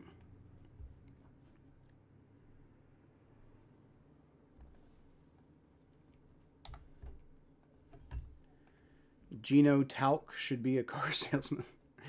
Wait to update it when the Patriots score. Oh, yeah, the Patriots did score. I got to update that, too. Mike Gesicki gets a first down pass. That's pretty cool to see. Bengals about to fall to 3-8. Big whoop. Yeah, I agree. Big whoop. Who fucking cares at this point? Normal year for the Vikings, right, Jim? Probably. Better than average. Not expecting much anyway. Yeah, I'm not expecting much anywhere either, Richard. Jim. I'm not at this point. I was earlier in the season, but at this point, not really. Joe Flacco, he throws, and he's got Yoshi for a first down. There you go. Scrambling out to his right and making something happen, and that's nice to see. Oh, no, and Yoshi's hurt. Fuck. It's like every time something good happens, something bad, like 4,000 bad things happen. It's like God, like, what did we do? What did we do? It's like God hates us or something, man. Like, what did we fucking do? Colts are proving how shit they are, choking away 2017 Indy leads barely. Don't do this, man. 16, I wouldn't even do the stuff Jim does. It's because Jim is a fucking 7-year-old pretending that he's like an adult. Steelers score 28-31, Bears choking. Great. Browning? What about Browning? Browning? There's no Browning. Don't say Browning. Don't say his name. I don't want to see Jake Browning take a snap for this team ever again. He fooled me into thinking he was good. Turned out that was a lie. Chase Brown. Not Jake Browning.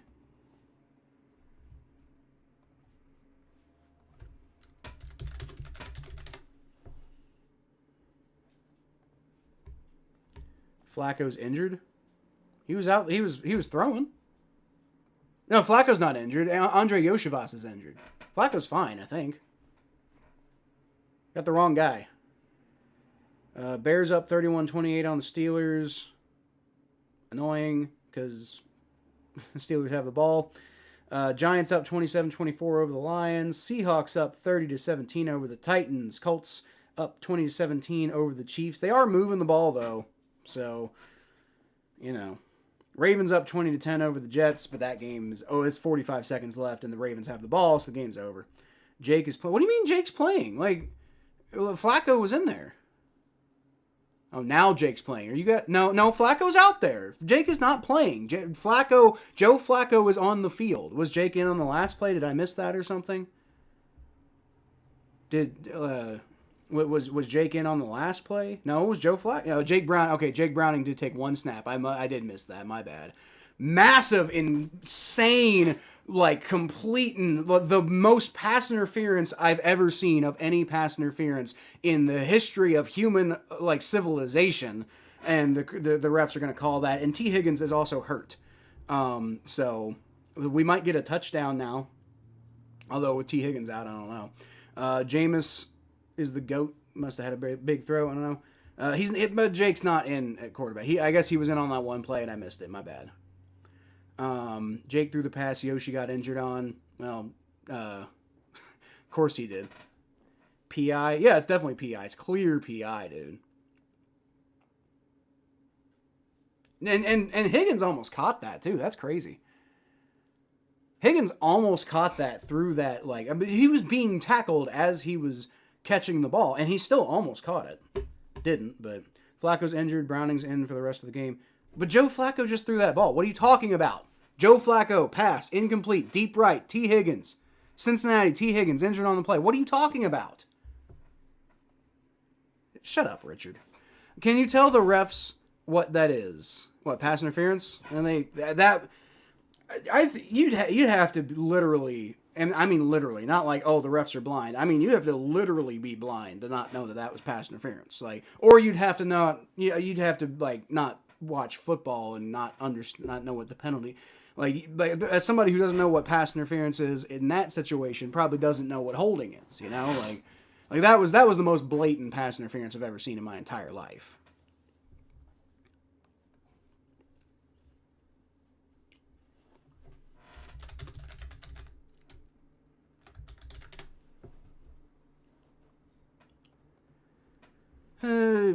Well, we might score a touchdown. Well, that's about the only chance we really have to score a touchdown is to get gifted that, and then we could probably hand the ball off to Chase Brown, who'll probably get in the end zone. So keep the game within a 3-point thing, and then maybe if the defense can get a stop, which is a big if, but if the defense can get a stop, then maybe we can, at least go tie the game and get overtime, and I'm not sure I want overtime, but that could happen.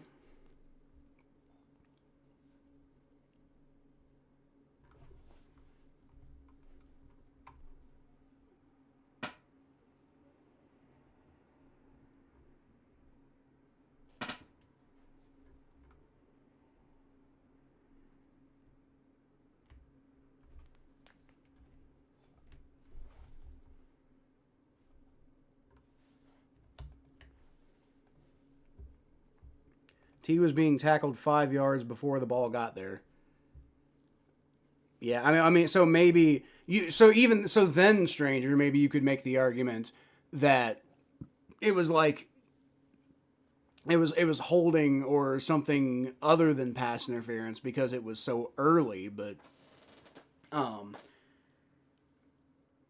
even then, because T. Higgins still had the chance to. T. Higgins still almost caught that ball. So even with tackling him 5 yards before he got there, it still didn't stop T. Higgins from being in somewhat position to catch that ball, and it was it was made damn near impossible to do so through as much contact as it was, and yet T. Higgins still almost did, which is crazy. But that's no excuse. If we get a touchdown, I might go pee for the D. You know what I'm going to do? I'm going to hold it and see if we get a touchdown, and I'll probably pee anyway. But I can hold it and make it for the D if possible. T. Higgins is being carted off the field. Okay. All right. Cool. Joe Flacco throws it up. He's got Mitch Tinsley for the touchdown. Let's go. All right. That was a throw by Joe. That was the first throw by Joe Flacco that I've been really impressed by today. Hell yeah, let's go. All right, and this game ain't over. It's almost over, but if the defense can get a stop, which that's big if, but if the defense can get a stop, then we might be able to go to overtime, or maybe they can get another touchdown. You never know. That's possible. That's possible.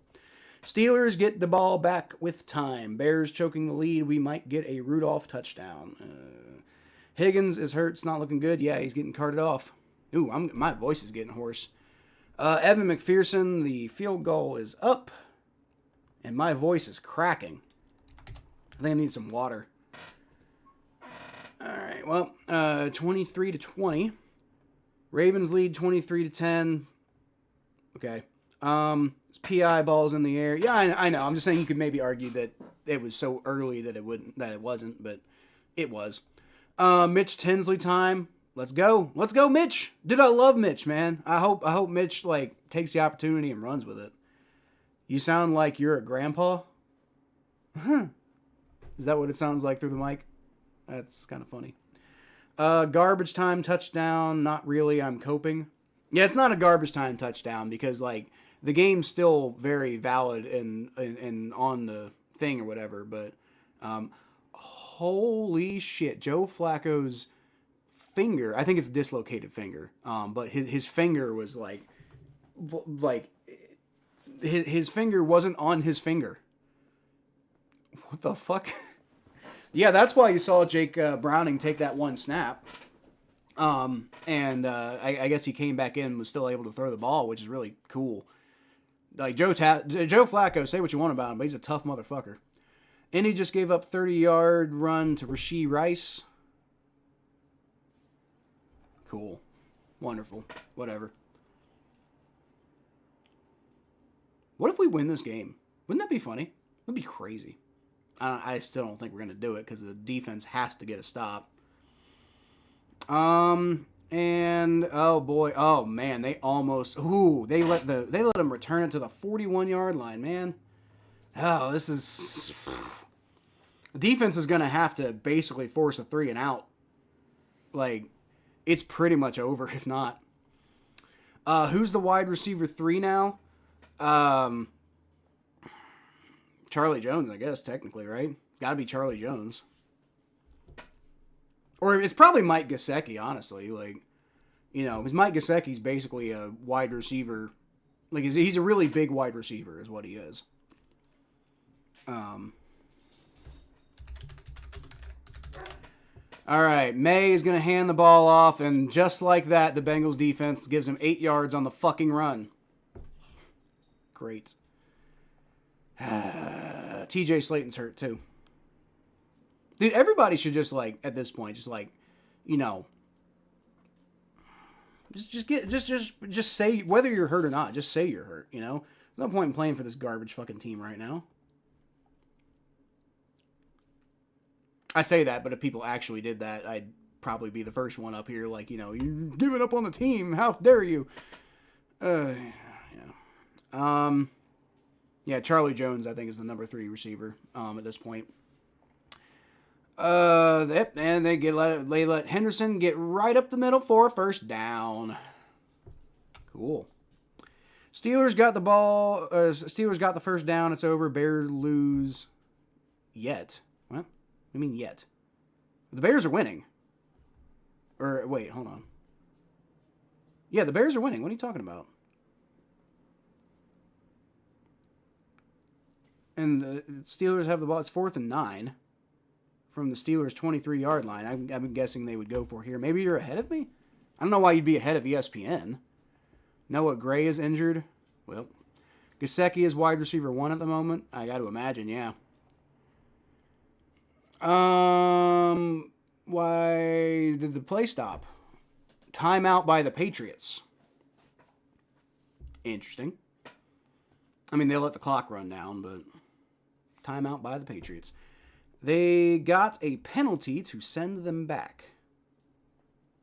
Yeah, okay. Well, the Bears have the ball now. It appears to be the case that the Bears have the ball with a 31-28 lead, and there's 1:53 left to go in the game. I don't know if do the Steelers have timeouts? They do. The Steelers have 3 timeouts. So if the Bears get a first down, game's basically over. I think is the way that works, right? Bears get a first down, game's over. Go Bears! Go Bears! Da Bears. Hopefully that works. Hopefully I'm not cursing them. Giants looking like they're probably... Well, I don't know. The Lions have the ball. It's late in the game. They're only down by 3.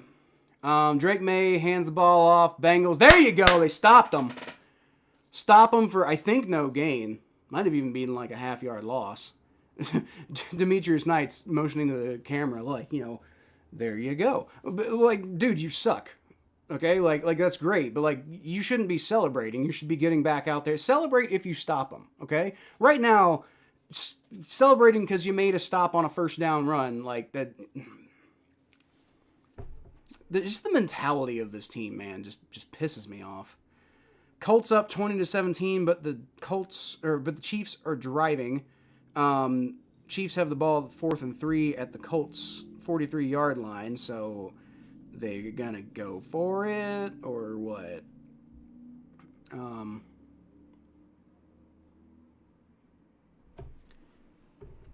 right. Drake Maye, shotgun formation, 2nd and 10. Come on, defense. Rolls back. He throws, and there you go. It's not a very good throw. It is behind his receiver, and it's going to be 3rd and 10 now. The Bears still suck, rebuilding since 1986. Maybe, but I think they're going to win this game, though. T. Higgins was ruled out. That's tough. It's not just ruled out, dude. He was carted off. That's what's tough, man. Oh, boy. I'd rather have Jamar Chase than T. Higgins, but I'd really rather have both. Especially if we're going to, if we magically pull this game off and then Joe Burrow comes back and we can, make a run, that would be awesome. But to do that, I think we need both Jamar and T. Drake Maye, shotgun formation. He throws, caught, 1st down, and that's basically game. That's what I get for believing in the defense, dude. That's what I get for I don't know if I did. Actually, I didn't. I kept saying I didn't. I'm angry because I didn't. I wanted to be wrong, but I knew it. And that was actually DJ Turner who was getting messed up in coverage there. So, arguably our best defensive player right now since Trey Hendrickson's not playing. And, yep. Game is over. Pretty much, Richard. This game's pretty much over now. One more 1st down, it's officially over. But either way, I guess we could hold him to a field goal and still go get a touchdown. But yeah, one more 1st down, it's definitely over. All right. Well, from the 36-yard line, I have no belief. What are they gonna do? Stop the Patriots? That's not gonna happen. Handoff, and they did stop him on that play. I think he may have gotten back to the line of scrimmage, but that's pretty much it. They gave him a yard. I don't agree with that. 2nd and 9. At least you didn't get up 2,498 like the Failcants did. Well, they haven't played yet, so probably not.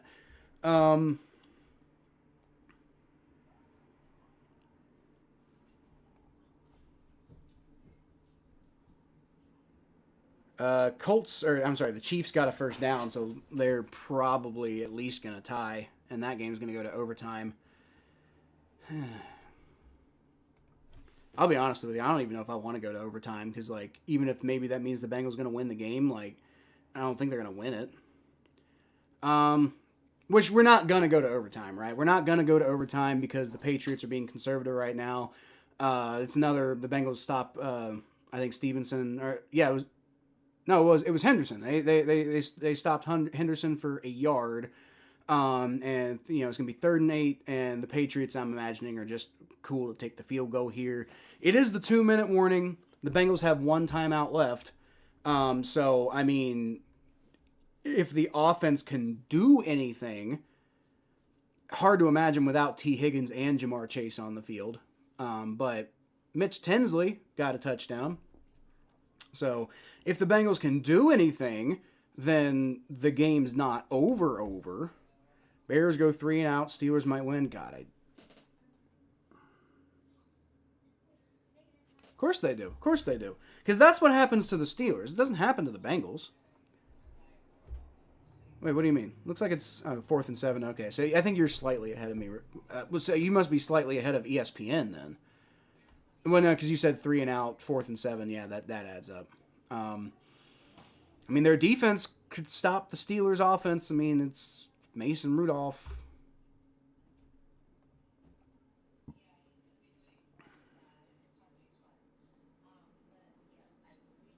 That game might go to overtime, frankly. I would imagine the most likely outcome is that game's going to go to overtime. Mason Rudolph hasn't had a great game, though. Hasn't been catastrophic, but he did throw an interception. He's only thrown for 138 yards. It's really been the Steelers running the ball. Kenneth Gainwell has been having a big game, and Jalen Warren has had a good game too. Overall, the Steelers have 186 yards of rushing. 186. Man. Shit like that always fucking... I don't know why I expect anything different from any of these teams to do anything I want to happen. Sounds like super self-pitying, I know, but like when it comes to football, I think I have a point, right? It's also just football, so I mean, like, don't take me too seriously, but... boy. Chiefs have the ball 1st and 10 at the Colts' 14-yard line. So barring a turnover, this is not looking good for the Colts at all.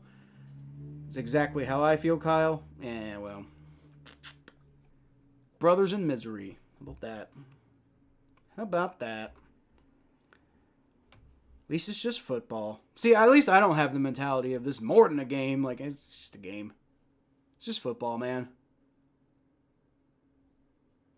If I was really that worried about it, I don't. That wouldn't be good for my mental health. I don't know how you do it. 3rd and 7, Drake Maye. Got the ball at the 34.5-ish yard line, roughly. Takes a snap. Throws. Almost intercepted by DJ Turner. Almost. So close. So close. And that's been the Bengals season all year. So close, right? So close. So close. Oh, it's so close. Does stop the clock, which is nice. So the Bengals are going to have just a little under 2 minutes on their last offensive drive. Good coverage there by DJ Turner, I guess making up for it a little bit. Almost caught that ball. But I think Jalen Davis also knocked that ball away enough that he wasn't going to have the best shot he could have had at it. But it's probably better to knock it away, if you got the opportunity. Field goal is up, and that's good. And it has definitely been a good day for the kickers today. So the Patriots take a 26-20 lead. And the Bengals offense has a chance to go do something big. I'd rather leave the game in our offense's hand, despite how this game's gone. I'd rather leave the game in the offense's hand than the defense. Give the defense credit for making this a winnable game, but the offense has been quite bad today. So we'll see if Joe Flacco can cook up any magic, though. That'd be pretty cool, man. That would be pretty cool. This shit more than a game? Not for me, though. Not for me. If I had that mentality, I'd be dead. Patriots are back in first in the AFC when the Colts lose. Yeah, you guys got to stop Joe Flacco, though. I mean, you've been doing it all game, but... Bates ties 27-all. I will say, my final score prediction, I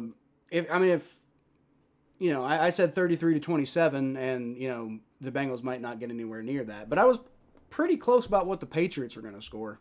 Not too far off.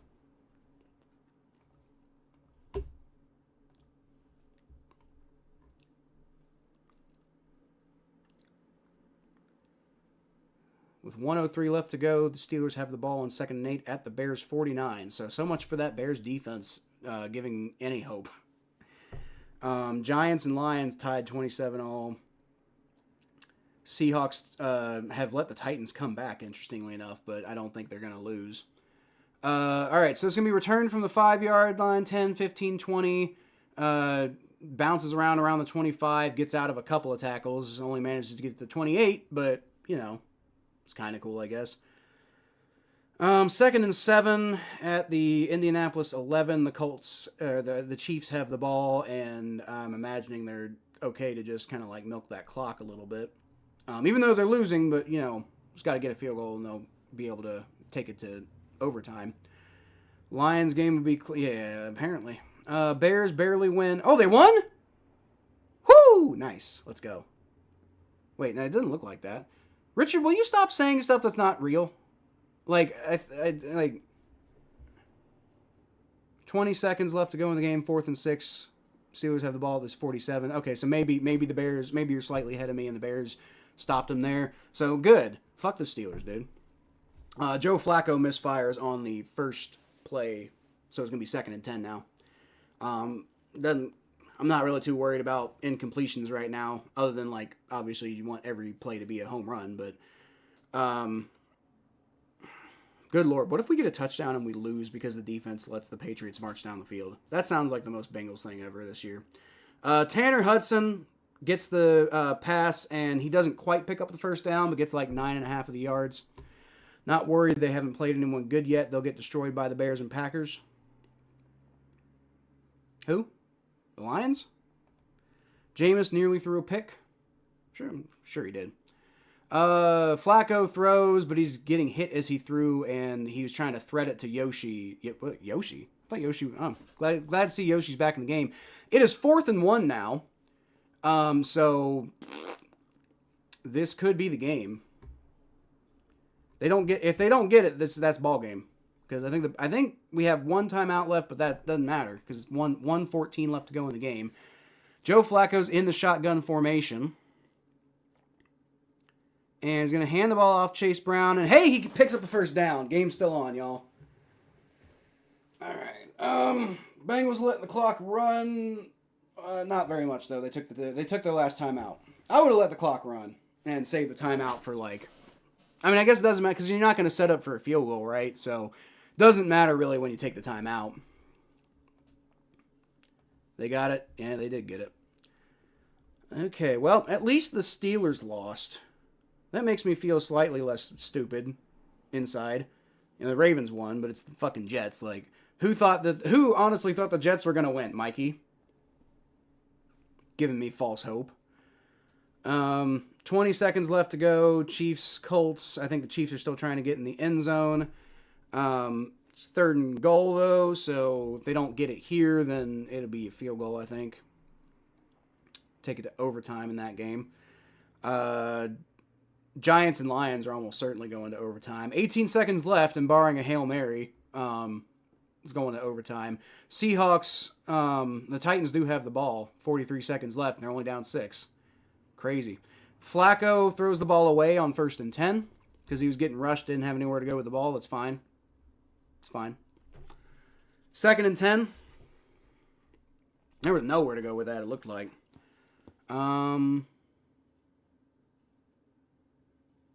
Maybe Yoshi, but looked like he did kind of try to throw it in the direction of Yoshi, but wasn't anywhere near on target. All right, Flacco, come on, man. Flacco, let's go. Flacco. Shotgun snap, throws it. He's going to dump it off short to Chase Brown, who gets out of bounds after about a 3-yard gain. Probably 2-yard gain. It's going to be 3rd and 8. Every down is 4-down territory, though. So, or every set of possessions is 4-down territory. So, every set of downs. Why can't I fucking talk? 3rd and 7. 58 seconds left to go in the ball game. Not that it matters, you know. I mean, barring the Bengals running out of time, which is very unlikely to happen. Knock on wood. It's really just dependent on if the Bengals can get in the end zone or not. 3rd and 7, Flacco looking around, he's got some time, throws it deep to nobody. What? Who the hell were you throwing to there, Flacco? Sucks because we don't have Jamar Chase or T. Higgins. So yeah, holy overthrow. I don't even know what he was doing there. 4th and 7, and this is once again possibly game. Overtime in Arrowhead. Dude, honestly, like, you don't even have to, like, just try to get the first down here. You know, you can afford to let that clock burn. Like, I would actually prefer to let the clock burn, because I don't trust the defense enough that even if we do get in the end zone, I'd want to give them almost no time remaining. So, yeah, just go to the middle of the field. Get a first down. Flacco gets hit as he throws. And, he does get it to Mitch Tinsley, though. Just barely, but he threads that needle. And that's a first down. And I think they ruled he was still in bounds. What a catch, too. He just barely caught that, but he caught it. Nice job by Mitch Tinsley. And Flacco, not with the best throw of all time, but he gets it where it needs to go. Flacco, somebody... They're going to play dead as a false start because then nobody has a timeout. Got to be a penalty, right? They're not showing the penalty graphic, though.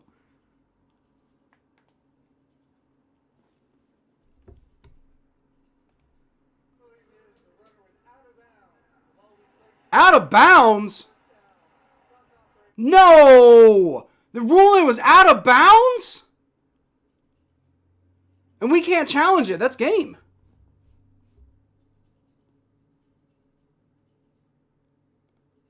Caught. 2 feet. And the ball, he never loses control. What are you talking about? What? Out of bounds? Out of bounds my ass?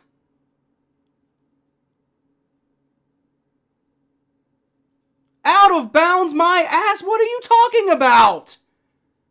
What? Zero proof on the replay that that's the case. He gets 2 feet down. Joe Flacco's still out on the field, so maybe I heard that wrong. I don't know. Whatever. Joe Flacco, shotgun snap, 1st and 10. That's a disaster avoided. Throws caught, middle of the field by Yoshi, and that's fine because, fuck, burn the clock, dude. Fine. Yeah, hurry up. I agree with that, but you don't need to spike it. Like, don't spike it. Don't spike it. Don't spike it. Ah, they fucking spiked it. Why'd you spike it? Dude, let the clock burn, man. You got time. They reviewed it, was out of bounds, but the Bengals still got the ball, so I don't even know what's going on. I'm so lost. Welcome to get cheated by the refs club, but they gave him the first down, so whatever. We get time back. Yeah, I'm super confused. Maybe I thought I heard it wrong, but I think Richard heard the same thing. So I don't know, man. 2nd and 10. The game's still fucking on. Apparently.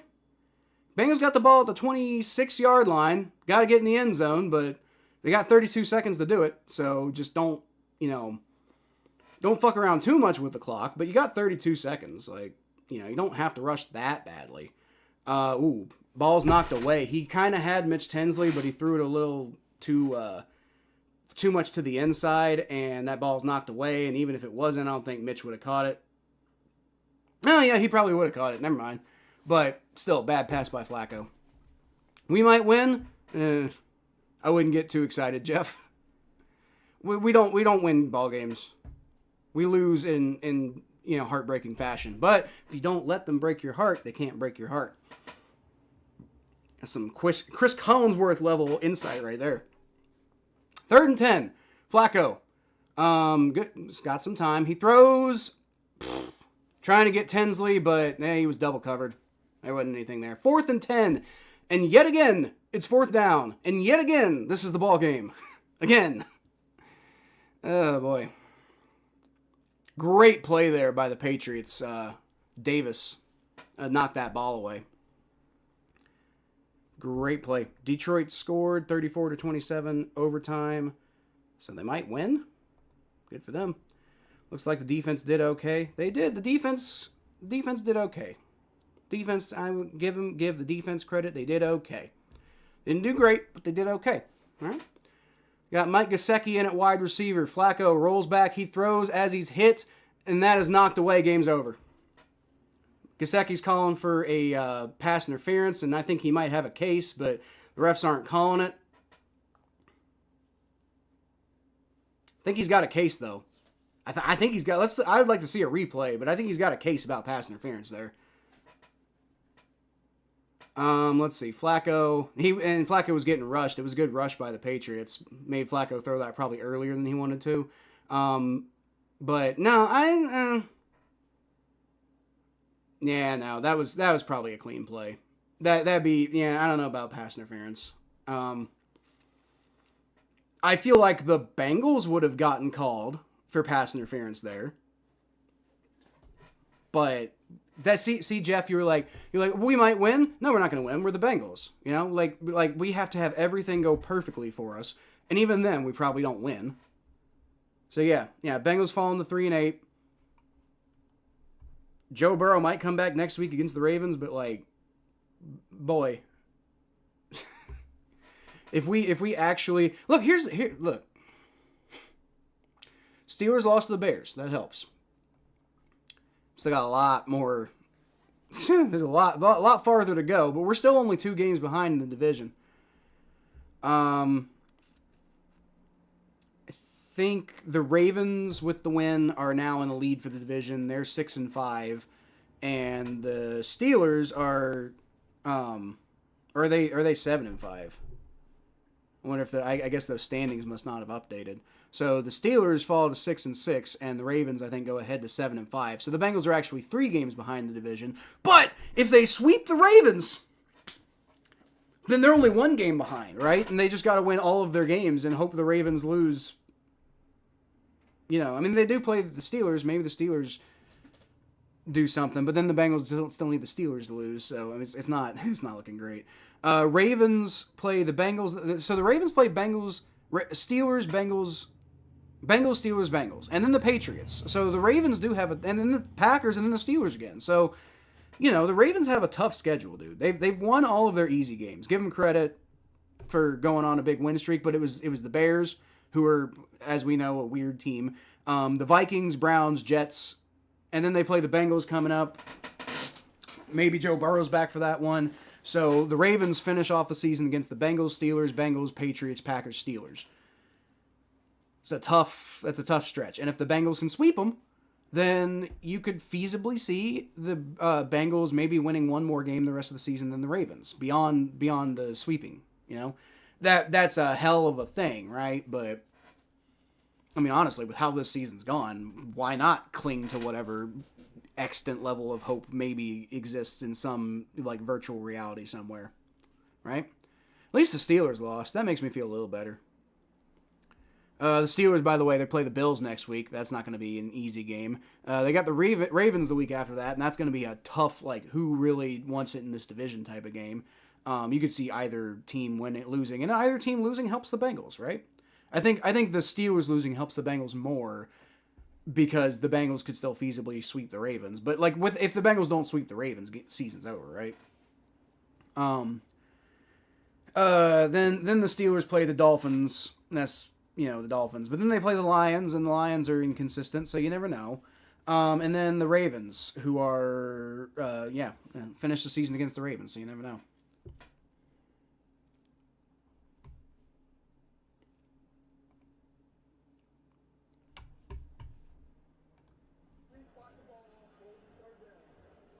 Apparently the Chiefs had the ball on 3rd down, and now they're going to have to... The Colts, I guess, stuffed them, but it's 3rd down, so it doesn't really matter. I don't know. This game's in overtime. I might stick around to the end of this. Come on, Colts. Don't fucking choke. I mean, I'd rather the Steelers lose than the Chiefs, but... It'd be real nice if both could lose. Then I'd feel at least slightly better because I already know my team sucks. I already know my team sucks. Now the offense sucks too, but also Jamar Chase being out. I did say before the game that I don't think Jamar Chase was going to make that much of a difference because there's so much talent. And I kind of still stand by that. If the offense was looking like this, I don't know if Jamar Chase changes things. But maybe at the end of the game, Jamar Chase is able to get in the end zone. You're able to, have more open in your offensive playbook. The Chiefs got the 1st down. So maybe Jamar Chase opens up your playbook a little bit more on the final drive, and then maybe there's something there. But for the most part, I don't think this offense necessarily performs any better with Jamar Chase because it just looked like it was a lot of Joe Flacco just not being good today. Which means Joe Burrow coming back is going to be good. And then Jamar Chase coming back is going to be good. The question is it too little, too late? It feels like it at 3-8 probably is, but with the way the AFC North is right now, I mean, who knows? Like I said, the Ravens have gone on a win streak, but those have all been against bad teams. Now they've got a gauntlet coming up, and that is going to be hard to imagine they're going to be doing as well. Patrick Mahomes looking like Drake Maye out here, overthrowing the ball like crazy. Does that mean he's going to win too? Whatever. I am way too sober. I need another beer. I almost kind of feel like that. But honestly, if that was my perspective, I'd be drunk for every game. That's no way to live, right? It's over. Yay. The clock kept running. I should probably update the thing to final, right? Because I'm just kind of getting through the rest of this Chiefs game.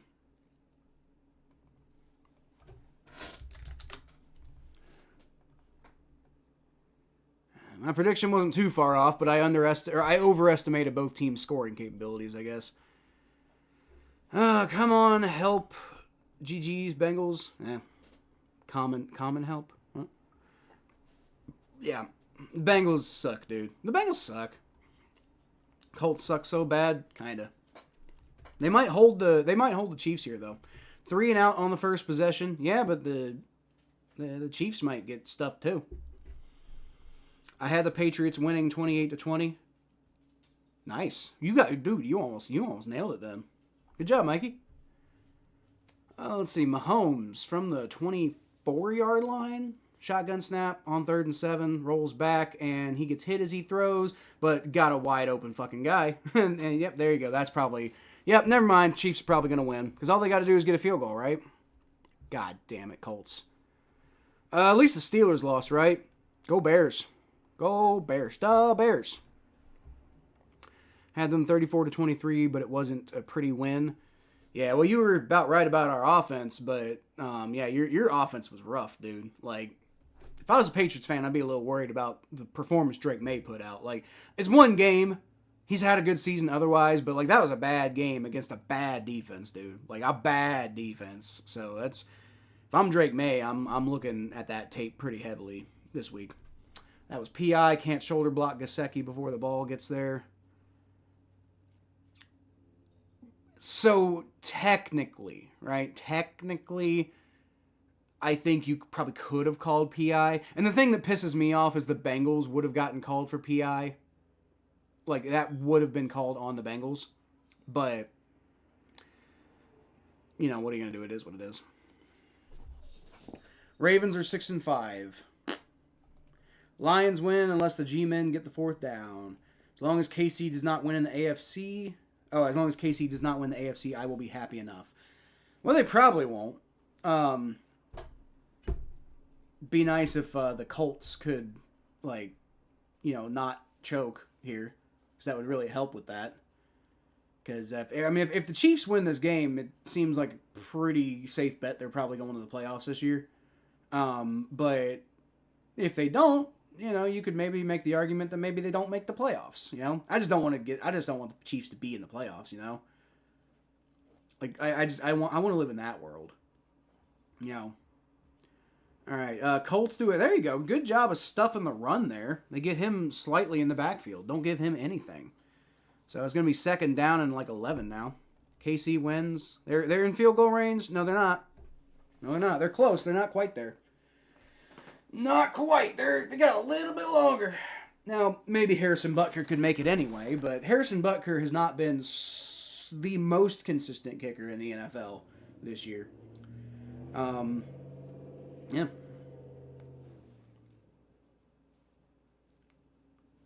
All right, Mahomes, shotgun formation from the 46. Takes a snap, rolls back. Looking around, got a man wide open. Now they're in field goal range. Yep, there it is. That's pretty much game. What happened? I thought Lou Anarumo was a defensive genius, and the Colts are so good because Lou Anarumo's their defensive coordinator. Oh, I thought he was doing so well over there. Nope. That was the one thing Lou Anarumo knew how to do in Cincinnati was beat the Chiefs. He ain't even doing that with the Colts. Just saying. Hate the Squealers and the Ratbirds, but I really don't want the Ratbirds to be the first to win the AFC North 3 times in a row. Yes, I just don't want this. I'd rather the Steelers be in pain. I'd rather that than the Ravens can do whatever they want. I don't care about the Ravens, dude. I don't. Like, Ravens fans are annoying, but they're not as annoying as Steelers fans. He went to the Colts, had no idea. You couldn't tell with the defensive performance, you know. But yeah, no, he's the Colts defensive coordinator right now, and the Colts have been a good team this year, and their defense has been good, but I've said it many, many times before that the reason Lou got fired was because he didn't fucking develop anybody in Cincinnati. Not that he's not a good X's and O's guy. So yeah, he's got a pre-built defense there in Indy with, you know, veteran guys, and he's able to take those guys, and there's another first down for the Chiefs. He's able to take those guys, and he's able to scheme some stuff up and make some stuff work. But come talk to me in 3 years.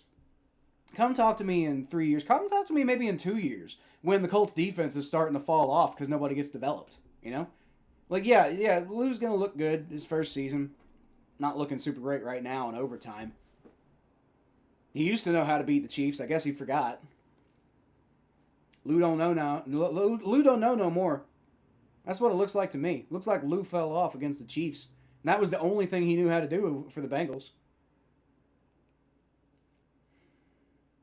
I'd still rather the Colts win. Like I'd still rather the Colts win. Like I'm not that petty. But if the Chiefs are gonna win, I'll just point out that, Lou Anarumo's a fraud. He fooled us too. He was good for us too for a while until he had to develop anybody. He hasn't had to develop anybody there in Indy. He's got a pre-built defense, Whether the defense was any good last year or not doesn't really matter. The point is he's got guys who he already knows how they operate. He hasn't had to develop any of those guys. He already knows what he's working with. And I will say he's got guys like DeForest Buckner to work with, so it's not like he's got, it's not like, the Colts defense was filled with scrubs going into the season. The Colts as a whole weren't a very good team, but a lot of that was offensive woes. I don't quite know how their defense was, but it wasn't all. I know it wasn't all on the defense. If you give now, maybe some of this is on the Bengals front office. To be fair, if you give Lou Anarumo pre-made pieces to work with, the Bengals were spending money on the defense and it was pretty good there for a while. And then, but the problem is the strategy was the bill's going to come due and you're going to have to pay the offense eventually. And at that time, you need the guys to be developed. Well, Lou Anarumo didn't fucking develop anybody. And so the bill came due and he couldn't pay up. That's what happened. That's why he's in Indy, because the Bengals, you're clearly not doing your fucking job. If you're not going to do your job, you're out of here. Now, you could make the same argument about, Zach Taylor. And I have this year. It's not made me happy, but I've made that argument about Zach Taylor this year. But it doesn't change the fact that Lou wasn't doing a good job either. Current DC is not doing shit. Well, yes, but he's got nothing to work with. He's they were semi-passable when Trey Hendrickson was in. Trey Hendrickson gets hurt. And there's nobody on the defense left, DJ Turner has a bit of a breakout season, and he looks better. But when DJ Turner having a better season than normal is your version of an elite defensive player, you've got problems. Cam Taylor-Britt has completely fallen off a cliff this year. It's been garbage. Logan Wilson fell off a cliff this year. Got himself traded to the Cowboys. Jermaine Pratt got cut before the season because he didn't want any part of it. The secondary has been so neglected for years. Geno Stone, that's the guy we're expecting to save the fucking secondary? Garbage, man. Absolute fucking garbage. Jordan Battle, prime example of a guy who Lou Anarumo didn't develop, and now he's terrible. Right? The linebackers, Demetrius Knight, Barrett Carter, haven't been good this year, and I've expressed my opinion about Barrett Carter many times this year, but at the same time, he's a 5th round rookie, and you shouldn't have been banking on him to be the guy right away. He's on the list of people who I'm angry at for being bad, who I blame for being bad. Barrett Carter's not even probably top 10 as far as bad players on the Bengals defense right now. Al. I'm not saying Al's a great defensive coordinator or whatever. Maybe he goes somewhere and does better. Maybe he's just bad in general. I don't know. But you can't tell because he's got nothing to work with. I'm like you and me would get similar results out of this Bengals defense. But Bill Belichick would get similar results out of this Bengals defense. When you have nothing to work with, it doesn't matter how good or bad of a defensive coordinator you are. So I've said that Al is going to get thrown under the bus after this year, and it's going to be unfortunate because it's not really his fault. But you can't really justify bringing him back after the defense performs like that. Like I said, it's not really his fault, but it's still your job to get good results, and he hasn't done that. Even if it's the most difficult job in the world, if you're still being judged on your job, and then there's the field goal to the Chiefs get the game-winning field goal in overtime, and at least the Steelers lost, right? That makes me feel a little bit better. Now they barely lost with Mason Rudolph. That's not great, but The Steelers falling I get to 6-5, and I just don't want them to go 9-8. As in, like, I want them to do. I want them to go like 8-9, right? Like, break the streak and do worse. That's what I want from the Steelers. And they could, they like they lose 4 more games this season, then they're 8-9, right? They could lose to the Bills. They could lose to the Ravens. They could lose to the Lions, and they could lose to the Ravens again, or they could lose to they could get surprised by the Dolphins, who have been like weirdly scrappy lately. They could get surprised by the Browns because it's tough division games always are tough. So 8-9 maybe seems like a little bit of a long shot for the Steelers, but not completely outside of the realm of possibility, right? So yep. Anyway, hope KC misses the kick. That didn't happen. I mean, I hoped it too, but this wasn't going to happen. Yeah. Okay. All right. Well, I've stalled enough at this point, haven't I? Yep. Bengals. Is the season over? No. Technically not, because the Steelers lost, and I just went over their schedule. Like, I mean, it would be. They only got 6 games left, and they need to lose 4 of them to get to 8-9. But that could happen, especially without Aaron Rodgers. It could happen. And we could sweep the Ravens. Are we going to? Probably not. But we could sweep the Ravens. If they're struggling with the Jets, we could sweep the Ravens, right? I don't know if we're going to do it. But maybe with Joe Burrow. Like, I think Joe Burrow wins this game against the Patriots, right? I think Joe Burrow wins this game against the Patriots. Flacco, for how well Flacco has done through a lot of this season, he has fallen off. I think he got injured, and I don't think he's really quite got it right now. And so I think Joe Burrow wins this game. The defense did better today. Not, I mean, there's still I have a lot of big concerns, but you know what? I have normal concerns this week, right?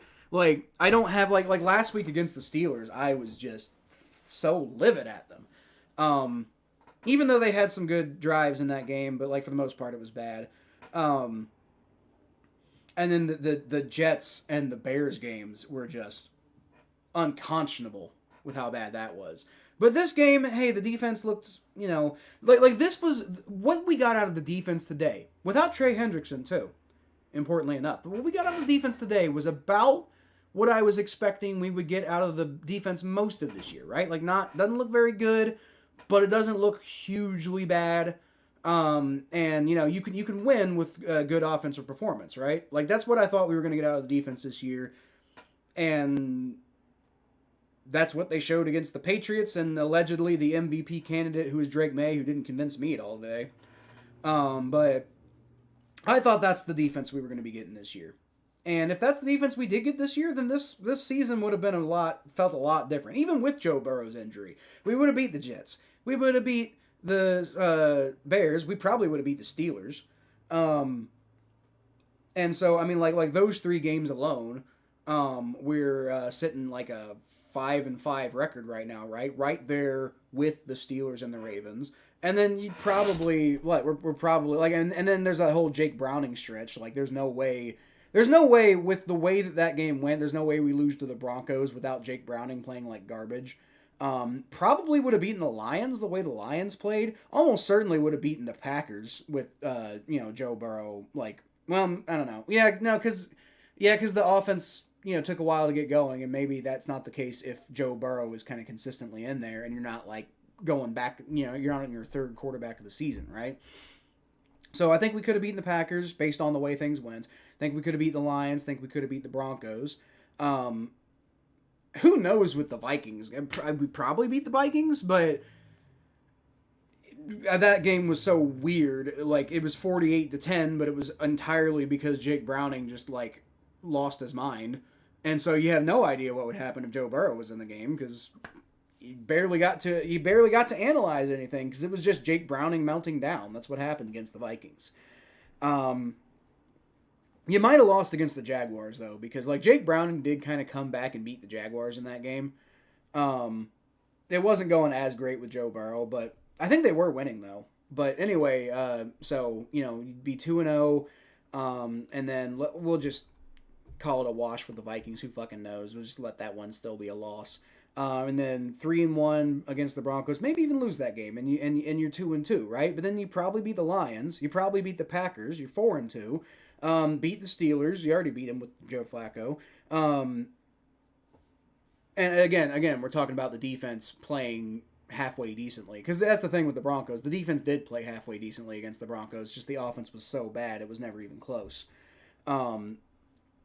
So you're probably keeping the the Vikings game. The defense did play decently, but the offense played so bad it wasn't even close. And then maybe you can make the argument about the Broncos game. So right, maybe you're starting 2-2, but then you probably beat the Lions the way things went. You probably beat the Packers the way things went. And then the Steelers game. Maybe that was Joe Flacco momentum. I don't know, but if the defense plays better, then the Bengals almost certainly win that game. You beat the Jets. You definitely beat the Jets. You beat the Bears because Flacco dropped 47 on them. I can't imagine what Joe Burrow was going to do to him. You probably beat the Steelers the way they were playing, and again, that final score is really not indicative of how close that game really was, right? You definitely beat the Patriots the way this game went, right? So, I mean, like, with Joe Burrow... Oh, no, I'm sorry, not with Joe Burrow. With a defense that's at least okay enough to complement a good offense... You're probably right there with the Broncos right now, right? You're probably like 9-2 or something like that. Maybe 8-3. Maybe we throw another wild card loss in there, but if the defense plays like this all season, then we're probably we're definitely in the playoff hunt. Whether or not we're like high in the win column. We're definitely in the playoff hunt. We're definitely at least 5 or 6 wins, if not somewhere around like 8 or 9 wins, right? And then, today I think you also win today because the defense playing the exact same way they played today, but you have Joe Burrow instead of Joe Flacco, who had a bad game, and I think you beat the Patriots, right? So, and then you're going into this final stretch, and you're trying to see if maybe you can angle for the number 1 seed, or at the very least, you're trying to close the division out, and the division's garbage anyway. So, and the Steelers would have even more losses because they lost to the Bengals, and so the Bengals would just be running away with this division at this point. And it would just be like, is there a chance to go get the number 1 seed? It would be the question, perhaps depending on the way the season's gone, you wouldn't be realistically thinking about it, but it's also possible you could be thinking about it, right? If we got the defense we thought we were going to get this year, which was that defense today, and that's without Trey Hendrickson. If you'd gotten that defense all year, this even with Joe Flacco, right? Even with Joe Flacco, okay, so we lose Vikings, Broncos, Lions, because Jake Browning's garbage, right? And then Joe Flacco comes in, beats the Steelers, probably doesn't beat the Packers because things went the way they went with the Packers, and the defense was fine against the Packers. But they definitely beat Steelers, Jets, Bears, right? And they almost certainly beat the Steelers the following week. And they almost, without a doubt, beat the Patriots. Well, no, because you need Joe Burrow in. So I guess they lose to the Patriots today, right? But if the defense was this version of the defense and nothing else changes all season, then you're probably looking at, let's see, 1, 2, 3, 4,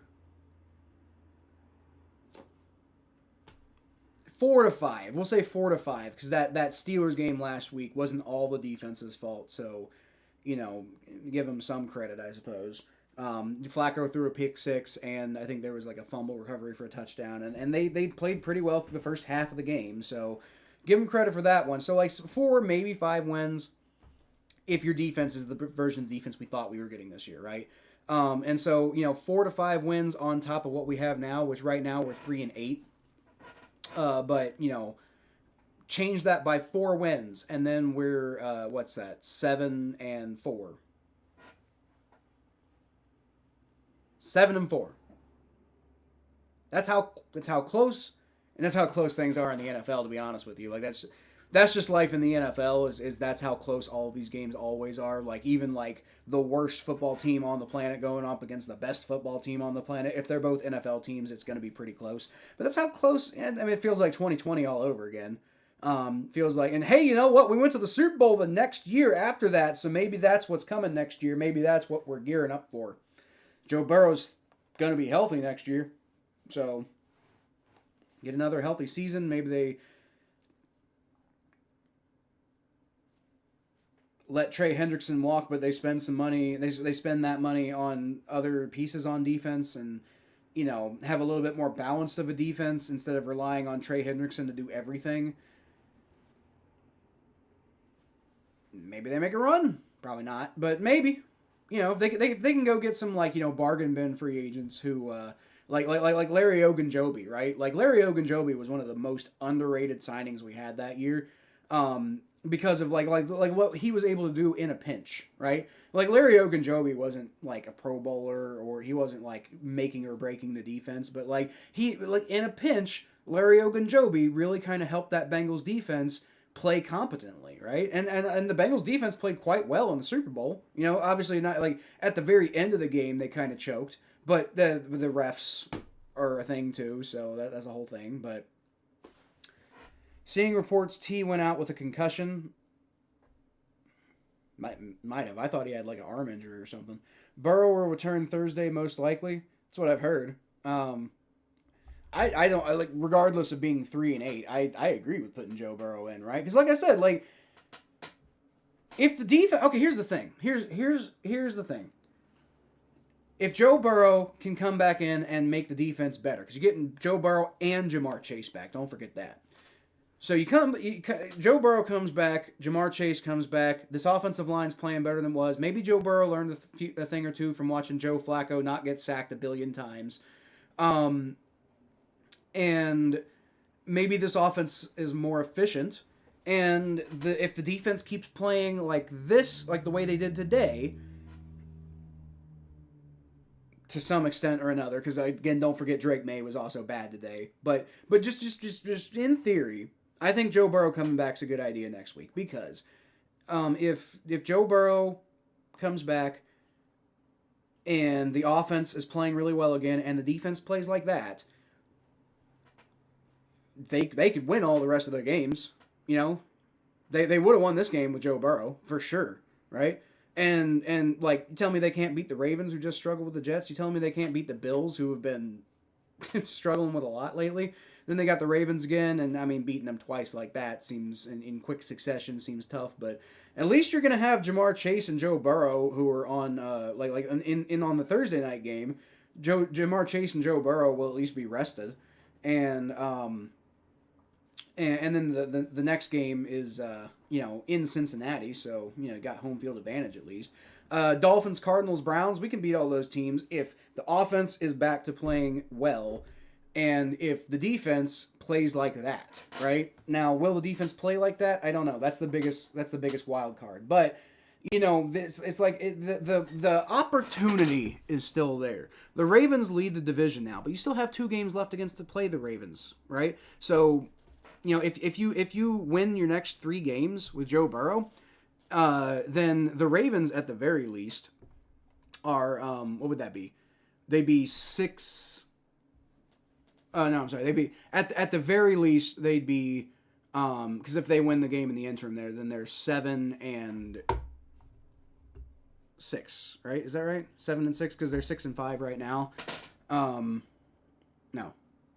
They'd be 7-7. So the Ravens would be 7-7, and then the Bengals, if they win their next 3 games, would be 6-8. So right, you're 1 game behind the division, and then you just need the Ravens to stumble one more time.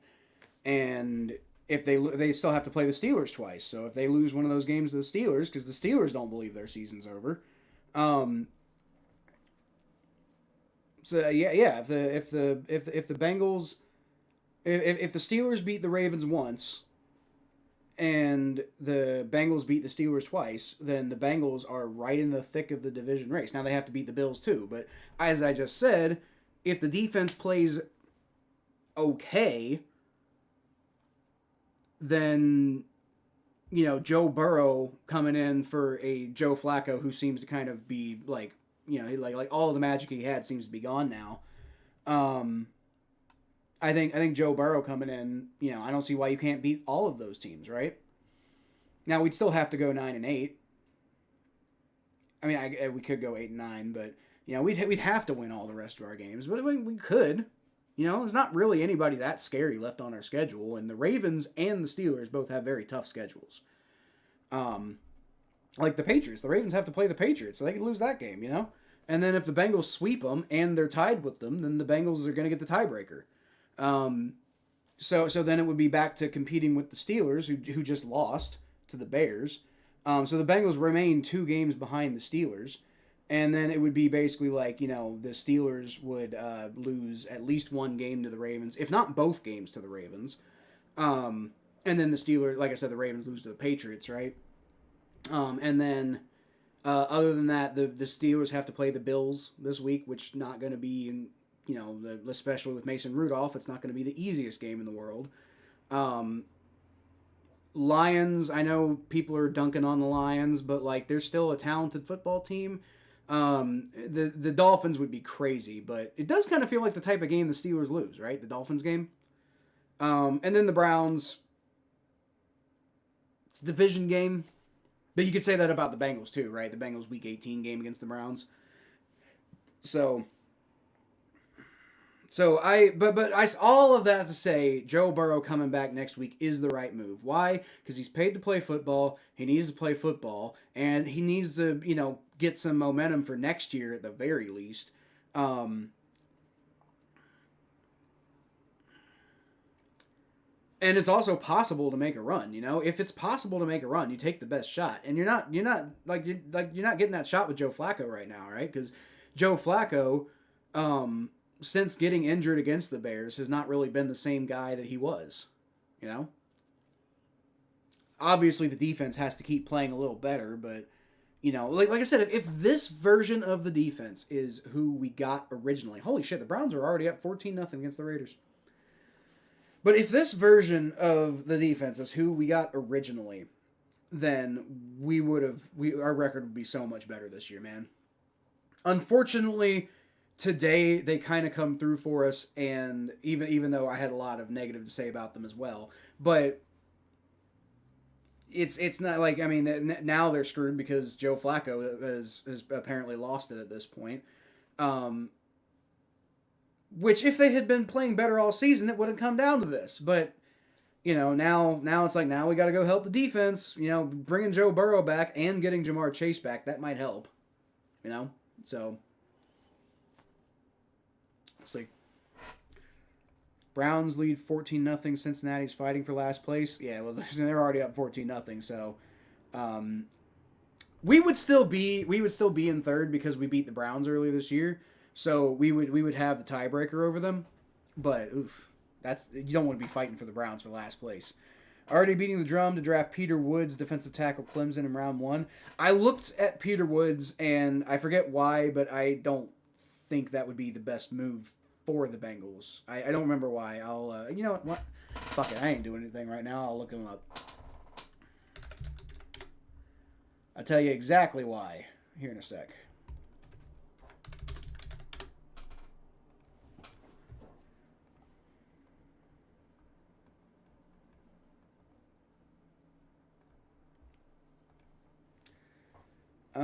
Let's see. Peter Woods. Pass rush. He's a good pass rusher. No, he's not a good pass rusher. He's more of a run stopper. And, I'm not as worried about stopping the run right now. At least not with, he'd be a really good run stopper, but I don't want to take a guy who amounts to a nose tackle that high. I want that corner out of LSU. I really like him. We need a shutdown corner, man. We need Cam Taylor-Britt to not be our number 1. We probably just need to move on from Cam Taylor-Britt in general. Let him walk. Unless he'll take less money to play here. But I don't know why he would. I don't think he's very happy here. But I also like David Bailey from Texas Tech. Like, he's like, our pass rush is horrendous right now. Our run stopping isn't good, but like the pass rush is horrendous. Now, it's been improving a little bit, but we're probably losing Trey Hendrickson this offseason. So we need a pass rusher, and I don't think Peter Woods is that guy. I would be down for Caleb Downs. I don't think the Bengals are going to draft a safety that high in the first round, but Caleb Downs would be a good player because you want to talk about somebody who knows how to fucking tackle.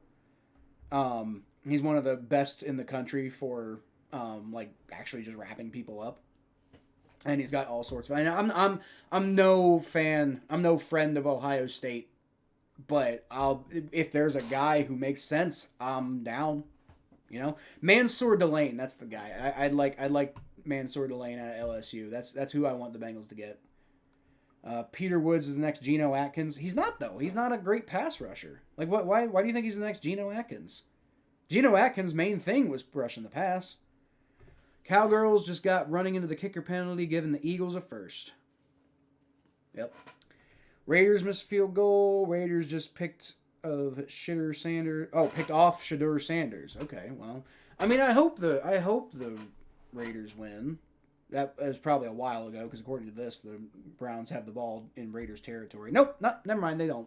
But the Raiders do appear to be going 3 and out though. So never mind. Peter Woods is a good run and rush. He's not that great of a rusher though. He's an okay rusher, but he's not. I wouldn't like the Bengals need to focus on pass rush in like that high in the draft, and Peter Woods is not a pass rusher. What do you think about Monday Night Football next week? Patriots Giants. Considering the Giants went toe to toe with the Lions, I think it'll be better than some of the games we've got. Like what was it? Patriots Jets I think is a game we got, and that was awful. So Patriots Giants, it'd be a hell of a lot better than that Ravens Dolphins game we got. It'll be kind of interesting, I guess. I don't know. We'll see. But, yeah, anyway, that's pretty much it for me today, y'all. As a reminder, I'll have a video out kind of explaining my, retirement, quote unquote, and, just making sure you guys know what's going on. So, just don't, I'm not really going to push anymore is basically what it is, but I'll explain it all on the video that I'll put out sometime this week. All right. So Connor, you weren't here for that earlier, so just so you know, I'm retired, like soft retiring, right, from like all this YouTube stuff. Like I'll still be here streaming games and stuff. I'm just really not gonna push the content anymore like I've been trying to. I already explained it all earlier. I don't feel like explaining again, but I will put out a video explaining everything as to why. I'm just kind of done, Yep. And like I said, I'll still be here. I'll still be streaming the games, and I'll still be putting out other content too, just not really with any rhyme or reason to it. Just like if I feel like doing it, I'll do it. But that's about it. Numbers say Woods can rush. I haven't seen tape yet. With the numbers don't say Woods can rush. What makes you think maybe in previous years he could, but this past season he wasn't very good at rushing the ball. Like, I mean, he was I guess okay, but not particularly great. He's much more known as a run stopper. He's an elite run stopper. Like he's like the reincarnation of fuck. Why did I forget his name? That nose tackle DJ. The nose tackle we had that we got from the Texans went to the Lions. I don't know why. DJ Reader. I don't know why I couldn't remember his name. Peter Woods is more like a DJ Reader type, I think. I don't see him as a pass rusher, really. Now, he could still be a really good addition. Don't get me wrong. If we did get Peter Woods, I wouldn't be, upset. That's just not the guy I'd target, But then again, depending on what happens, maybe the guys that I want are gone, and Peter Woods happens to be there. I also don't necessarily think Peter Woods is going to fall to us, at 9. I don't think... I would be pretty surprised if Peter Woods falls that far. But he is also more of a nose tackle, and it would be kind of weird to see a nose tackle get picked super duper high, so maybe he does fall to us. I just don't think he will. But I'm obviously I'm going to be putting out draft content like probably before the season ends. I don't again no, I'm not committing on when. It'll probably be a stream and I'll just be talking about the draft and stuff like that, and it probably won't be like super done up or anything, but like I will be talking about the draft at some point, probably before the season ends. I just unless the Bengals really get it together, which would be great, but I just this just hasn't felt like the season's going to happen, you know? 15% is an excellent pass rush win rate, not elite, but excellent. Let me see. Yeah, he does have a really good pass rush win rate, but he's not hitting home as much as somebody with that win rate should potentially be hitting home, you know? Now, I'm not super familiar with Clemson. It could be because they have really good pass rushers and he's just not getting the opportunity to get as much. But like the thing is, he gets past his pass rush.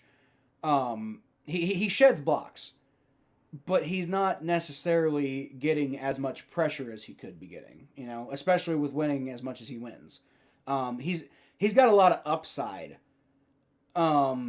And he's a plug and play run stopper, right? But like I do think he needs some development at the NFL level when it comes to pass rush, and so therefore for that reason I don't necessarily want to take him at 9, you know. But if they did, I wouldn't be that upset. I'd rather have Peter Woods than like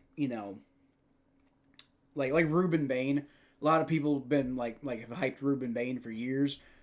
Not super in love with his like injury history though, and I mean if he works he'd be a great run stopper, right? But like I think I'd rather have Peter Woods than Reuben Bain. But like I want secondary, man. Like I'm tired of it's like our defensive line isn't that bad. It's not great, but a lot of people talk about, the secondary would be better if the defensive line could get a pass rush, but that's not. They do get a pass rush sometimes, and it doesn't matter because there's no fucking coverage down the field, and people get open, and like we're screwed either way. So no, I want the Bengals to focus on secondary because our secondary is absolute fucking trash. Clemson moved them all over 0-9. I mean that's pretty good. But he's going to have to commit at a position in the NFL. Like, I mean, maybe he'll get moved around a little bit, but everybody's saying he's an interior defensive lineman. Maybe he could get converted to edge, but I don't know why. If you're planning on converting a guy, why you'd take him that high? This is my thought. Again, if they take Peter Woods, I'm not upset with Peter Woods. That's not the guy I would take. And partially because I'm not I mean maybe we're moving on from BJ Hill, I don't know. But I like Chris Jenkins, right? I like Chris Jenkins and I like TJ Slayton. I don't know, we might move on from TJ Slayton too. I don't know. Maybe we might we might be putting a premium on that position this offseason anyway. But I just don't want to take a guy like that at 9. But maybe he turns out really good. But don't forget we got Geno Smith. Don't forget we got Geno Atkins in the 4th round. That's the other thought process there.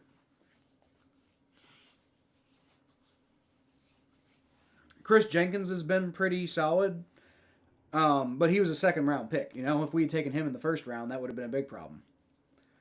So anyway, that's it for me. This season has just been exhausting, and I'm not talking about the whole retirement thing. The Bengals are exhausting, but also to be absolutely clear, I'm not retiring or whatever you want to call it. I'm not doing that because the Bengals are bad. Like I'm a prisoner of the Bengals. I'm just stuck being I'm a Bengals fan no matter what. I don't have a choice. I'm fucked, I'm a Bengals fan no matter what. That's happened one way or the other. I'm not giving up on the channel because of that. I'm not even really giving. I guess I am giving up on the channel, but I'm not abandoning the channel if that makes sense. And I'm not giving up because of the Bengals.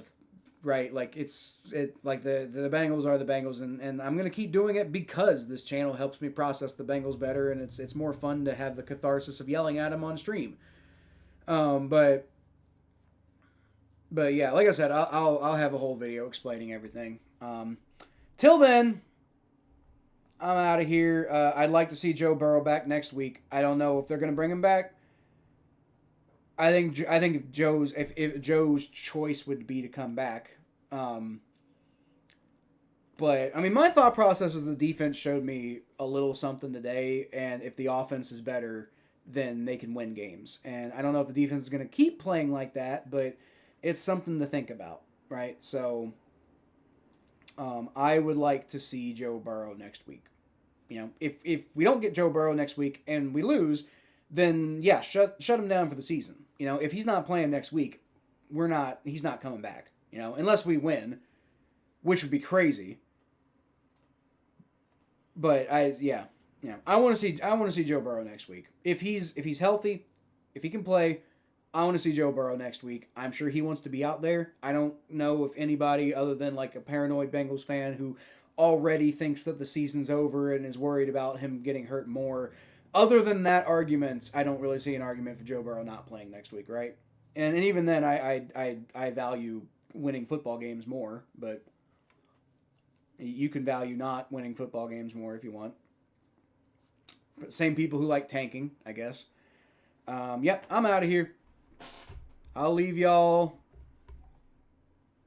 I guess, if I have to.